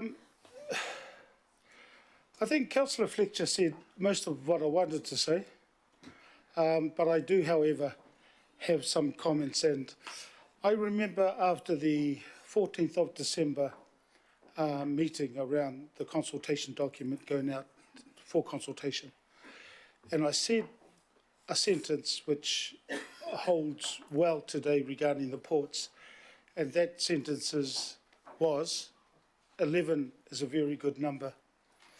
So saving the ports, knowing the impact it would have had with this lease, was something that we needed to do, and we got it done. So I thank those for that. I know that the unions thank us. I also know that the port does as well. I just want to give you a little bit of history, whakapapa, to the ports and why the turnaround. If we go back to August of 21, there was an underlying profit of just over or just under 21 million. The dividend, because of COVID and everything else, was 3.7 million. September of 21, Jan Dawson was appointed the director and the chair. February 2022, Roger Gray joins the port as CEO. High performance, high engagement cultural model launched with the unions. March of 2022, Safety Forum led by Roger established port unions, PCBUs established a port-wide safety standard. June of 2022, automation ended, focus on delivery. July 2022, regaining our mana strategy launched with 3 years of financial targets. August 2022, underlying profit 27 million. Dividend 14.2 million. The work that Roger, the unions and the team at the port have done has to be acknowledged. And so I thank them for the work that they have done and also for the advocacy, because the lease of the port is now off the table and they need to be congratulated. The other issues, and with the Future Fund, my challenge, I think, to the people who have voted against it, and I'm going to move on after this because the sun is still going to shine tomorrow. And it is, yes, it will. And that is, I challenge you to tell me which other capital projects are going to be put in there, because the work hasn't been done. So now I'm going to move on. Because that vote's done, so be it. I'm all good with that. Chair, in regards to your proposal, and as I see, Councillor Fletcher covered off on most of what I wanted to say. But I do, however, and I attended the Māngere o Tāhuhu local board business meeting, and from the chair and the local board, Mr. Mayor, a comment back, and this is in regards to the 20 million, is that they and the Otara Papatoetoe local board feel that that is a slap in the face in regards to that. But I know that there has to be more work done on what will return back to the legacy councils. It has to be some work done, Mr. Mayor, because with the 22.3% of the shares when ACIL was wound up, that's how much we had. We've now got 11. So there needs to be some work. The majority of those sales, the airport shares were Auckland City. So there needs some work to be done in the Auckland City area. And I look forward to that piece of work as well. In regards to what Councillor Hills has said, I also support that, and that is around the targeted rates, Councillor Hills, because that was one of the key things that we ended up getting through over the line. So, Mr. Mayor, I look forward to working with you this term, and I know there's a favourite term you use, which is trade-offs, but I know for me that the trade-offs, as long as the area that I represent, but also as a regional council, I look forward to discussions moving forward at the next annual plan. My last comment is to the staff, to all the staff that have been involved in this long-term plan.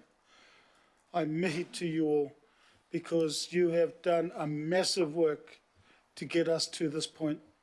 So I acknowledge you and say thank you. And to you, Mr. CEO, again, I know there's been some challenges this year, and I wish you all the best for the challenges moving forward. Ngā mihi kia koutou katoa. Kia ora. Thank you, Councillor Filipina. Councillor Darby, please. Thanks, Mayor. Look, I'll limit myself to just a discussion around the port. The LTP 10-year budget's a big, long, wide one. It goes in many directions. I'll keep my focus. And Mayor, I just want to acknowledge the work that you and I have discussed for some time since you came into office. We first met on one of the studies that you chaired on the future of the port and the relocation of the port that are recommended. So we've got some history there and we've followed that up. And Mayor, I think we've gone a long way. We've probably gone further in 18 months than anybody else has done so on the port. Working closely with others, of course, on that and arriving at the Central Wharves Master Plan and other things which I'll go into. But look, at the outset, I did support the idea of exploring the lease option. And that was very contentious, and it was on a vote. Maybe that was my vote, maybe it was another's, but it was on one vote that we went for consultation. But I did say to you, Mayor, that I was not in the camp of being convinced. I needed to be convinced. But as we unpacked that, and one of the conditions I had was we needed more information. We needed contestable advice, and we sought the advice of economists and others. And we got some really solid information in. And we also tested the port company to do better. And we decided to sought that advice. We drove the port company harder. And what came out was we closed the gap significantly between the value of the lease and the value of what we termed enhanced status quo on a few steroids of extra payments. And $200 million over 10 years appeared in their profit part or their earnings pathway. And that made the difference. It was the drive, it was the blowtorch on all parties. And that ultimately decided whether we'd be proceeding with a lease or not. It was the evidence. And I think you and I, and now all of us, have added the evidence, and that has swayed us to run with port operations enhanced. So I do love Councillor Henderson's impassioned plea that we've sorted the port. I respectfully totally disagree, because sorting the port it is, and there's a long way to go. Sorting the port because we've got to understand that the question about Captain Cook Marsden and to some extent Queen's release. There's a lot of work and understanding to be done there. Good to see we've got $6 million in budget over the next 4 years, and we'll have that master plan, early side of it, in 18 to 20 months. The handback of the two wharves, though, I think we've got to get heads around that. It's not fully resolved. It's linked to Bledisloe North, and I've got a real caution on extending Bledisloe North. I'm just not excited as you, Councillor Henderson, but I understand where you're coming from. The need for extending Bledisloe Wharf into the Waitemata is not explained at this point. And I just want to remind people that the Port of Auckland Board is yet to see a business case. There is no business case that the board itself has seen. So there is no governance direction to the port management to proceed in that direction, let alone inform us that that is a firm view. What I would like to see is some options analysis in the development of that business case, including no extension into the harbour and using what's there even more efficiently. And then a second option of extending only to the revetment line or the basalt line. That's at low water springs. And then we can look, and I'm sure they will, at the 13-metre extension, which creates a 33-metre wide platform, some 327 metres long, 1.1 hectares. And then the quid pro quo is that 3 hectares of release. Now, there's a tension there.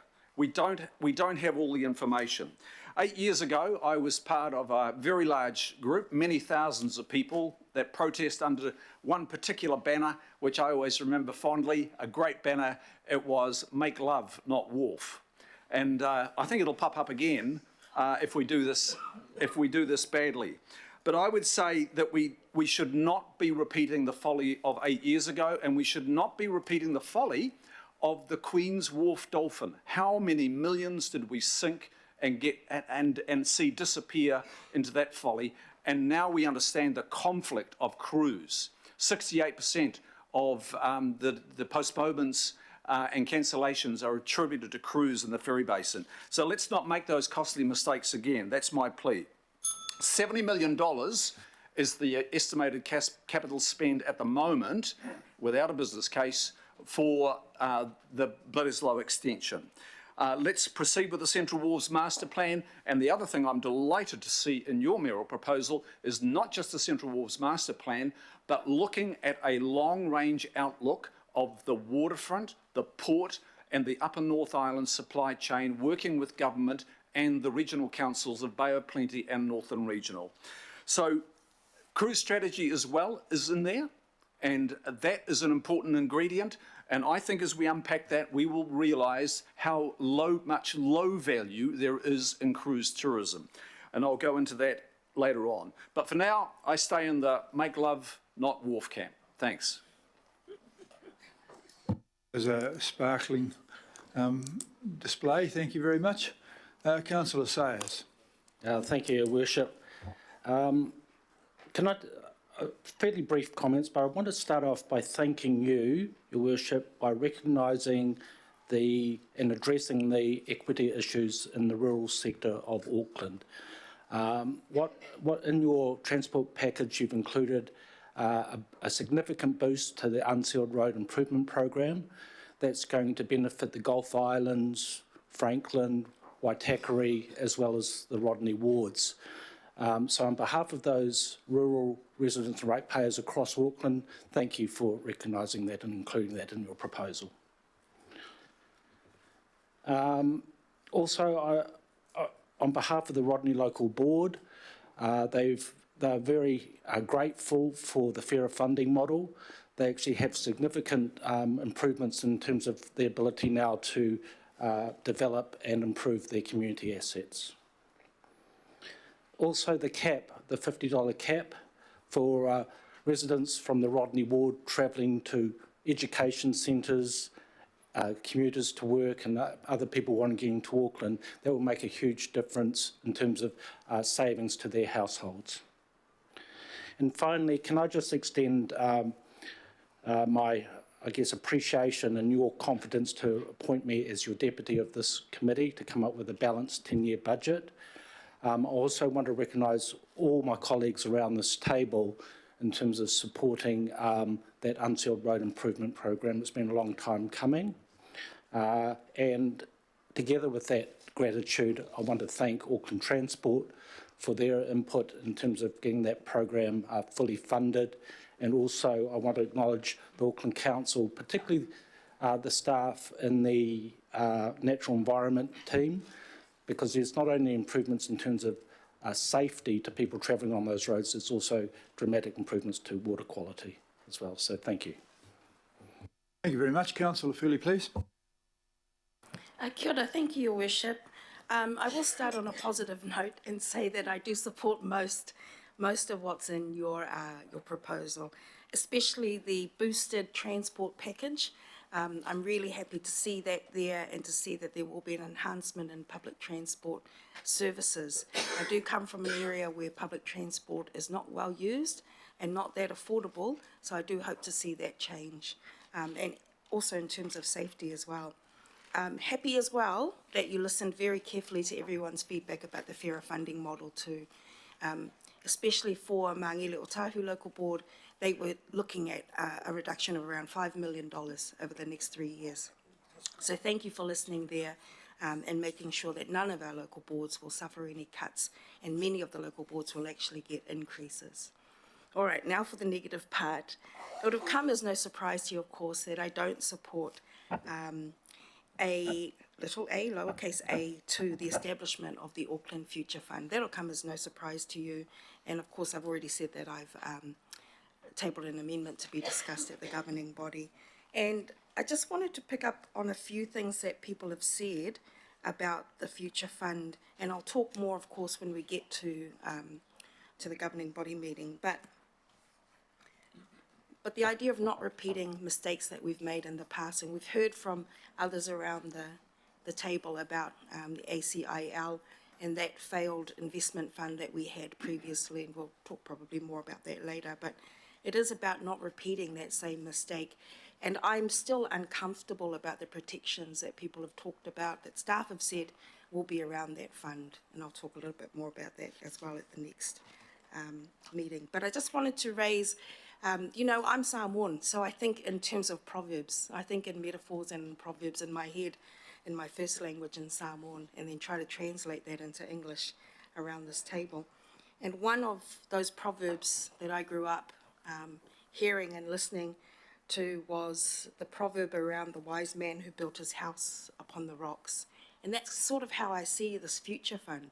All of that uncertainty, all of those assumptions, highly uncertain figures in some of those things. And we have been privy to other information that, you know, in confidential meetings that we can't talk about here. But because of that, I feel like that proverb is playing out before my eyes. We have our house built upon a solid foundation on rocks, because we've had this asset, the strategic asset, for not 10 years, not 20, but much, much longer than that. And it has performed well for us, even through a pandemic and even through other global financial crises and such. And we're being asked to swap that for building our house upon more shaky ground, you know, on the sand. And so those are the sorts of things that I'm thinking and feeling about here. So I just want to leave it there, Your Worship. I can't support that part of your proposal, but the rest of your proposal I do support. Of course, I wish we could do more. Of course, I wish that we could. I was in the Do More, Get More camp, and we heard from our communities, although they were saying they didn't want to pay more on rates, when you listened more to the content of what they were saying, they did want us to deliver more services. They did want us to have a better public transport system and to have safer streets and things like that. So I think we've landed in a good place around those matters. Kia ora. Thank you for that. Councillor Leone, please. Kia ora. Today I want to commend the staff, the Mayor, the hundreds of hours that's been put into the mahi, our CE Mayor's office, for the budget that's been proposed. There's been a clear win with the ports no longer being on the table, so ngā mihi nui to the unions and in particular Grant Williams, who's been leading some of these conversations with the Mayor's office, along with a number of our councillors. Transport, I acknowledge the great work by Councillor Henderson for advocating the $50 cap on weekly travel. Kia ora. We've done well in terms of progressing things forward with transport, but I also want to note my concern on some of the ongoing additional funds that are required for programs like CRL in particular, where there's been overspends. And I think some of these overspends do actually have a significant impact on our other work programs that we are wanting to achieve, and do actually result in things like us having to sell our significant assets. Fairer funding. Awesome, ngā mihi to Councillor Ferry, and the local board fairer funding is another win for our city and for particularly the Faux ward. Māori outcomes, I commend the Mayor on maintaining the funds for Māori outcomes. As chair of the Māori Outcomes Political Working Group, I know that we have a lot of mahi to do. There are hundreds and thousands of Māori living in Tamaki Makaurau, and I believe this council needs to do better in terms of reaching more Māori with the funds that we have and the resources we have here at council. I look forward to our Māori Outcomes Political Working Hui tomorrow, meeting in these chambers where we will have the opportunity to hold our directives to account on meeting the needs for Māori.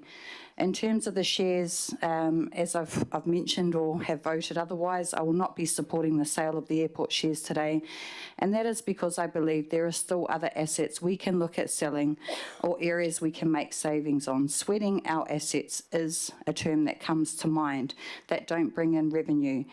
Last year we had the same discussion, and unfortunately through our 100 plus hours of workshops we could only come up with our two biggest assets for this decision regarding the ports and the airport shares.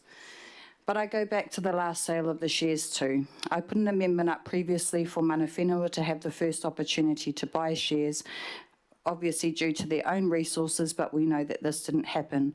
We talked about a cap on our debt. That hasn't happened, and the reality is we know that there will always be emerging or emergency issues in our city. This will continue, and we will need to continue filling that gap. My concern is the same with these shares. We have plenty of other assets that can be sold over time, rather than looking at one of our most significant assets being sold today. There are areas where we can make savings in the future, the continuous overspend on CRL, and if we continue to spend at that rate, we will continue to maintain budget issues going forward. I actually feel we're not addressing the core issues, which is some of the continuous overspend. What are we going to do in the next rainy day once the proceeds from the future fund is sold and we've maxed out all of our debt? It would not be prudent of us to sell our largest asset without foolproof protection in place. Finally, I want to acknowledge our families who are struggling to put food on the table in Tamaki Makaurau. We've been through years of turmoil, and mihi to all our whānau and the need for us as the council to be that one event for whānau, that one beautiful park and green space that they look forward to in terms of entertaining their tamariki, the pools and everything else that we have. While I'm sad about the sale of the shares, on balance, I'm happy about what this budget achieves for our families in Tamaki Makaurau going forward. Mauri ora. Thank you very much for that. Councillor Turner, please. Thank you very much, everyone. In my short 18 months here, this has been a productive day, and I've learned a lot. I came to the meeting flopping around like a dying snapper, as usual. I know where I stand now, and I do want us to remember that we really have to focus down on the ground. That's where there's a lot of money we have to focus on. I'll be supporting Mr. Mayor. Thank you. Can't fault that thinking. Okay, we've now reached a situation of being able to talk to the Deputy Mayor. Thank you, Your Worship. I want to speak in support of your mayoral proposal and the long-term plan. Mayor, again, you have listened, for this refreshed proposal has changed in many areas, showing again your willingness to compromise, to listen to both Aucklanders and your councillors, and in doing so, delivering some long-lasting legacy changes to Auckland. Look, there is much I could say, but time, as you know, is never our friend on this. So I'm just going to cover a few issues, that which I'm really pleased to see, that which I think we need to keep an eye on, and issues still causing me some concern. I'm very supportive of the Auckland Future Fund. In simple terms, what you have done here is ensure the long-term intergenerational income from our $1.3 billion tied up in airport shares and putting them in a new structure which is more secure, less risky, and which delivers a higher rate of return for future generations of Aucklanders. And you can't get much more rock solid than that. It's never been done in Auckland before, although some have tried. So well done. Although I would like to give a bit of a shout out to my friend in New Plymouth, Mayor Holden, who led the way with this kind of proposal. Although don't tell him I said so, I think we've done it better. On the ports, we have ended up with a version of enhanced status quo from the original mayoral proposal last year. Clearly, Aucklanders were not comfortable with aspects of the port lease proposal, and our ports company has responded to the challenge. Although it hasn't escaped me that it was only the threat of change that we reached a better place. And that's better to the tune of almost $250 million more from our ports, 244 million to be exact, over their original 10-year profit projection. But let's not complain, let's just take the win when we get it. North Harbour Stadium. This was a contentious proposal from the get-go. The people of the North Shore are passionate about their stadium, always have been, and I want to support them work towards a solution that ensures it is fit for purpose for generations to come. I want to thank them for coming to me with a solution. And I want to truly thank you, Mayor, and your staff for meeting recently with the community members to broker that solution. I wholeheartedly support the resolutions on this issue. It means the ultimate end result will be community-led, by the shore, for the shore. So over to you, shore rights, prove you can make it work. Transport is obviously a massive part of any council budget, and I broadly agree where we have landed. The additional 600 million over 10 years in the LTP means we can continue to deliver important roading and, of course, public transport services. I also want to mention the Local Board Transport Capital Fund. It was raised with me by many local boards as a really integral part of what they do. Our LTP sets the envelope for the RLTP, and the RLTP has budgeted for the Transport Capital Fund to be back at $20 million a year, or 62.8 over 3 years. That's hugely welcome, And I'm sure local boards and their communities will be strongly in support of this through that consultation, because sometimes it's those little things that really count. But I'm still concerned about a couple of issues. First, we need to keep the pressure on to get the most out of our buses and our public transport with continued reviews of services that are underutilised. The layman calls them ghost buses. And secondly, for all the excellent work done by Auckland Transport and its staff, the governance relationship in law and in practice still needs work. Mayor, I've given you some ideas on that, and I welcome your ongoing work with government to look at this. I'm supportive of the capital safety investment to protect our bus drivers. I'm not happy we have to do it, but I do want to keep our bus drivers safe. In talking about safety, I'm very pleased to see the initiatives in the mayoral proposal to increase funding, not just in the city centre, but around the region. I do think, however, we need to have an additional focus in the upcoming years on safety in a broader sense, including the transport system. So I'd welcome additional focus from this council dedicated to this issue. When I visited all the local boards earlier in the year, a big topic of conversation with them was the fairer funding proposal. I have to say, in the original version, I didn't see it as being fairer at all. And I didn't understand why boards such as Henderson Massey, Otara Papatoe, Mangere o Tahuhu could lose funding of up to, say, $5 million. I do think where you've got with the political working party and yourself, Mayor, not to do any reallocation is a positive move. However, I do want to indicate that I don't think the issue of how council funds its local boards completely is fully resolved. On rates, the rates rise for year one is lower than originally proposed and much lower than many councils in New Zealand. I believe that will be welcomed by many who are struggling financially. I also am very pleased about the water care outcome, although that will give them more debt capacity and us more debt capacity. I do know that we still have to be fiscally conservative to keep within our AA credit rating. That is a non-negotiable, Mr. Chief Executive, from my perspective. And finally, Your Worship, I want to thank your staff and our staff for working on this. I know it's taken hours of work. Councillors, there is much to do, but I'm confident that this long-term plan is yet another step on the way to delivering an Auckland that's a thriving, beautiful place to live. Again, thank you, Your Worship. You've brought to the table a new way of doing things which will leave a positive, lasting legacy. So well done. I'm supporting all recommendations. Thank you. Okay, thanks very much for that. I didn't realise the new way of doing this would require so many hours of meetings, but there we are. Thank you, Tam, for organising all those. I'm at the stage now where I'm going to put the substantive motion. I don't know if anyone wants to have a, whatever you call those votes of yours. What, one of my votes? No, it's fine. I've already noted with Sandra which ones I opposed, which is 90% of it, so thank you. Okay, I'll put it in as a verbal vote. If you've got particular items that you wish to have recorded. Eh? For this vision. Are you calling for a division? Okay, right. We're going to be divided. I'm calling upon Ms Tomovsky to organise a division, please. Thank you very much. Councillors, Hupura members, you're voting on item 9, the mayoral proposal, the substantive motion. Councillor Baker. For. Can we call out things I disagree with? Councillor Bartley. I'm voting for, but I want my vote recorded against A2, please. A2. Yeah, you're allowed to do that, so that's fine. Oh, if you want. can I do that? No, you can do that. I'm just letting others following you to know that that's okay. Right, well done, A2. That's milk, isn't it? Councillor Dalton. For. Councillor Darby. For.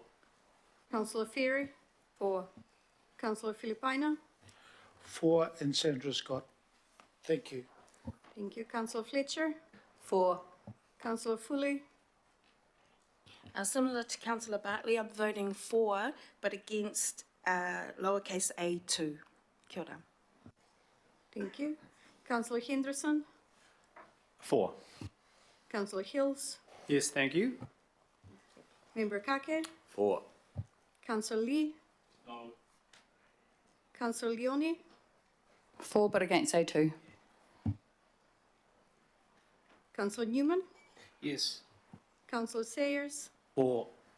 Deputy Mayor Simpson, Councillor Stewart,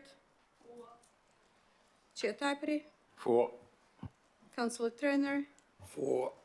Councillor Walker, For but against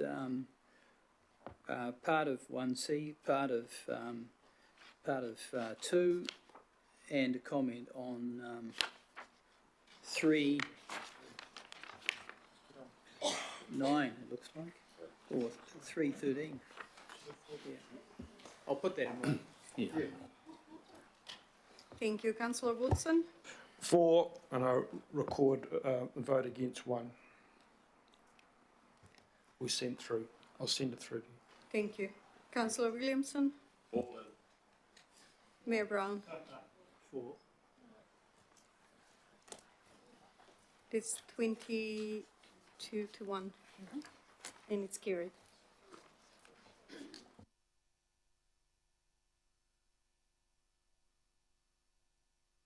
I've got to the end of it. Okay. I want to move to item 10. Prepare for the excitement of Andrew Duncan.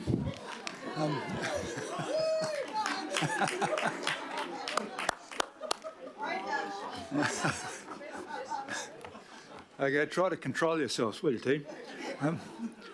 Andrew's going to share some razzle-dazzle with us right now. Thank you.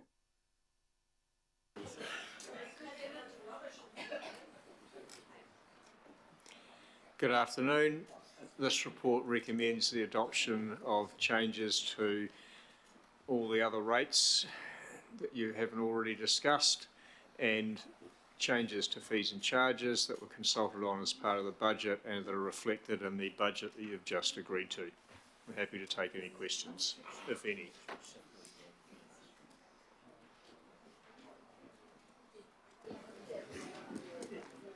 Andrew, as usual, you've explained this so well on the way through that nobody really has any yet. For those members of the public who don't know what a SUIP is, it is a separately used and inhabited part. Now, there's something you want, if you happen to be in a pub and you're asked that question, you can win a prize there. What is a SUIP? A separately used and inhabited part. Councillor Henderson has a question for. Thank you, Mayor. I'm wondering if, Andrew, you could just talk us through A2. That seems fairly consequential.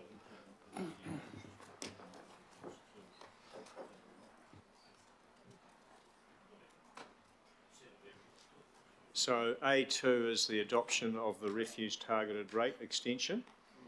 So in 2022, you agreed on moving to rates funded refuse after consultation. This is just implementing that decision. It notes that the service will roll out to North Shore, Waitakere and Papakura this year, Rodney and Franklin in the following year. Is supported in the consultation, and the rates for each year will be proportional to the length of time the service is provided. Thank you so much. I reserve my right to speak if there's any time for that. There are no further questions, so we'll go to debate and you can use your right straight away, Councillor Henderson. I'll be 20 seconds, Mayor. Just wanted to say that A2 is actually a significant advance for our city. We'll now have one refuse collection across the whole city, a situation we haven't had since 2010, and more besides. So I think that there was some controversy around this within the Waitakere ward, and I'm sure others, but at the end of the day, the demand was pretty huge that we should all be treated fairly, we should all have one system, and it should be easy and simple for people. So I'm really proud of that. I'm glad that we can get that through. It's just such a great day. Thank you, Mayor.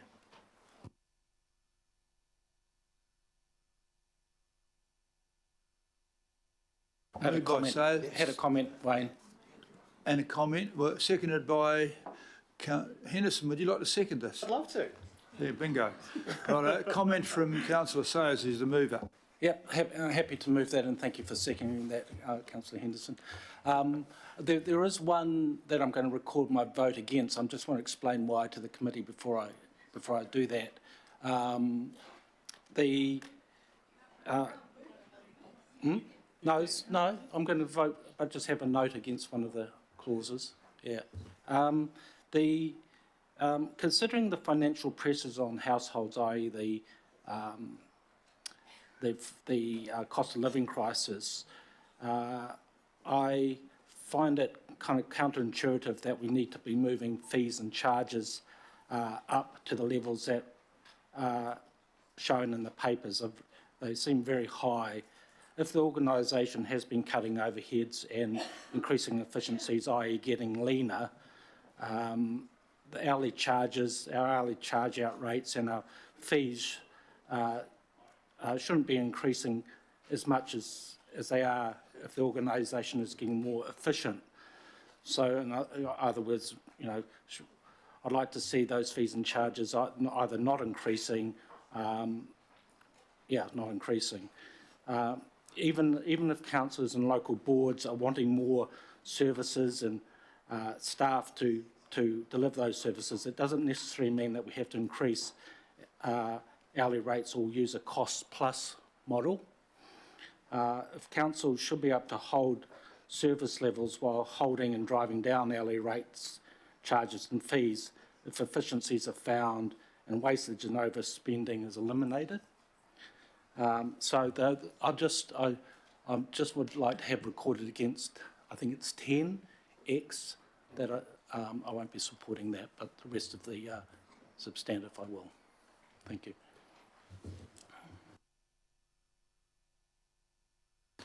Okay, we note that, but we either do that or put up everybody's rates, and I think these ones are particularly well targeted, and that's the difficulty. I get what your point is, though. Thank you very much. Okay, there don't appear to be any further comments, so I'll put this substantive motion. All those in favour, please say aye. Aye. To the contrary, carried. Thank you very much for that. I'm going to move to item, whatever number this is, 11, and Angela Full-James is here. She's welcome to come to the chair and speak to this. And I notice that in conjunction with Councillor Baker, there's been a certain amount of language improvery to this. This is, I believe you're in agreement with that. Okay, so it's been polished somewhat. I think the effect of that is to try and make sure that we somehow or other don't strangle it by being too flash. Is that right?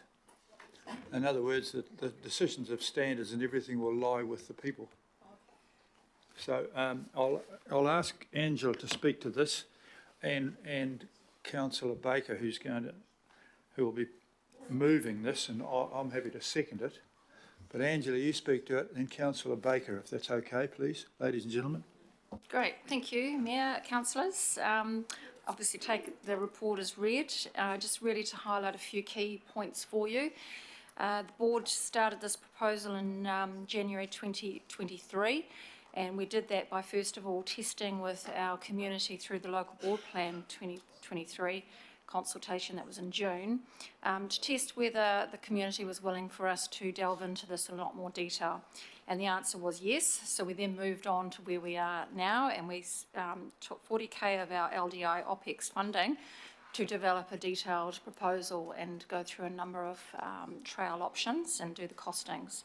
We then also spent a further 10k to do the delivery of a community-led engagement through this LTP. And that is what has led, to being able to confidently come to you today. It's quite it is a sizable investment and commitment that our communities are, committing to, but they believe in it because it is a direct benefit to our area. And it is a way for Franklin to contribute to the climate action aspirations. So rural communities can contribute just as much as urban. So as I mentioned, we did get a good mandate from submitters. We had 71% of individual submitters saying yes, and 80% of organisation submitters. We have quite a lot of organisation community groups across Franklin. So there's good support there. And again, as I said earlier, suggesting that people are prepared to pay for something that they know they're going to receive in their local area, and it's going to make some improvements. For those that didn't agree, they felt that this proposal should still proceed, but that it should be paid from general rates. And we know that that's not always going to be the case. So hence, that's why we progressed with the targeted rate proposal. So assuming that you do support this, we're asking actually for your further support, and that's where these resolutions come from. We want to make it on record, a statement that Auckland Council organisation, the CCOs, that endorse these particular points, and it is really around the way it's delivered and how we work together on it. So you'll see them up there on screen. Essentially, it's allowing the local board to or provide mechanisms and resources to enable effective local board governance. And that's really important for us when we went out to a community and said that the funds that you pay will go directly to the projects that we have identified. And we need to be, going forward, we need to be very open, communicate extremely well as to how it's progressing and transparent about that, and have good visibility across it. So we're asking for those mechanisms and resources to be able to effectively do that. And also to allow our communities to be involved. We have some very active groups, and we've got a very good example of the Waiuku Trails, where a community group put quite a lot of expertise and muscle to actually helping build that trail. And that is the kind of approach we see happening with this one, where it is appropriate. It won't be all the times, but where it is appropriate. And that leads us then to how we work with our partners. And we want to have the ability where we can accept maybe some commercial partnerships, maybe some philanthropy, and maybe even delivery partners through developers as well. And that means that we have to work out a way to work with Auckland Transport, Waka Kotahi, the Outdoor Access Commission, the New Zealand Cycle Trails, and amongst any others. And so having that good way of partnering, a process there, is going to help enable that. I think the success of this proposal and the target rate as a mechanism for local delivery is reliant on Auckland Council, in this case Auckland Transport, delivering to local expectation as guided by the local board. Your explicit acknowledgement of this will help us to ensure that our communities see the value that they have entrusted us to deliver. So we're asking for your help to make sure that we deliver it in the way that we said we were. And finally, I do want to make the point of the role of Auckland Transport in delivering this program. You may have noted in the RLTP that the Franklin Paths program is included, which is great, and that, we get that endorsed. But I would just like to also note and clarify that no agreement has been reached with Auckland Transport at this point on the level of targeted rate funding that will be going towards delivering that program. Now, we'd like to think that Auckland Transport could allocate some of their own funding toward delivery of the program and partner with the Franklin Local Board on that. And we look forward to negotiating what that partnership arrangement might be. So we will, on that particular note, we will be submitting on that basis to the RLTP about negotiating the way forward and setting up, a good, robust partnership agreement on how we manage this with all those things that I've already stated before. So, we're open to questions and look forward to your response.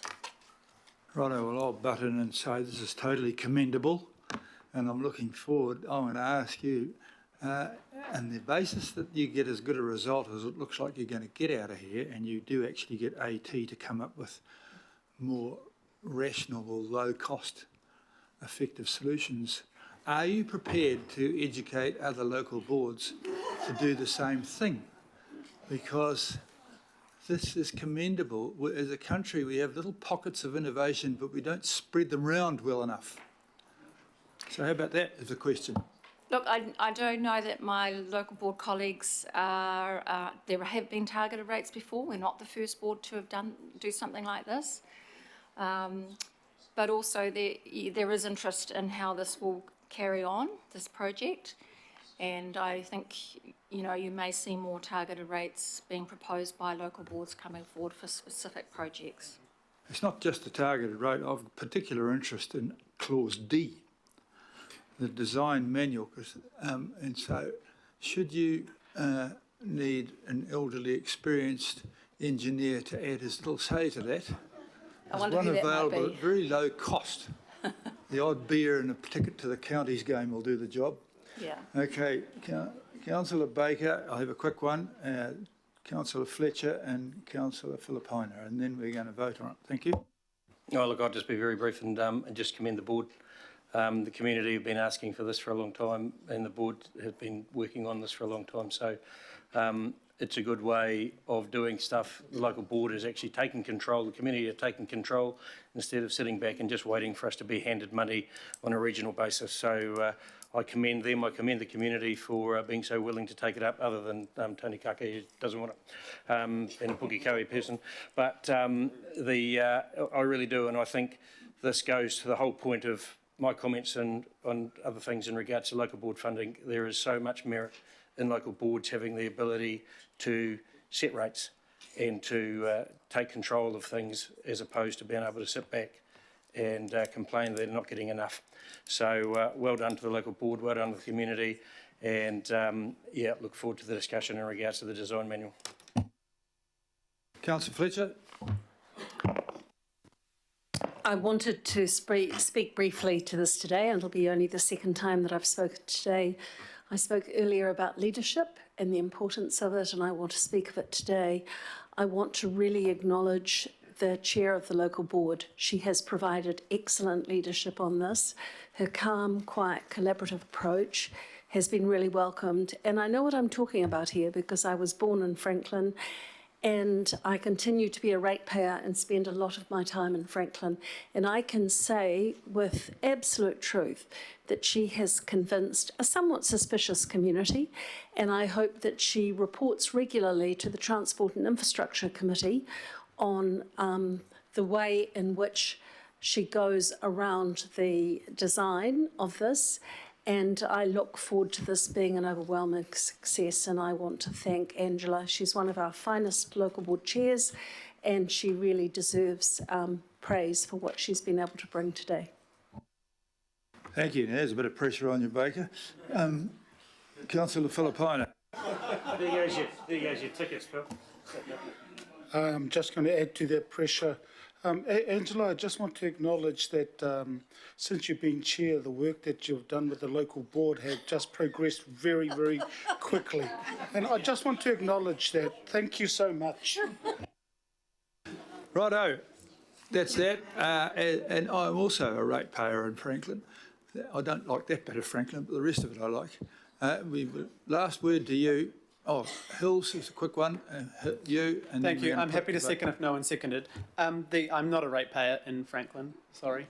But I do like the tours we've had there, and just want to acknowledge Angela for the work on not only this, but a number of things, and also coming to nearly all of those, maybe not all, but nearly all of the 65 meetings, often, you know, very few of us there at a couple, and you've been there giving your views with other chairs from the local board. So just want to say thank you very much for the advocacy you bring, but always constructive and putting forward solutions rather than necessarily the problem. So thank you very much, and definitely support this approach and keen to see it roll out. So thank you.